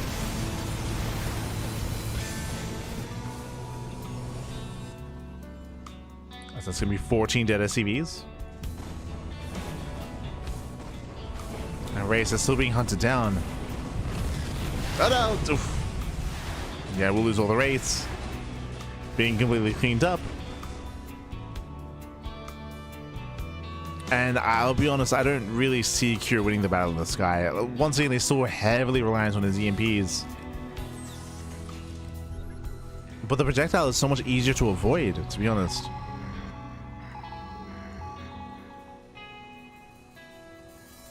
So much easier.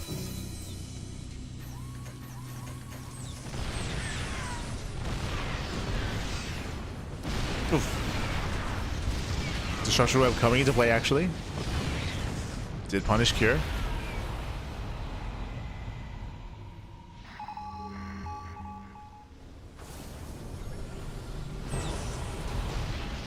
ByuN within range. Going for the backstab, coming in from behind. And he will pick up a couple of tanks. Not the cleanest trade here from ByuN. Yeah, ByuN gets shut down.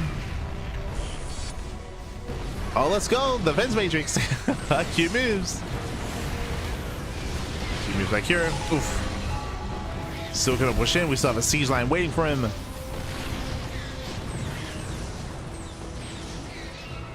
And Curie rotates here. Rotates here towards the south, towards the top side.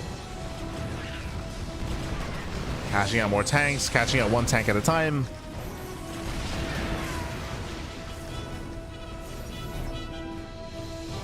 And nice pickups. Some decent pickups here. Curie, he's gaining some ground. It is 16 Goliaths. I'm still not convinced by going Goliath with this kind of army, but sure. Like, I'm still not convinced that's going to really deter the Ravens.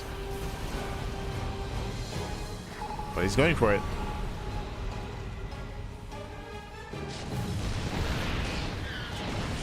And once again, he commits in.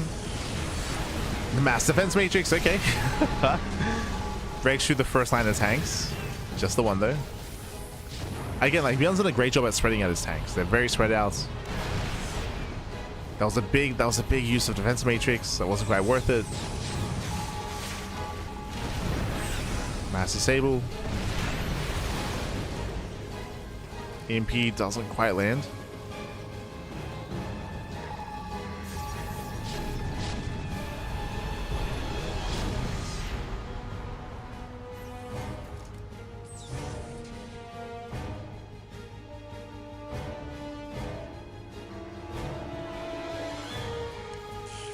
Once again, ByuN does rotate.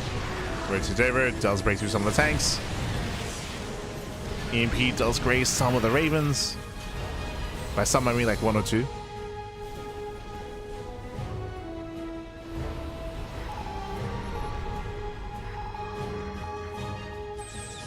Oh. Forcing an awkward siege. Curie does peel off in towards the bases. We got the Mass Goliath counterattack. Let's go.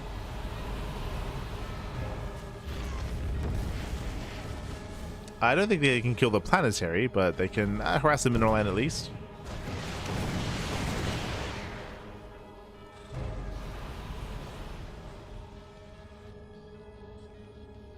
Likewise, tank harass as well.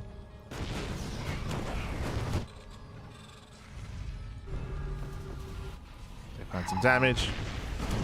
CC would even just go down. Jesus. The power of 2 tanks. Yeah, Curie's out of position. There's lots of micromanage here when it comes to like tank positioning, your science vessels, your harassing force.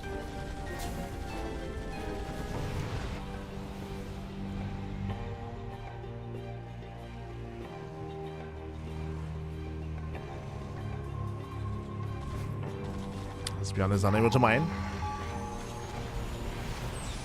Bearing in mind that ByuN, he's still mass expanding. He does have top right, taking more bases. ByuN gets within range. Takes out 2 more tanks. Ooh, doesn't land. Actually, better EMP here, catching up most of the Ravens. You can see. Yeah, most Ravens get caught. There's what, 2 Ravens left with energy. That was a massive EMP. Cure. Now's the time. He scans. He does spot the army. Again, only 2 Ravens with energy. That was an insane EMP. I like how the workers just working through. Like, there's nothing to stop them. Oh no, that's way too soon.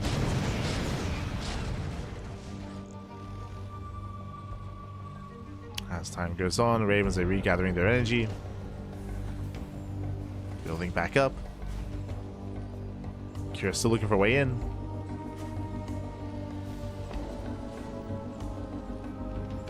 Still looking. These bases are getting saturated. Kira, we gotta be active soon. Still only posturing.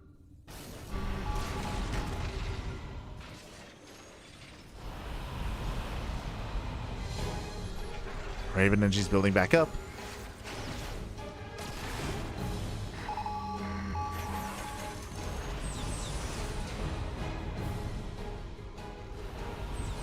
Yeah, Liberation has arrived. Now that air control, it's now reflected here in the Liberators. The Risen moving in. He's going for the knife. He goes for it. Yeah, massive defense matrix.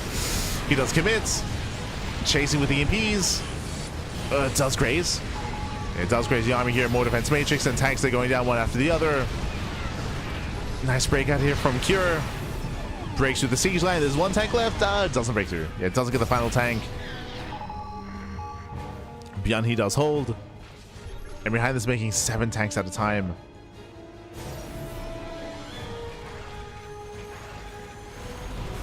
So many more. Yeah, heavy losses here for Cure. Late reaction, late on siege. Oof.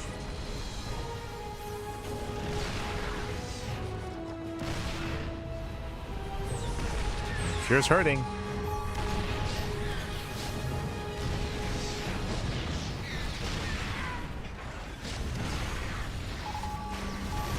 Overall, though, I do think that Cure, he had a better understanding of late game TVT than ByuN did from the Brutal side of things. I did like this dynamic a little more than what ByuN went for, which was just like mass tank Vulture and then mass tank Goliath, and then like it was just all over the place. I do think that going for the science vessels here had a little more weight to it,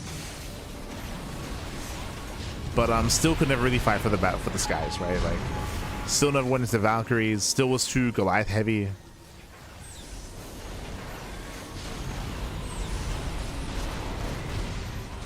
The air control was so firmly in the grasp of ByuN, and that's all the TVT comes down to, is that air control.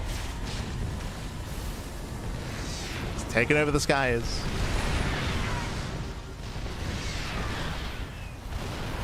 Do Valkyries even get you out of this? Well, when it comes to the earlier dives, it's just a stronger way to punish the clumping here, because Valkyries do so much splash damage. So in a head-on fight against Vikings, if you've seen like TVT Viking versus Valkyrie, you don't even need that many. You need like 4 or 5 Valkyries. 4 or 5 Valkyries, and they punish the clumping so much. Like 5 Valkyries.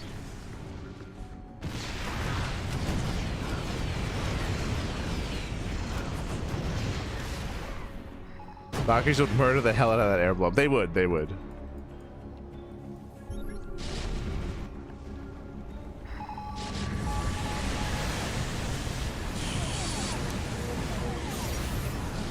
Here we go, mass auto turret, cleaning up the army. ByuN at this point, he's totally out of control. He's knocking down bases, defending back at home.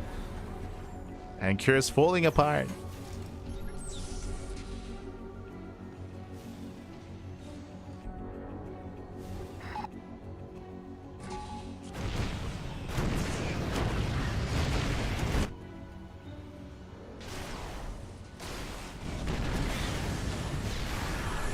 But again, as I mentioned, like, I do still think that Kira had a better composition than what ByuN had in the previous game.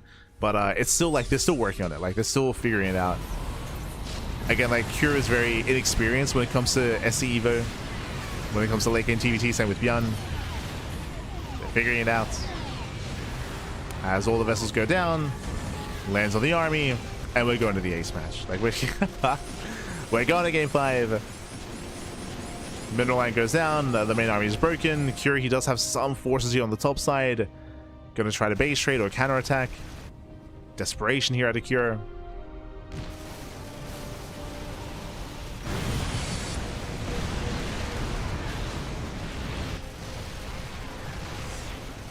And Kira, he will take down these northern bases, that is true. But knock them down. But ByuN, he still has a standing force. He's still racing back home with his Ravens.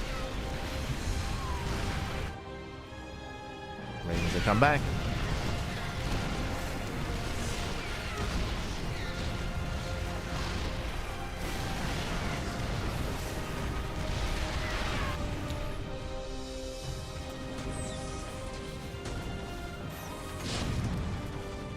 What a splash damage for a volley per Valkyrie is quite a large radius. Can just evaporate entire armies. And then yeah, they do.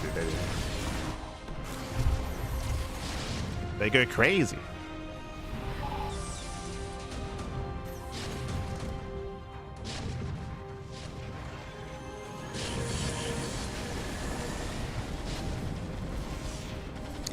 I mean, here he does take down 2 mineral lines. So that's going to be 29 SCVs going down. These bases will fall. But you can see that ByuN's just waiting for him. Like ByuN, he's just waiting here at the entrance to this corner of the map. Because eventually, Kira, he has to go through this. He has to go through this strike point. So ByuN's just waiting, just chilling. As Kira is now trapped. The army's trapped, but he can't get out. He has to try it. He's going for it. He's looking for the dive. Not very nice EMP. Oh my god. ByuN, he clumped up. One EMP just shuts him down. Secure. He can now work towards breaking out. But here come the tanks. Yeah, here come the reinforcements. Like here, he's still trapped.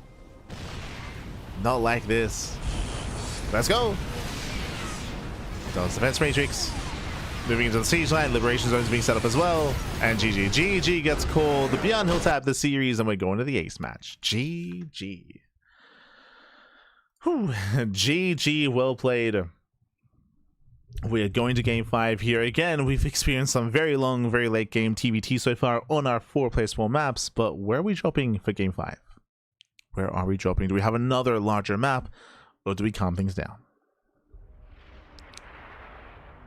Calm things down.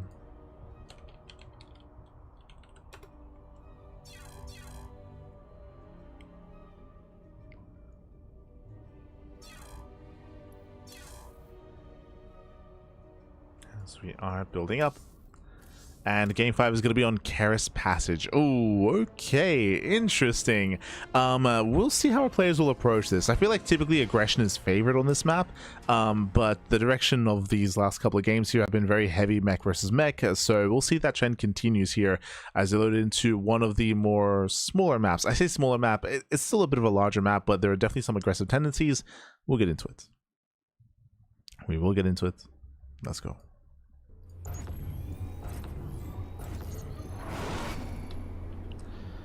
Spawning in the bottom right hand corner of Karis Passage, we have the red Terran player. We have the Brood War Terran representing Shopify Rebellion. It is ByuN.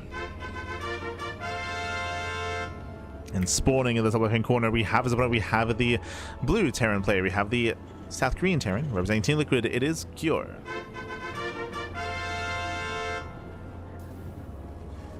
And welcome on to Karis Passage. Karis Passage is an interesting map, and the map has a much more open and accessible natural, has a bit of a more secure third base. The fourth base is a little more spread out, a little more open, a little more difficult to maintain, as you have a reverse base in the center and more spread out expansions. Now, the more interesting part here is the top side. Top right side, we have two goal bases right next to each other. Likewise, two more goal bases here as well.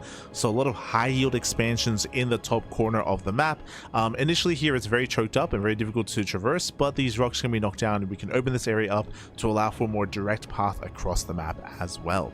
We have a thin choke point here in the center. This is the main attack path early on, so this will deter hyper aggression. We have a more open attack path here towards the south side instead, with of course our more bases. Let's go. We'll see how we open up, as so far Ranks are back at home. No proxy, no cheese. Not this time.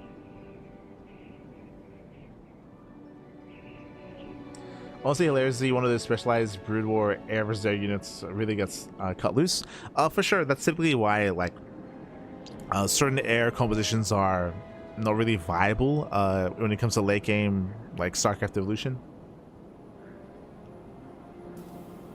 Can struggle. I mean, it even works the opposite way as well for ZVZ. Muta versus Muta is non-existent because SC2 Zerg players can't get into Muta play because of the Scourge, right? Like, they'll be stuck with like Muta versus Muta Scourge, and Muta Scourge just excels so much. Not just that, but the opposing, the Brood War Muta also has extra range as well. So because the existence of Scourge, like in the ZVZ mirror matchup, like likewise, like Spire play is really accessible for the SC2 Zerg player. Isn't really viable.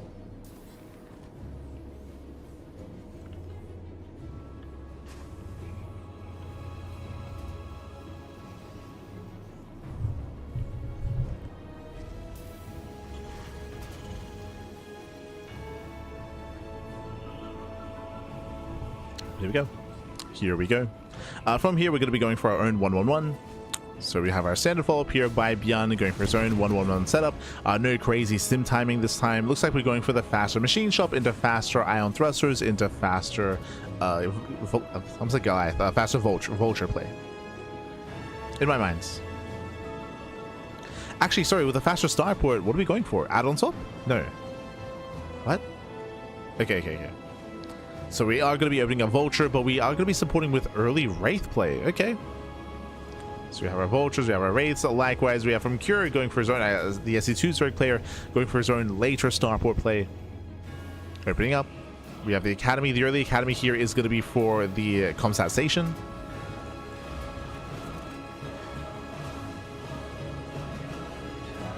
And this should lead in towards mech. So ByuN is meching it up. Cure going 1-1-1 into either early Raven or Banshee.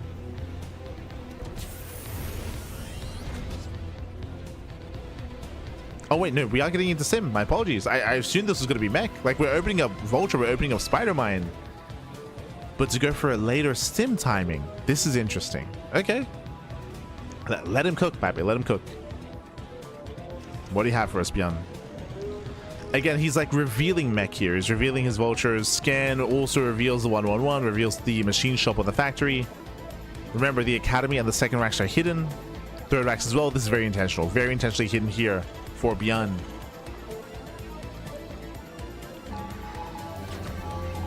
Wraith moves in. Wraith does distract.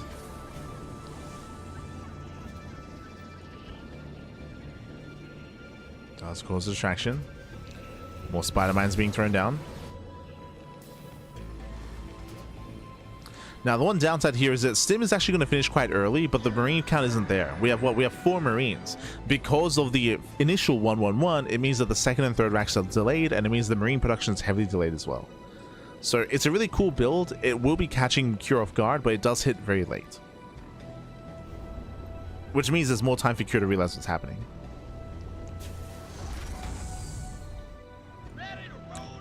As Curie's going into Reactor Liberator? Jesus, okay. Interesting.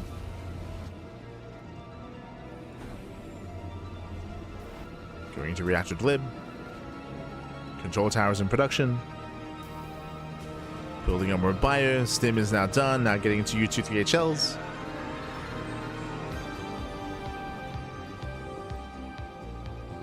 And this feels like a big 2-base all in here for ByuN. Like, this is so committed here. There's so much just banking on this timing. Scan does not reveal much. Scan reveals still the 111. But this is suspicious, right? At this point, there should be extra factories. So, Cure, he realized something is wrong. In his mind, it could be a faster TC. Could be a bias switch. Could still be mech, but hidden factories elsewhere. But now, double armory, third TC, more factories. Cure's embracing his own mech. Science facility? Huh. Are we gonna hit with the science vessel? What's the plan? We're transitioning out of this. Second factory. Second factory's on the way. So ByuN, he's going for his push, but yeah, it's not all there. Liberator has arrived. A massive punish. Getting 1, 2, 3, 4, 5 SCVs. Oh, almost. Out of vision. But ByuN, he turns everything back around. There it is. 6 SCV kills. 6 workers falling. Again, we invested so heavily into this. We invested into Stim, into into U23 shells, into +1 attack, and into all these Raxes and the Academy and the eBay, everything.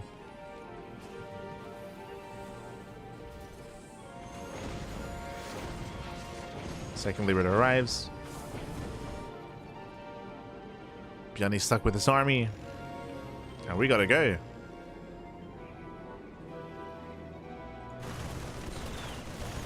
But at this point, I'm not entirely convinced. I mean, at this point, he's expanding, right? He's not convinced either. He's expanding. Second factory, mass tank production. At this point, we're trying to transition out of the buyer.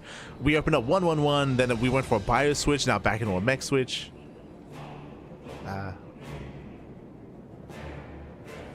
It's very messy here from ByuN.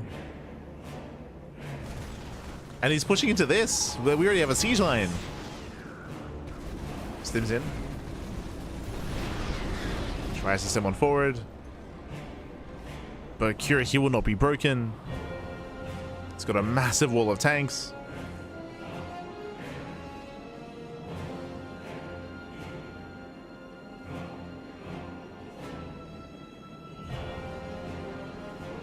And ByuN is stuck with a subpar army.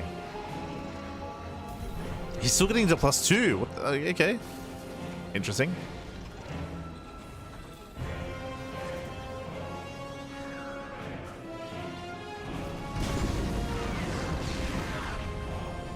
And he's getting to +2.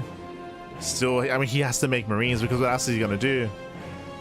What else can he make? But the only thing that Marines give you in this kind of position is dive potential, right? You can stim in and you can dive. Tanks on siege?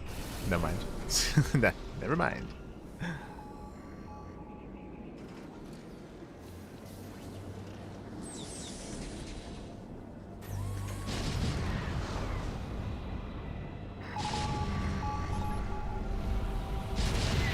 I love the sound of the hydraulics from the Brutal tank, by the way. It's so good.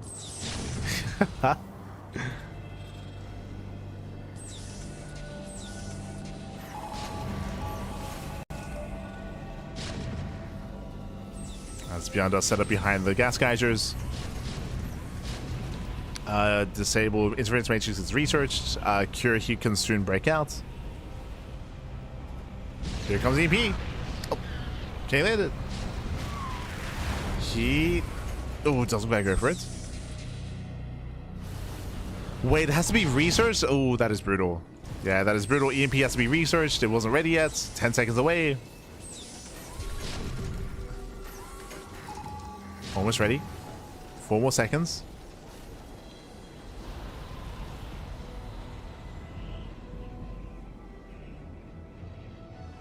ByuN rotates to the left hand side. He can now EMP. Tanks to siege. Here comes the dive. Here he gets 1, he gets 2. Get 2 disables, 3 disables even. And tanks are trying to hold their own. Liberation has arrived. And ByuN needs to get the hell out of here. He has to pull away.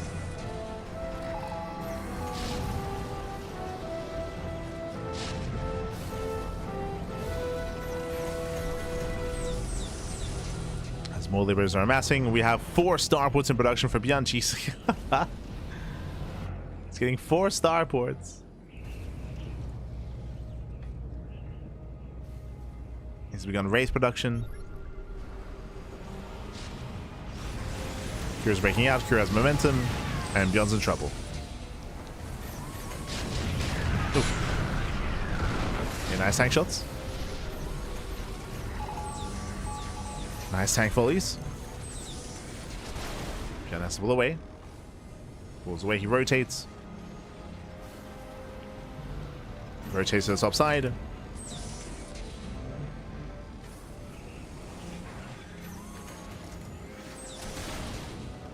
Oof. Catching another tank.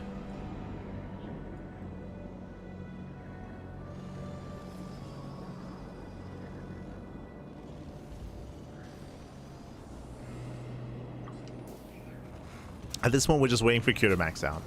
Just waiting for his max outs. We do see that ByuN, his reaction here is going to mass Wraith. I mean, it's a way to battle for the skies. I'm not entirely convinced. Like, Wraiths, they're okay.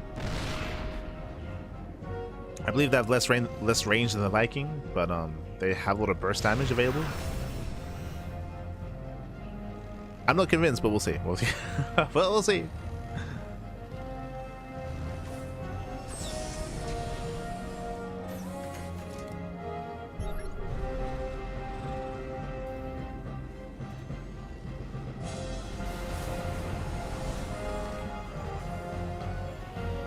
As Curious still building up his Viking Liberator.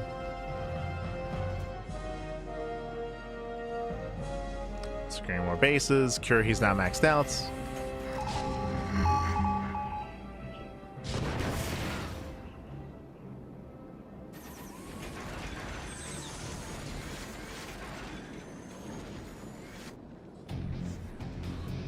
Still maxed, and we've built up to how many? Up to 12. Soon to be, Jesus, 16. 16 raids. That's a lot of raids. And again, they have some potential here when it comes to diving in and trying to focus on the Ravens at least. Potential. Speaking of. Yeah, here comes the Mass Cloak. They do zone back the Vikings. Get zoned away, and there's no cyclone behind this even. Okay, nice dive. Yeah, nice dive. Does reset the Viking count. But again, has to respect the rest of the army. Oof. It does have to respect it. Armor shred on the rates. As you mentioned, rates that have some dive potential, that is true, but now Cure, he's aware. Now Cure's aware, now he's making more Vikings. Second starport. Fourth starport even. So that first kind of revelation of the race, that was kind of like, that was it. Like, that was the first big surprise factor. As Cure had no idea. Now he does.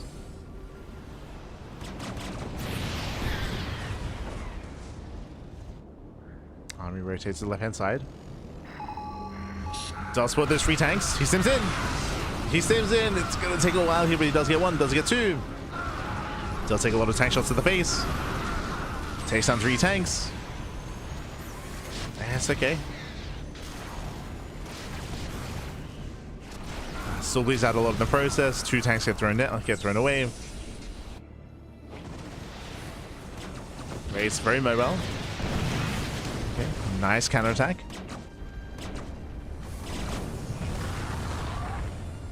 And this is what we've been waiting for. We have Mass BC on the way. Let's go. It's getting into battle cruisers. This is what we wanted in the previous game. Give us some BCs. Oh. We'll see if we can make that far. Like, the issue here is that due to the Mass Wraith, like, he's already forcing Cure to respond with Mass Viking, right? Like, Cure, he's already being, like, lured into Mass Anti-Air with Vikings, with Thors, so he will already have a force to work with against the BCs. He may not be aware of them, but he's already getting ready for anti-air. The Sky Terran. Nice big else here. Once again, he rotates. Catching out 1, 2, 3 Liberators. Very nice. Nice rotation. Yamato's on the way. Yamato's being researched.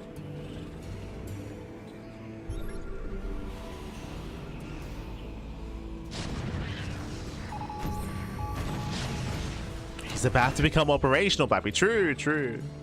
He's getting there. Again, so far the race has been worth it. Like, I was a little bit concerned, assuming that it was mainly going to be to dive in to deal with the Ravens, but no, like, they've been very mobile. Poking in, getting like a tank here and there, a gas geyser here and there. It's been keeping Cure busy, more importantly, right? Cure, he's been stuck rotating back and forth. He's been stuck at home. Despite being maxed out, Cure, he has not been able to push.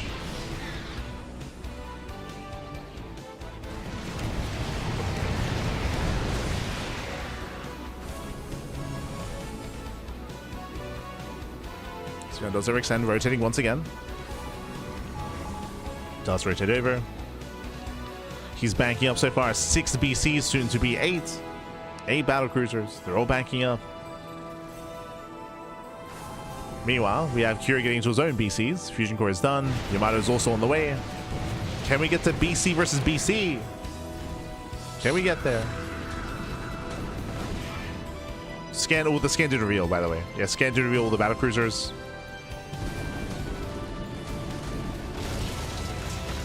Now, battlecruisers, they're great and all, but you know what's even better than BC? Disable. Interference Matrix. Like that. Ravens, they can shut down battlecruisers. I mean, they can shut everything down. Wraiths, they get caught out. Wraith count is reset. There are 0 Wraiths left, so no more Wraiths. Oh. There are still a couple of EMPs that remaining here on the science vessels. True.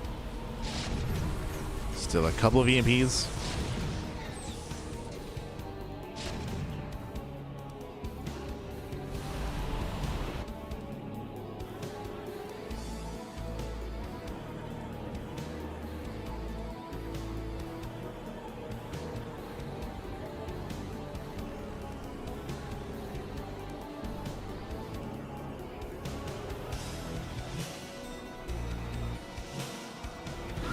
And we have how many? We have 9, soon to be 11.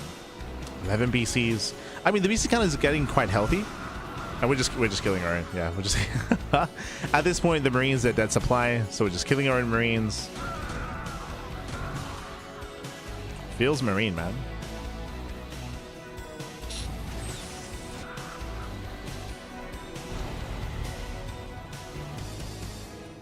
Yeah, he's just gonna throw them away.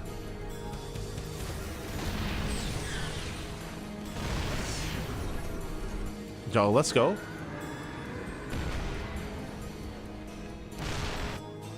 I was gonna say that's cleanse, restoration. That's it. I was looking for the word, but that's the medic debuff or medic cleanse, where you can remove. You can actually remove. I believe you can remove disables. So bam, you can have the Raven come in and disable units, and then bam, the medic can remove that. If I'm not mistaken. Oh, we're just gonna throw them away. Okay. Never mind. Remove the medics. Oh, we finally have some Valkyries. They're coming. The Valkyries. Let's go. We finally got there. He found the Valkyrie key. Let's go.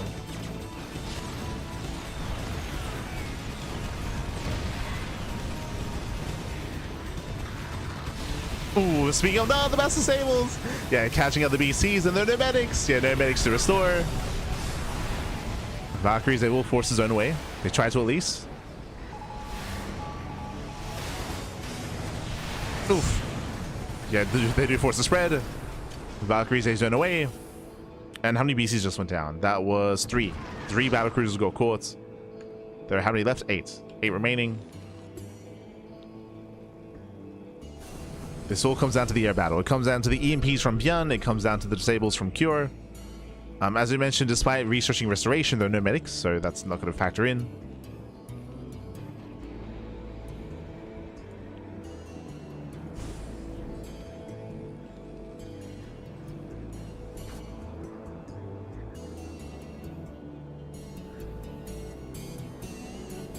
And show us those EMPs. Science vessels pushing forward. Speaking of, oh, lands one. Oh, but the vessels will get caught out. Oh Jesus! Look at the Vikings. The Vikings, they just evaporate. And this is a show earlier. There were some people in the chat that were like, "Yo, are Valkyries even that good?" Yo, Valkyries, they punish the Vikings so hard when they clump. Insane volleys. Ay ay ay. That was 2 volleys, by the way. That was.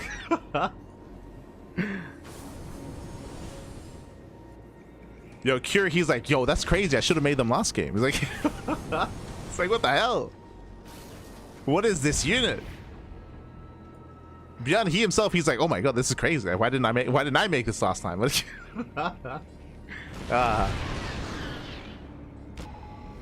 In my mind, they're both in awe. Both ByuN and Cure. Like, yeah, that's crazy. BCs are moving in. Valkyrie's not in position. The BCs are getting caught out. Oh no, where are the Valkyries? Yeah, there's no support. No support. Okay, Valkyries now moving in. But again, the BCs, they cannot help. Valkyries, they get focused down. And again, just out of position here for ByuN. ByuN was too far forward with those battle cruisers. Too far forward. Losing 1, 2, 3 BCs. Losing almost everything.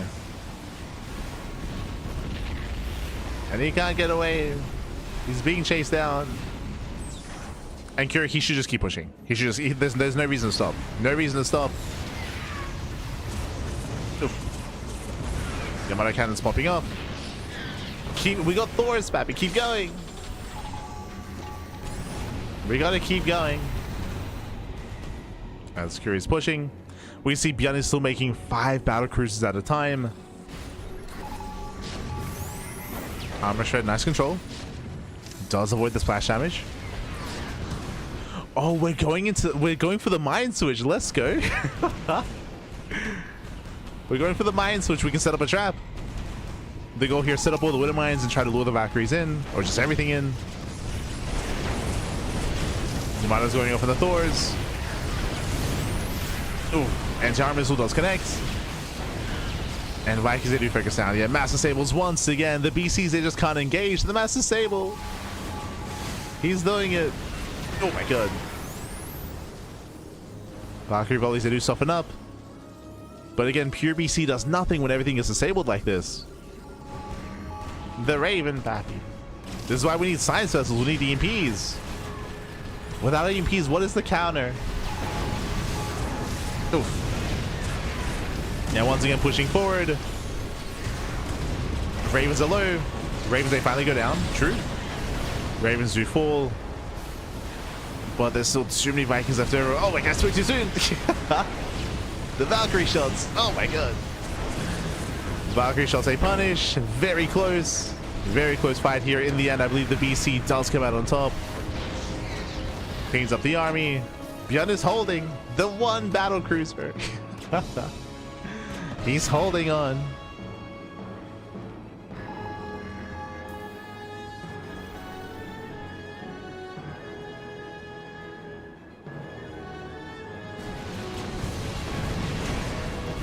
He does really hold on.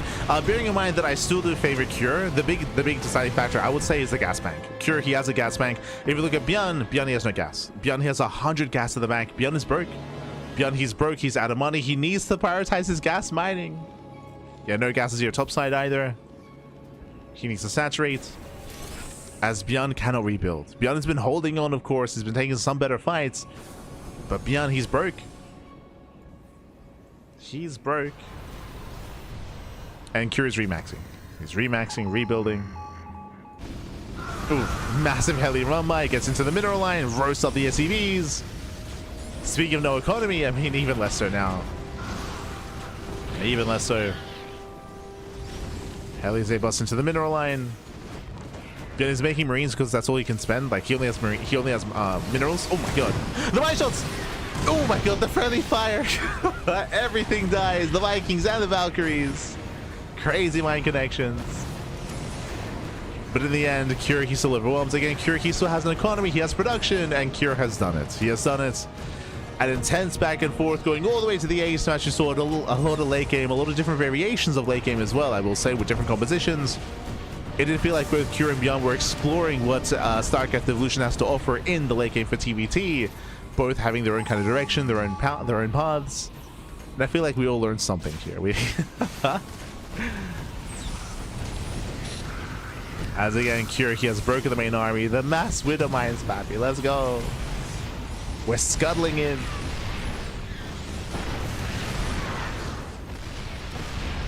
Oh, baiting out the mine shots. Let's go. As center expansion goes down. Cure, he's max. ByuN racing on over. And he does have a standing army. But, god. Yeah, the Matrix, too good. Widow mines, they push forward. They burrow. They burrow the army. They try to get their shots off. Yeah, a little bit messy here from Cure. Yeah, a little bit messy. BC still goes down. There's one battlecruiser left. We can just give chase. Like, continue chasing down. GG gets called, and Cure, he will claim the series 3-2. Advancing on and becoming this week's StarCraft Evolution League champion. GG. Whew. GG, well played, Cure. He will claim the series. A very intense back and forth. Again, different forms, different variations of late game TVT. As it did feel like both ByuN and Cure, both ByuN and Cure were exploring it on Vermeer, on Holy World, and here as well on Karis Passage. Did feel like they were all kind of exploring it in their own ways, figuring out what works, what doesn't work, how these matchups do unfold against each other. And in the end, Cure did come out on top. It did take a while for Valkyries to finally hit the field and finally come into play, but by then it was too little too late in the series and in the game as well. But GG well played, made for a very fun dynamic, very fun back and forth. We finally got some late games. It's been months, Fab. It's been months. We finally got some late game in SC Evo. GG well played. Congratulations to Cure, especially because this is Cure's first time competing in StarCraft Evolution League. It's his first time competing, first time playing, and he comes out on top with a win. GG well played. I say first time. I think Cure has played in one SC Evo tournament before this, but again, he's very inexperienced when it comes to StarCraft Evolution. But he made it through. Did make it through. GG well played. Congratulations to Cure. My condolences to ByuN as he does get knocked out, but a very intense back and forth. And again, we got a bit of everything. Got a bit of everything there. We got cheese. We got late game, shorter games, longer games. GG. With that, congratulations. With that, we are going to be wrapping up here for the morning. Very long cast, 5 hours. 5-hour cast. Typically not a good idea on a GSL day, not gonna lie, as I most likely won't be able to get a nap in, or maybe won't be able to get some sleep. But here we go. Here is the rest of our schedule. We just wrapped up with our Thursday morning cast. We're going to be live in around 4 hours. In around 4 hours time with GSL. And GSL Day 2 Group B for the round of 12 is going to be later on tonight. Last night we were live with Group A. Tonight we're going to be live with Group B. So GSL will continue. Shout out to Soup. They've allowed us to have access to a clean feed to be able to live cast GSL. But we do live cast GSL over on Soup, not on Twitch. That's why you can see here there are 4 GSL broadcasts scheduled in. We have our live cast on Wednesday and Thursday, and then we have the Twitch rebroadcast on Saturday and Sunday. I say Twitch, YouTube. All the VOD content is going to be over the weekend, I should say. That's where the VODs are going to be showcased, but we have the live coverage over on Soup. Bear that in mind. If you want to help support GSL, you can do so via the command in the chat. I believe !GSL will give you a link to the Patreon for GSL. Again, a lot of content throughout the course of the week. It's a very intense period of StarCraft. We have GSL and RSL. Same week, non-stop StarCraft. Likewise, if you want to tune into our next broadcast, we have GSL later on tonight on Soup. We have the Thermal 2 circuit tomorrow in less than 24 hours. That'll be some 2v2 action as well. followed by Pickers or Cups, and of course more GSL content. But otherwise, thanks for watching. Thanks for tuning in. It's 3 p.m. It's 3 p.m. and I have not had breakfast. Like it was a long cast, pap. It was a long cast. I'm gonna go get some food. I'm gonna go not speak for another 4 hours and hopefully rest up my voice, because I'm straining my voice a little bit. So I'm gonna calm down, and we'll see you guys later on tonight for some GSL. Take care. Take care. We'll see you guys later tonight. Otherwise, thanks for watching. Thanks for tuning in. You can also support us via our own Patreon as well, and via our own socials. If you see something you like here, if you cannot watch it live, check out the VODs on YouTube. Check out those VODs over on YouTube. They're there on a daily basis. Until then, see you next time. Ciao, papi, ciao. Hasta luego. Hasta luego. See you next time.